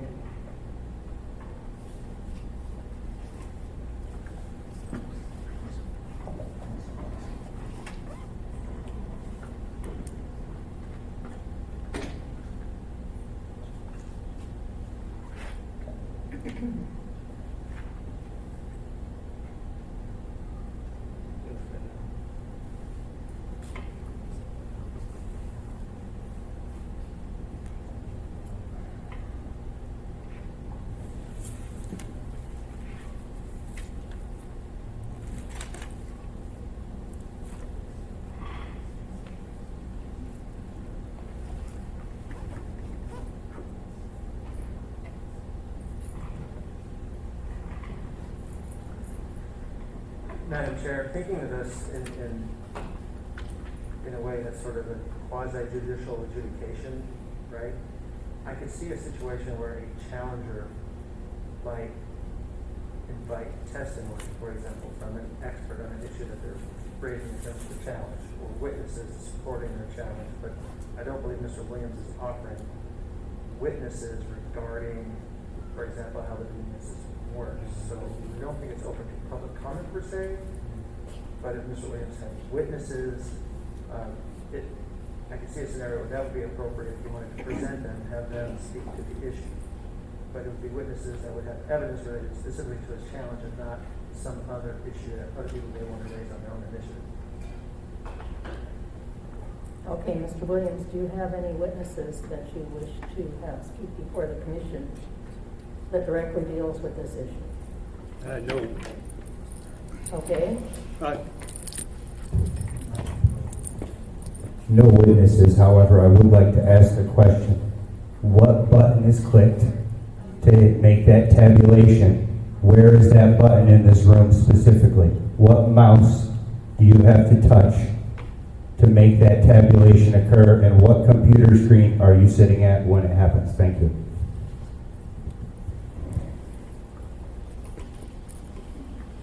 Madam Clerk, if you'd like to address that, please. There are several computers in the scanning adjudication tabulation system.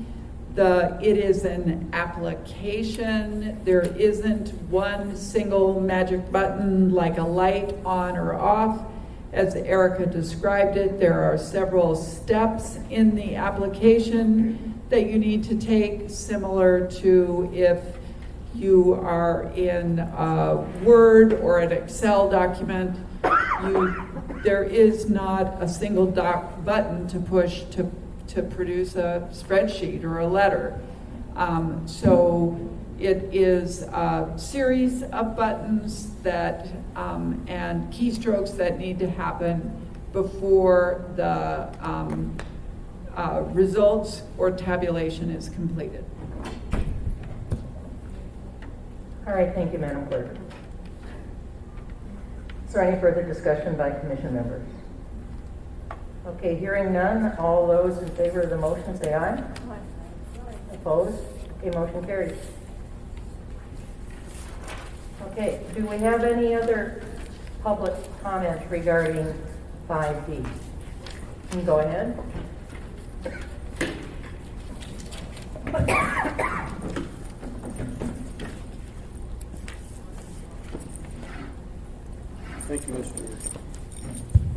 Thank you, Mr. Wheeler. My name is Dustin Darden. So, I witnessed in the Alaska State Election Headquarters for the state of Alaska, not the municipal headquarters, but I witnessed a door that was labeled to be locked, not open to the public, which was in fact opened. And I witnessed a woman giving a ballot to a state election official, unsupervised, and not going into a sealed box. And I questioned, I said, was that a municipal ballot? And she stated it was a municipal ballot. And she stated that people drop off municipal ballots there, people vote there all the time, so they drop off ballots there. I need to interrupt for a second. You started to say the state of Alaska. Did you mean the municipality when you started? No, the state of Alaska Elections Division here in Anchorage, Alaska, located close to Fireweed Street. Yes, I'm familiar with that. So I just wanted to put that on the record that is transpiring. And I also wanted to put on the record that it's impossible to assume just because 3 people have access to a system that shows accountability. Just because it's not been challenged until this time does not make the process correct in the counting of ballots before the 8 o'clock hour. And I'd also like to state for the record, there were several occasions throughout tonight that Joyce Anderson, chair of the Election Commission, addressed or requested municipal attorney's counsel, and there is an official who works for not the municipality of Anchorage, but as a private contractor, Mr. Dennis Wheeler, who has been answering to the best of Mrs. Joyce Anderson's knowledge as a municipal attorney. I'd also like to state for the record, Nashville, Tennessee had a massive audit operation going on at the base of the AT&T Center, and it was a massive explosion that happened to try and bury the evidence. That same type of Dominion software that's right behind us here. For the record, I'd also like to state that prior to now, I was not given any opportunity for public input during the process. Respectfully, through the chair, Joyce Anderson gave me opportunity to speak on the first available opportunity of the challenged 41 ballots. Respectfully, Erica McConnell was handing me a microphone to speak as a public citizen, and at that point, the chair decided that the public process didn't need to be appropriated in that manner. I believe that the chair, Joyce Anderson, has earned her position as chair of the election commission, and that hammer that she wields should be honored and respected for upkeeping the election's integrity. And I'd also like to state for the record that the security guard who left the building had a backpack on today.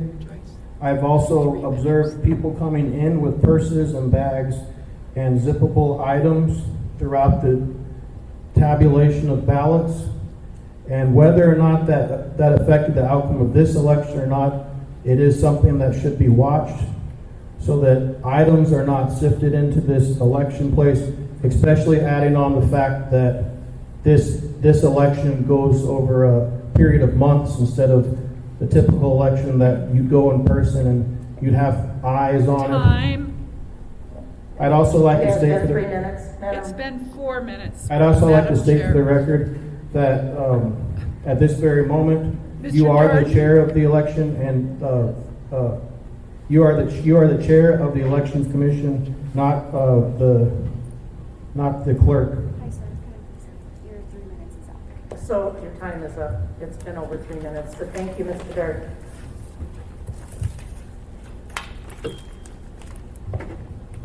Is there any other public comment?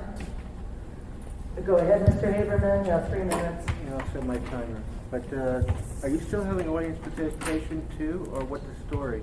I'm sorry, what? Are you still having audience participation too after this, or what's the story? Yes, this is relating to 5D on the agenda. As far as the running of as far as this election. Yes, And so the conduction of the and election. any concerns, okay. Yes, And that's then- where we are right now. Okay, and then I can speak later on audience participation. Yes, you So can. I just wanted a clarification, and thank you. Okay? I'll set my timer. Can you hear me now, okay? Yes, you Okay. can. My name is Eugene Carl Haberman. I represent myself, follow the public process. When the public process is done appropriately, decision made by the governing body is more likely in the public interest. I do follow elections. I was here tonight and witnessed how you conducted the meeting and so forth respectfully. And I saw a significant difference between this was a runoff election and you did a public canvass. That's what this is right now. But in the earlier election that was before the runoff, I witnessed the public canvass was remarkably different in how it was handled. And what I'm saying to you is this. You did have a standard of these categories. You had a work session prior to the public canvass at the other one. But what's different was this scenario. You go into a certain category and you bring it forward, determine whether the commissioners are going to look at it. If they had not already looked at it at the work session, that was the same. But what was remarkably sad and not the same is first you did follow through and bring the observers in if they wanted to look at the ballots. But then after that, you failed to ask if there's any public comments. I'd like to remind you as a commission, of the comments I made where I did have an opportunity. 3 or 4 times I had chosen at the previous public session of the canvass, where I brought issues of signature, issues and so forth that you discussed today, but the only ones you could hear from were the attorneys, respectfully, which I've not questioned their right to speak, or staff, and observers. But what was the missing link in this whole thing is members of the public, and if there's one person in this room, I'm not here to say for Bronson or Dunbar, I'm looking at the public interest. And that was lost here tonight, respectfully. Also, I continue to address concerns where the failure of individual mics so we can all hear. And when, respectfully, Dennis Wheeler, he has a right to speak, but there should be clear identification who he is. Recognized by the chair, what attorney and what position, it needs to be done. You may know these people and what roles they play, but the fact needs to be put on the record respectfully. And I'll just leave with that respectfully. Where's my timer on this thing? 23 seconds to spare. But I'm at a loss. If we're going to have faith in elections, we need to have it open and transparent. And what you did was remarkably different, and you left out the public significantly compared to what you did before. And you did improve yourselves in that last meeting. But when it came to this meeting and this part, it went back to the years that I saw a failure in. Respectfully, and my time's up. Okay, is there any other member of the public that would like to address 5D, which is the review of information concerning the election? Okay, we have one more. Please state your name for the record. Yeah, my name is Patty Wilbanks, and I've actually just wanted to come up here on behalf of the Bronson campaign and say thank you. And I know that this has been, to the staff and to the election workers here, it has been a very stressful couple of weeks. We all recognize that and where we were at, but at no time at no time did we not think that the workers and everybody in here were working as hard as they could and as much as they could, and we wanted to just say thank you and express that on behalf of the campaign. All right, thank you. Anyone else of the public that wants to address 5D? Go ahead. Take the mic and state your name.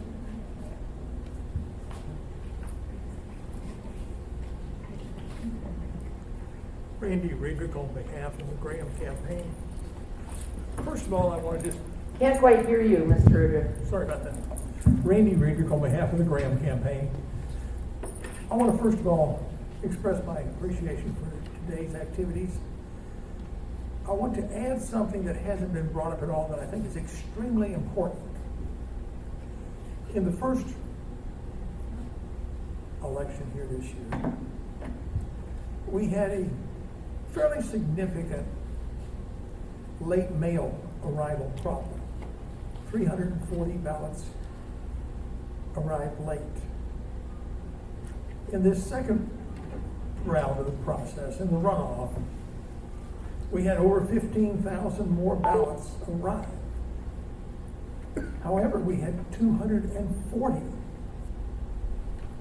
late mail. We have the simple direct math is a 31% improvement. The improved result is remarkable. We've been trying to get people to turn loose of their ballots and get them in rather than sending them too late to stay bundled up and lost. A 31% improvement is great, but it's actually better than that because we have a 21% increase in turnout. So we actually have a 37+% reduction in late mail. A lot of parts of this process worked well.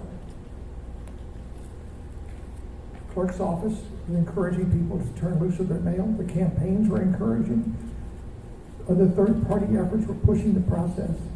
And I think we should recognize everyone did well, and I just hope that we continue to do better in the future because getting people to vote counted rather than dismissed is important. And the post office's process of being sloppy in postmarking, I recommend that we set a deadline informally for mail at least one day before to reduce that number even further. Thank you. Thank you for your comments. Oh, one other minor item. One of the challenge ballots today should be annexed to my observations at the prior canvass meeting of the recount. If voter intent is ignored by our code must be fixed. People from the other side say that we need to follow rules. I tend to disagree. We need to fix the rules so they can be followed. Thank you. Thank you for your comment. Any other member of the public wishes to speak? Okay. Well, at this point, we're going to move on to the adoption of the election canvass report for the mayoral runoff of May 11th, 2021. And it will take a short recess before we sign. Oh, we have it already, okay? Madam Chair, Yes? before you move to adopting the report itself, I think it would make sense to dispose of item 5B. Oh, thank you, I'm Should sorry. make a motion in binding, something along those lines.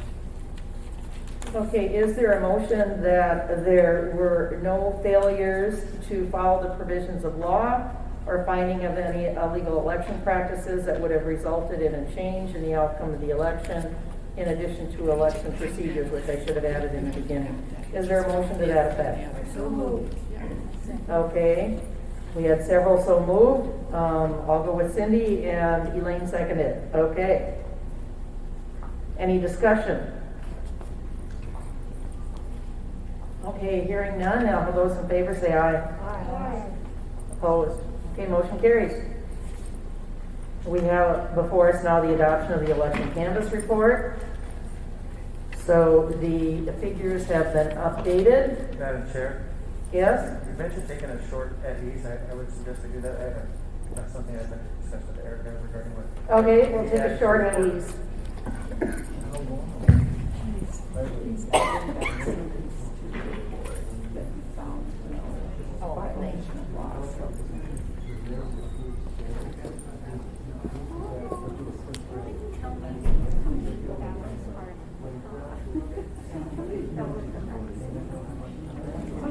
There's been a lot of debate here.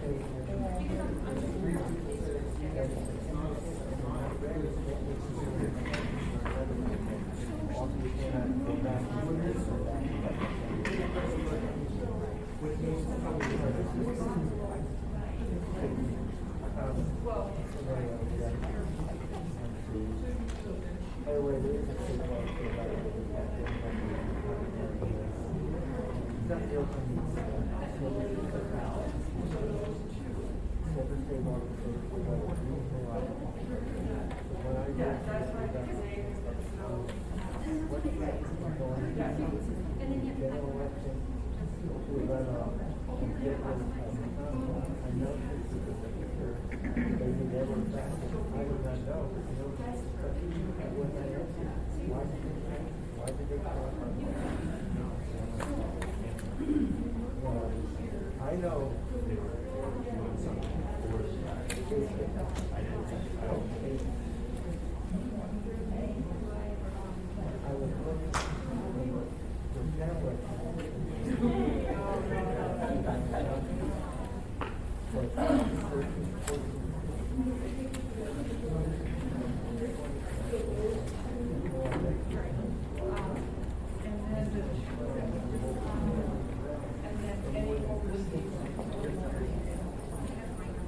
Right, exactly. That's what I mean, Yeah, no, I just had to get a picture in my head, because I was like, because I was hearing something different, so, all right, thank you. You're welcome. Appreciate it. Thank you.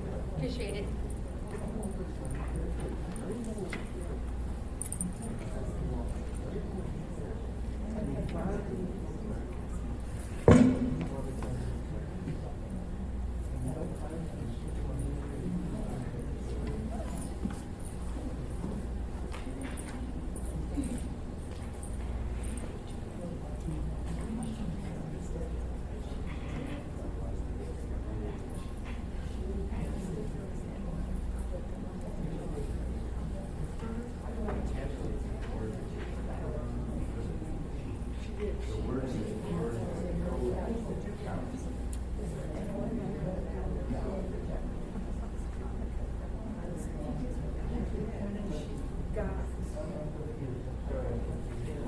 Yeah.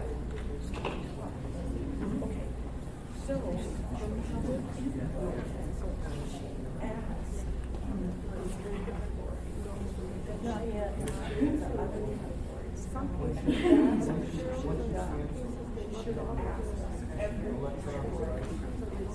yeah, so I'm just talking. We talked about everything.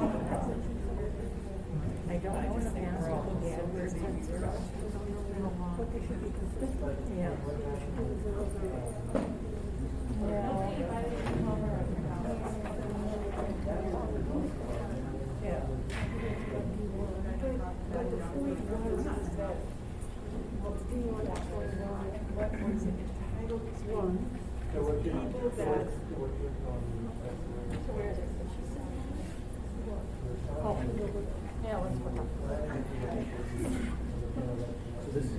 Yes. Right.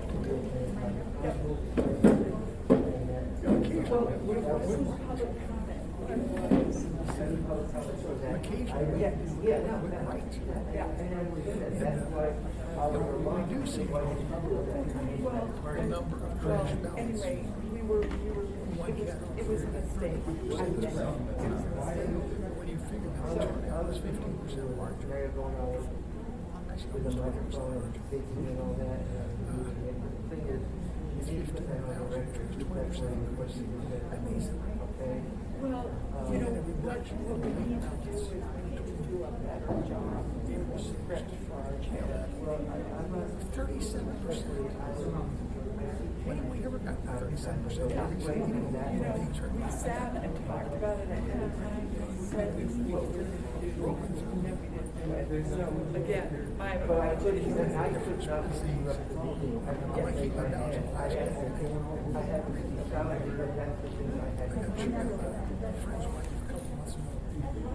I told him the deadline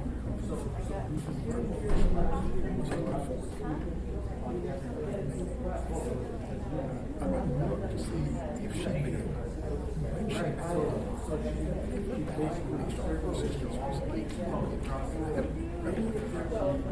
I need to if she successfully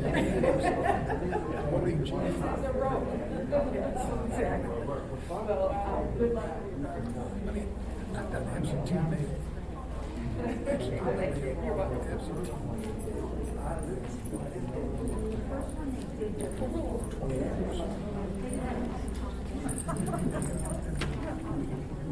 Some people say, yes,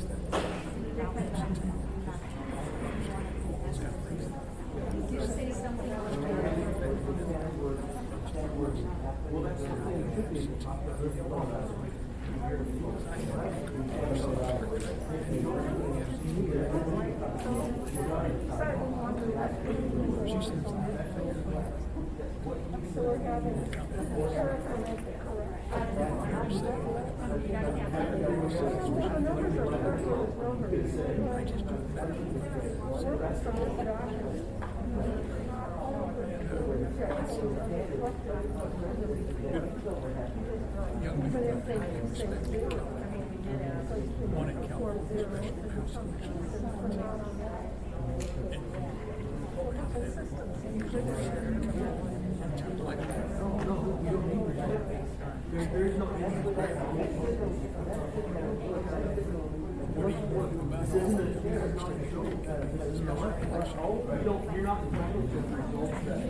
Especially when you're doing something like grabbing where there was some things, there was a process of getting absentee ballot, and here's the reason why, who you are, identifier,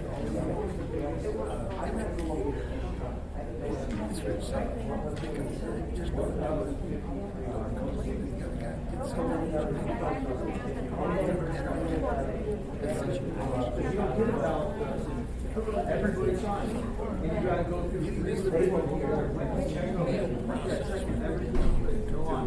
They're looking at you to see if you can't say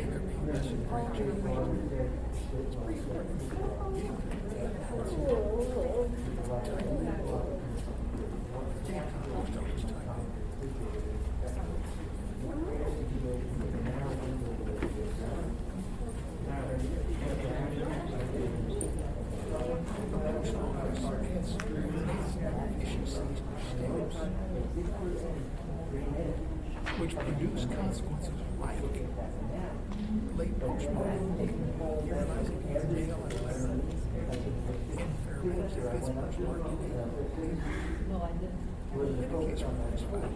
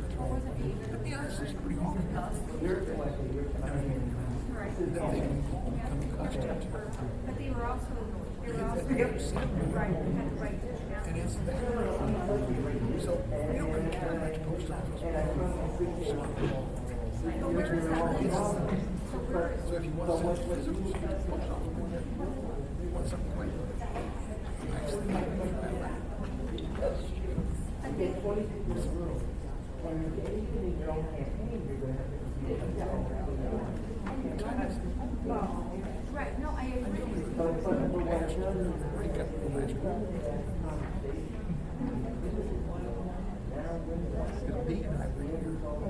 She left here and went to her house and picked up some clothes and drove to Tokyo. Just outside of Tokyo. She got there after 1 a.m. And I walked outside and go home and I got over there. But in this case, we were talking about ballots. You know, there's been a lot of people who were bottom or But she asked her, would you stay here? She said, well, sleep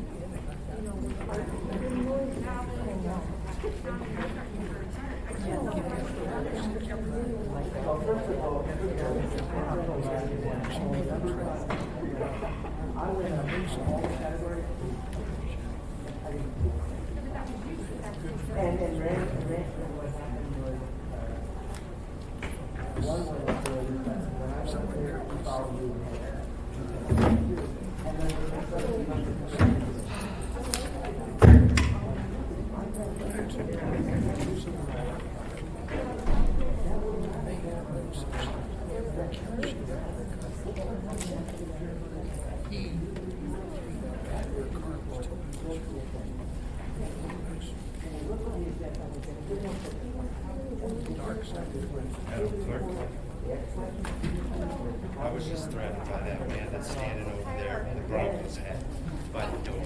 Do you want to let the security guards replace the draft?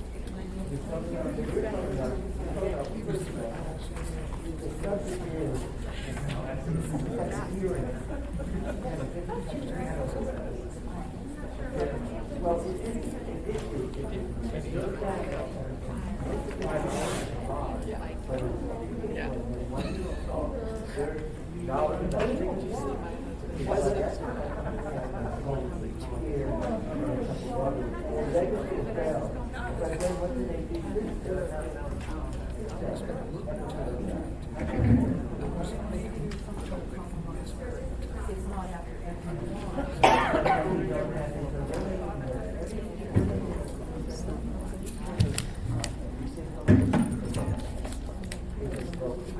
I'm going to call the meeting back to order.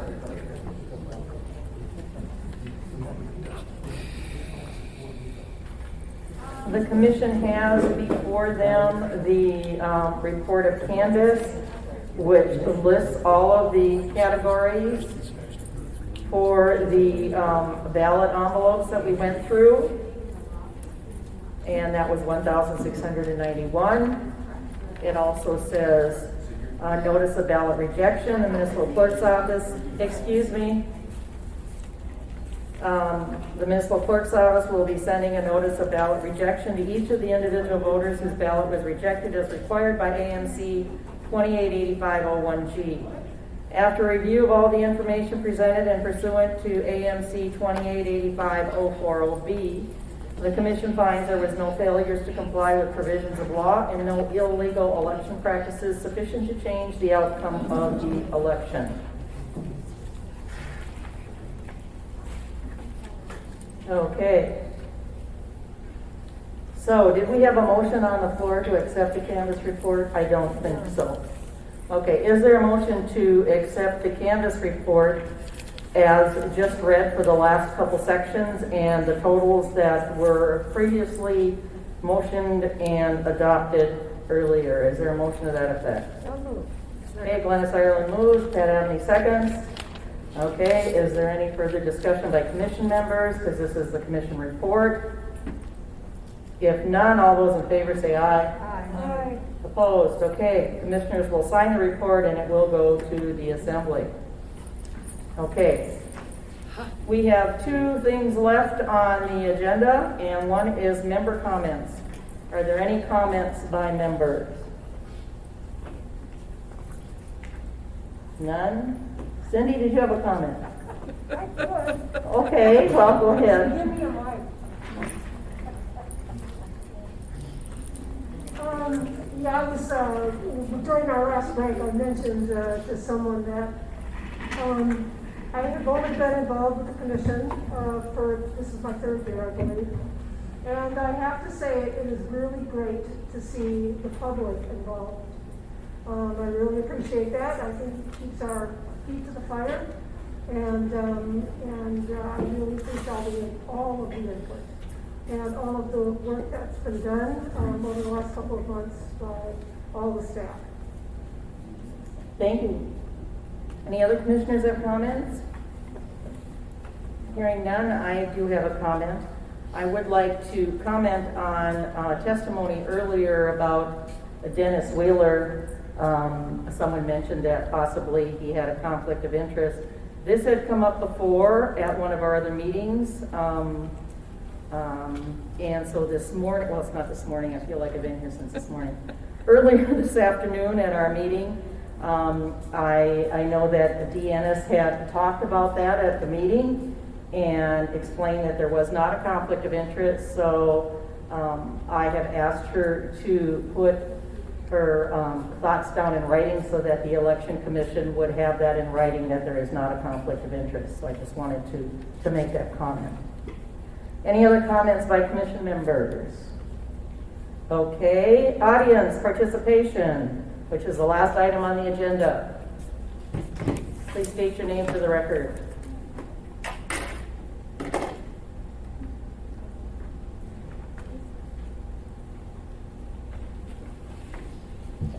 Can you hear me okay? Yes. Okay, I'll set my timer. My name is Eugene Cohen. I live in the Matthew Valley. 20 of those years, as a 43-year resident of Alaska, is Anchorage, and currently a Valley resident. I follow the public process. When the public process is done appropriately, decisions made by the governing body is more likely in the public interest. First off, when you have member comments, commission members, and so forth, you should have audience participation before that, so you can respond to those comments. But the result is the public you cannot respond because you already had your comments. second is this.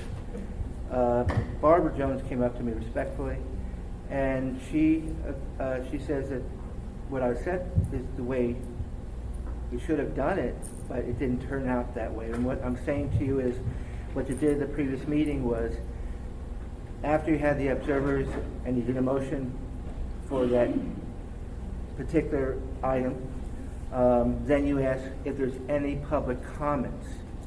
But there was a failure to do that, and as a member of the public, I have to be quiet respectfully and not interrupt your meeting, but I had to witness ongoing situation where you did incorporate and bring in public comments. So just a footnote there. And in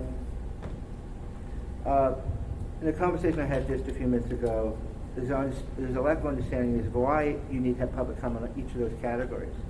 It's like a hearing, because each of those categories, the commission votes on each of those categories. It's not a whole package, but it's at each individual category, and the end result is that's why you bring public comment before you go and vote. So you have incorporated public comment, and state law says you provide a reasonable opportunity for the public to be heard.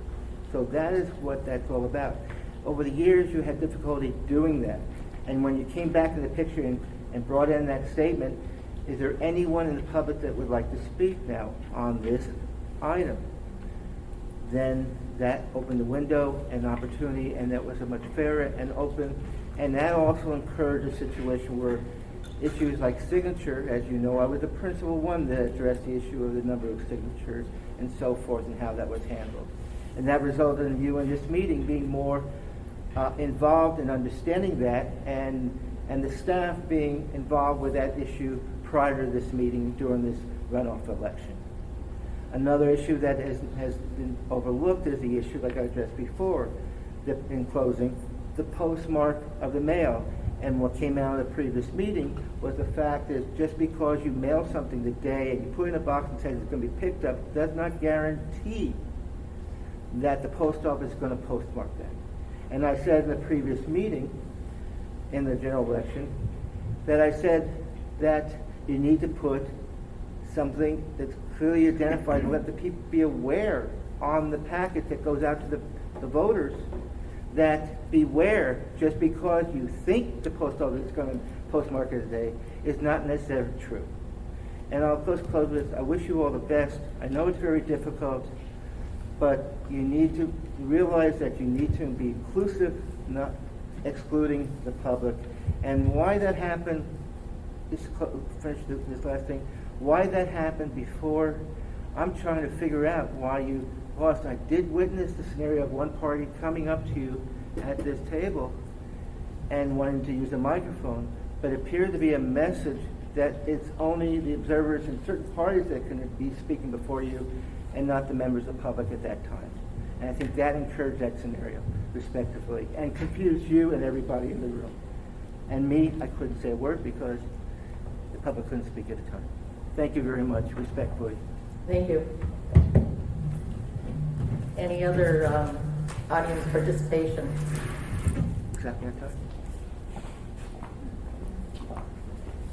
Thank you. State your name again for the record. Yes, Claire Shaw, representing the Forest Dunbar for Mayor campaign. I just want to thank on the record Barbara Jones and Erica McConnell and the work of everyone in the clerk's office over the past many weeks. When you are representing the campaign that is losing, there are many other places you might prefer to be than the election center, where you are observing the tabulation and processing and counting of ballots that continue to show you in real time that you are still not winning.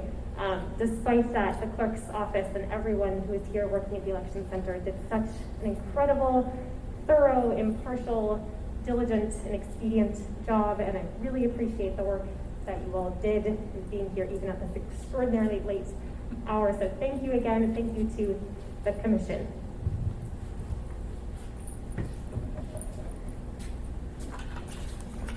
Okay, please state your name for the record again.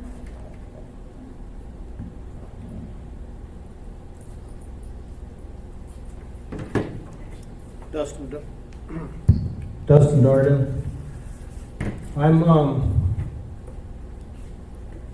I'm a citizen of the United States of America, and I am devastatedly terrified of where we're going. We're coming into a building with devices on our faces to watch an election because the global elite wants to cull the world's population. Players like Bill Gates, a known eugenicist, George Soros, a billionaire, Charles Schwab, who wants us to eat weeds and sewage. Bill Gates has been banned from many countries, and yet we're bending the knee to his rule. And it's devastatingly, shockingly disgusting. These masks need to come off. They breed bacterial pneumonia. They deprive us of oxygen. And yet this was a requirement to come into this facility. And that's a clear violation of our God-given constitutional rights. Anybody that came to that door was harassed by somebody, by a system, by somebody that's propped up, that's just doing their job. Well, this security agent's just doing their job. Well, there needs to come a time there's a distinguishing factor of this individual doing their job and us recognizing the Constitution. This display we are in is disgusting, and we need to take a stand. And I encourage you to push back against this evil global elite. And now even our own administration here in the municipality of Anchorage is advocating for a shot that is known to sterilize young women and developing men so they can no longer produce offspring. It's causing cancers. And that's what all these masks are perpetuated for. So what does an election mean if we can't even freely associate with our God-given image? That He made us all unique so we can see our mouths move. Time. 2 minutes and 39 seconds is what I have. Thank you.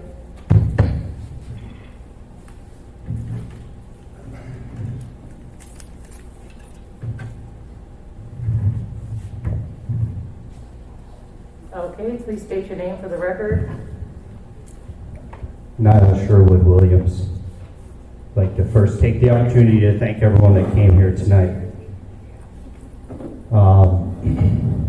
First, I'd like to stipulate we spent about a net total of maybe 45 minutes to 1 hour this evening, and during those 45 minutes to 1 hour, it's spent walking around a sheet of paper that was typically a ballot, right? Now they make these devices, okay, and they're like projectors. So all you got to do is put the document on there, and you can project it up on the wall, like right over there, and everyone can look at it all at once. Now I know there was a lot of comment made about confidentiality tonight and observers and who could get close and who couldn't. The bottom line is on a ballot, there's nothing that's a unique identifier to that individual where I could steal their personal information. You need to be able to present this information though so that everyone can see it. If there's 2 marks that are marked, we should be able to see those 2 marks. Put it up on the projector, save a little time. You know, there could have been a little bit better organizational work that could have been done tonight. And frankly, this whole orientation of this room should have been flipped so that you didn't have to block off an emergency exit to be able to get out of the building. You're actually restricting egress in a fire situation currently. It's a problem. Also, there was 1,650 some odd ballots that were rejected.